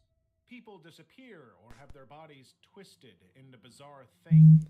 There are TV broadcasts where viewers are assured that everything is back to normal, suddenly hijacked by unknown forces and showing shocking images. Oh, I'm still alive somehow, but I'm gonna kill myself in 2 turns, but at least I have the fairy thing. There are also unseen creatures called thought forms. They're manifested from the human mind and are highly aggressive, going around brutally killing people for unknown reasons. Oh, at this We point, never I'm just actually gonna see use what it. happens to all their victims. Scheiße. Paint a very horrific picture. Screw it. Around town, there are conspiracies that the government is behind a lot of the happenings in the town, from creating thought forms using a device to censoring public broadcasts, and even a presidential assassination to get John F. Kennedy out of the way and allow them to install cameras in home devices. The series, created by Rob Gavigan, is famous for its unsettling body horror and mutations of malformed people with stretched out teeth, no skin, and messed up faces only a mother could love. The gore scenes are so well done, you'd find a couple of Redditors asking, Oh, little bitch, no! The Wyoming Incident. The Wyoming Incident, also known as the Wyoming hijacking, is one of the handful of cases where a television You're so close, chat. It happened in 2006 in the Niobrara County of Wyoming. Please tell me that he's not gonna attack. When the broadcast was suddenly interrupted by a 6-minute-long video. The video showed numerous clips of disembodied human heads and several Yes! cryptic warnings. We did it. Every few seconds, Woo! the camera position would change, and the video would be interrupted by We did a it. special presentation announcement. Those who saw it complained about vomiting, hallucinations, and headaches. Some specialists concluded that the cause of their symptoms was the frequency being played, somewhere between 17 and 19 hertz. At that range, when played for long periods, people have been known to get eye aches and even visual hallucinations. But many believe this broadcast was faked and inspired by the Max Headroom incident of November 1987 in Chicago, Illinois. Hell yeah, we did it. So, did it happen or was it faked? The internet hasn't decided yet, but the hacker has not yet been caught, and all attempts to trace the video have proven futile.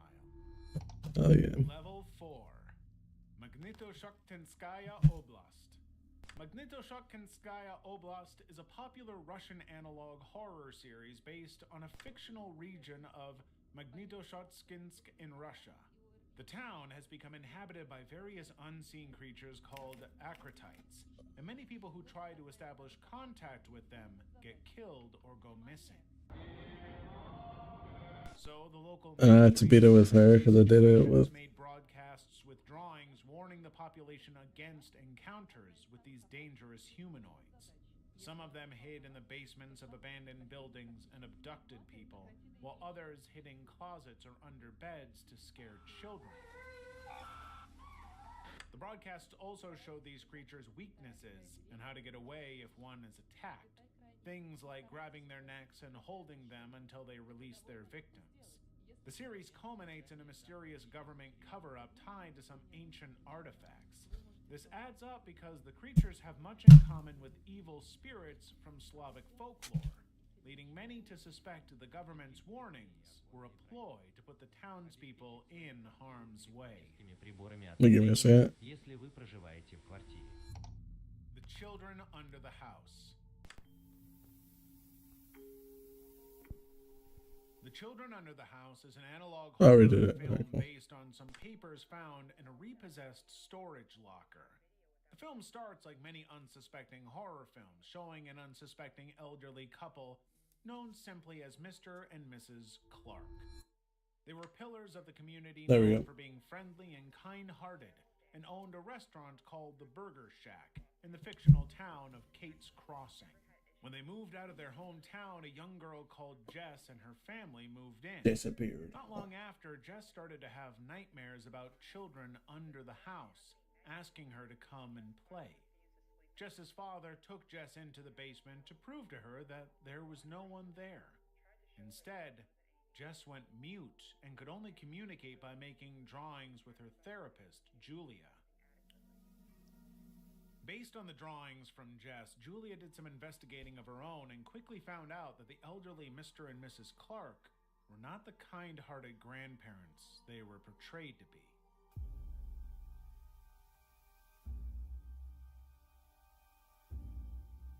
Their restaurant business was a front for kidnapping and hid the victims in their basement, the same basement Jess had heard voices from. When the Clarks found out that Julia was onto them, they tried to kill her, but instead the two met a grim end at the hands of the ghosts of their victims. Even though Mr. and Mrs. Smith committed a heinous crime, no one ever found out. The mystery around the disappearance of the upstanding married couple continues to worry many in Kate's Crossing. No one knows these monsters had gotten their just desserts. Speaking of desserts, it would be a treat if you gave this video a thumbs up and subscribe to my channel. Now to the next analog horror on this iceberg. Super Mario 64 Classified. In 1996, the game company Nintendo released Super Mario 64 for the Nintendo 64 system. It was the first 3D game in the Mario series and centered around the main character Mario and his adventures.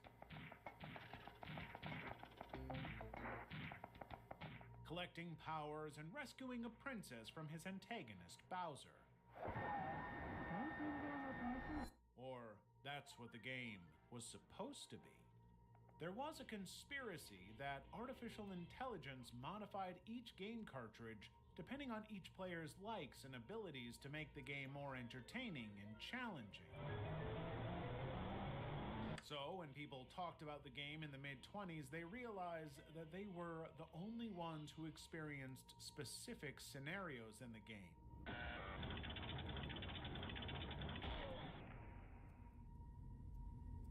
The Super Mario 64 Classified series was a compilation of the footage from some of these games. They all started the same, but as the game went on, bizarre things would begin to appear, and the scenarios would become very disturbing. Strange characters also appeared, like Stanley.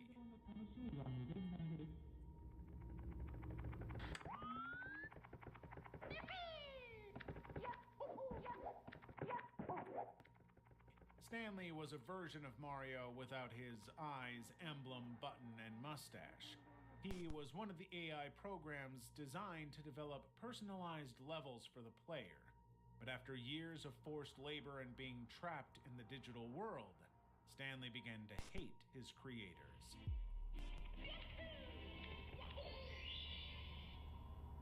He would develop dark and hopeless levels that caused some players to have seizures. One dark lore in the series is that Mario's younger brother in the game, Luigi, was locked in a flooded basement to drown.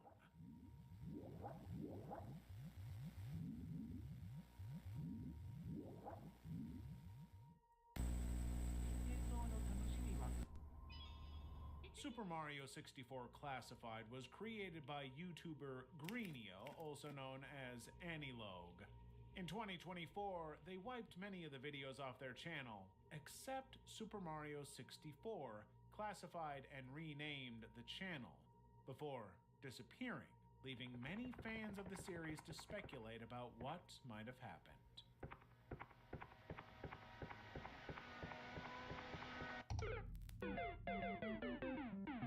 My Happiest Days. My Happiest Days is a short analog horror series that follows the story of a man who discovered some VHS tapes in 2017 among his father's old recordings. He had decided to restore them and put them on YouTube. The videos date back to the late 1970s and early 1980s, but what was supposed to be a series of home videos would show disturbing dark images, strange noises, and morbid cryptic messages. As the video went on, it became clear that he and his father's friends, Marcus Lawson and Hank Reynolds, had become involved in disturbing secret experiments related to a mysterious machine called the Turner Assembly, a machine that could grant immortality by fusing humans and computers into one being. Even though many died after doing the experiments, his father performed them on 2 of his 4 children before his mother found out and ran with the last 2. Undeterred, his father had put his consciousness into his computer and was now trying to manipulate his surviving kids into fusing with the computer so they could be one big family again. The Smile Tapes.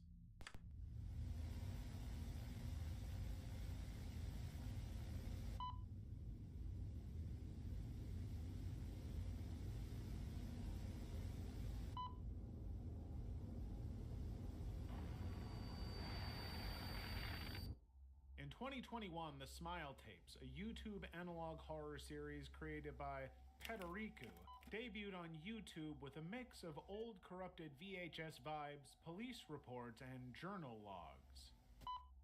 This message is broadcasted to raise awareness of a new drug in circulation. What's going on, dude? The Smile drug. We advise for you to stay away from any person suspected. Yeah, I think we're selling this one. It starts out warning the public about a new mysterious drug that had been circulating throughout the United States black market in the 1990s, killing hundreds.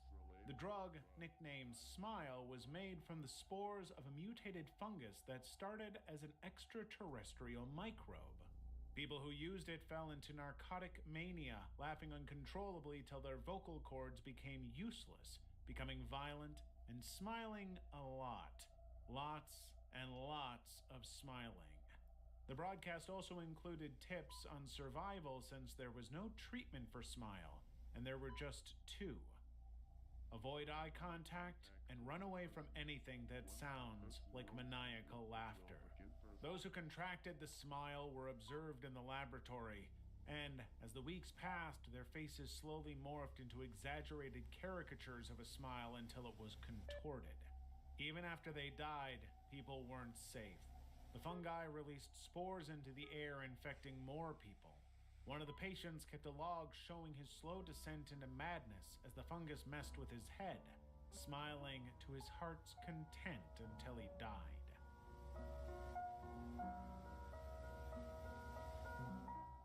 As the disease spread, more variants cropped up, including one that made the infected people bulletproof.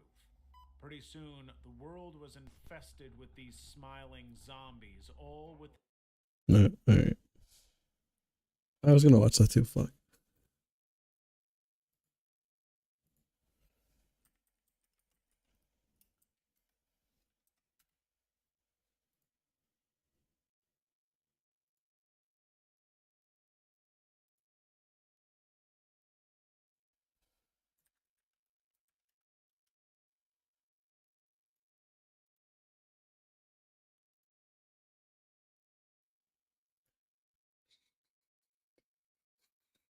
Just because I want to play for a little bit. Let's do this. Bitty, bitty, bitty, bitty, bitty.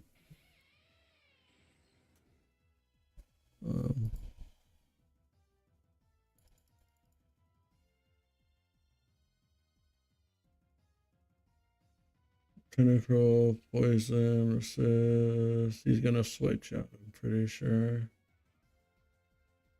So,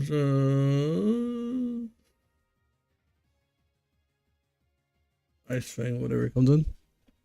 I'm just gonna set up then, damn.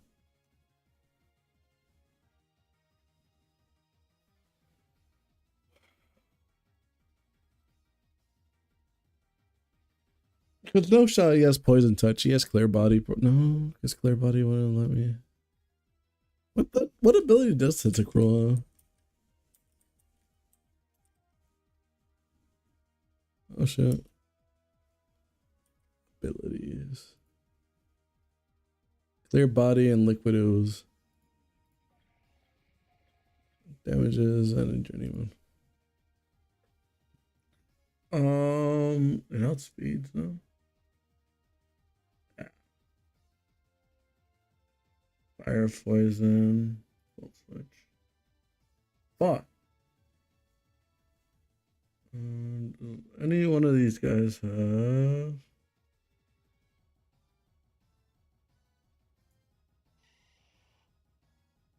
Or just send him to the slaughter, dude. Terrestrialized dark type.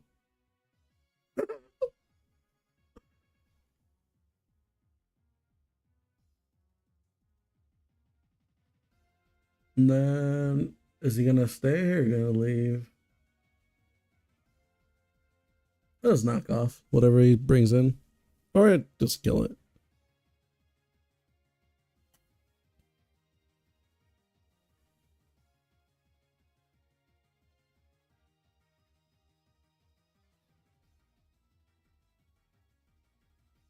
U-turn.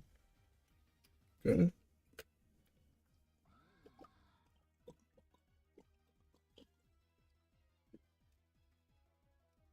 Heavy duty boots.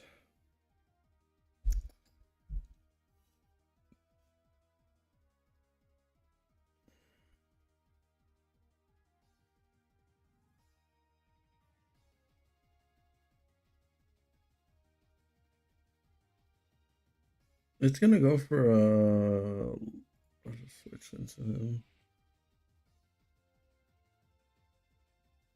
Yep.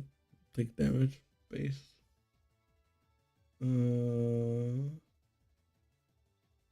EMRs. Attack the special save.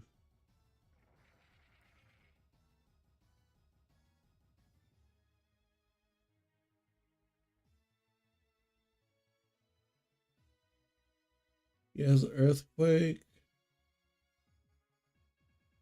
I think he outspeeds. No, he doesn't. Get out my own gumshoe. Just so he can take the Earthquake. Fuck, he died. Rip. Just get rid of this guy. Focus? No, heavy duty boots. You live that? Damn. Good for you. Sucker punch.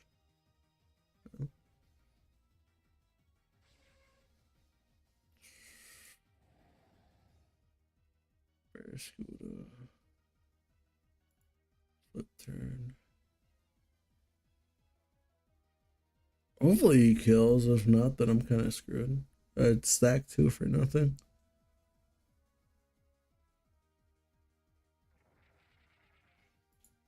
Bring up Venusaur again.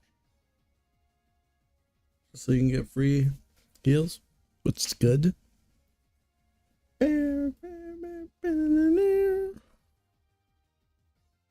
What? Actually, you just the same goal. Kill or spread the fungus to as many people as possible. straight off View is a horror web series created by Pixels. It's about a guy named Wyatt who stumbled across a hole in the woods. So Wyatt did what anybody would do. He whipped out his phone and started exploring.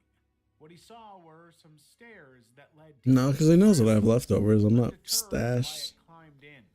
The stairs led him to a mall that was demolished in May 2023.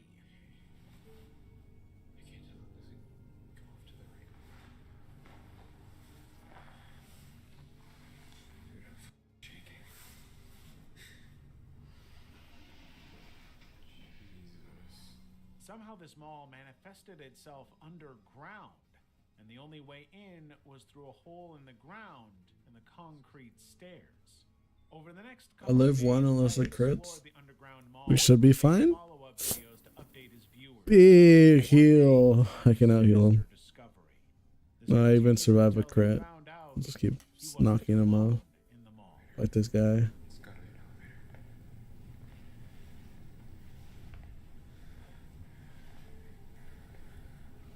And just synthesize again. Oh shoot, I'm not a poison type anymore. I'm dumb. A gigantic puppet with a disturbing face and flower leaf hands on a moving cart. Riley thought it was just a morbid decoration that had been left behind when the mall closed until it started chasing him.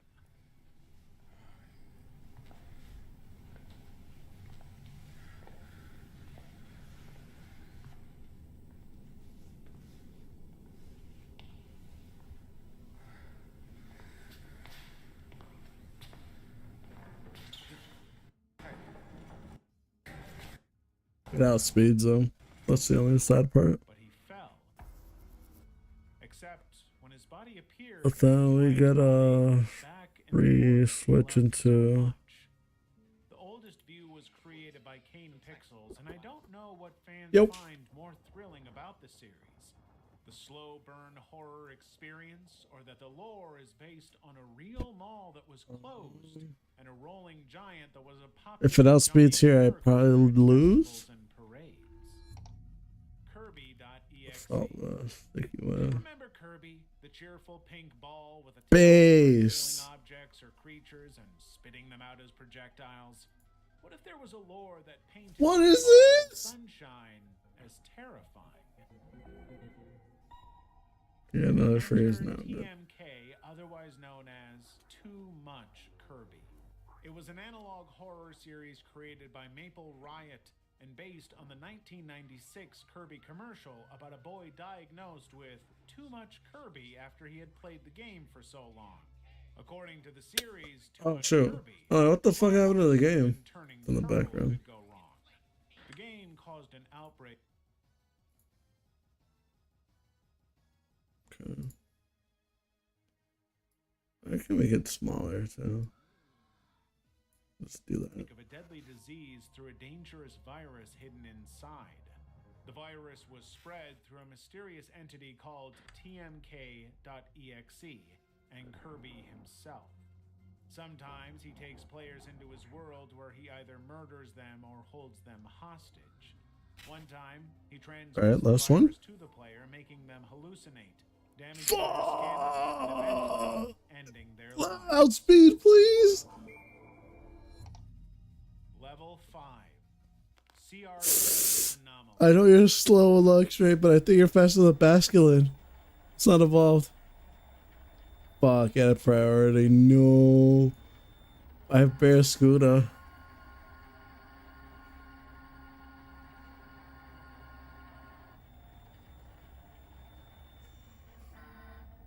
Actually, you know what? No, we're fine.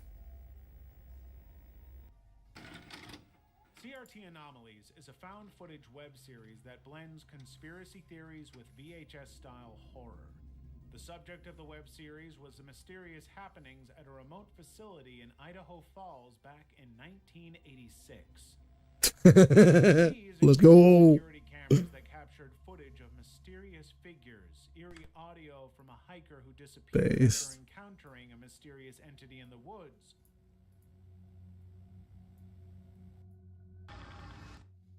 Alright, chat.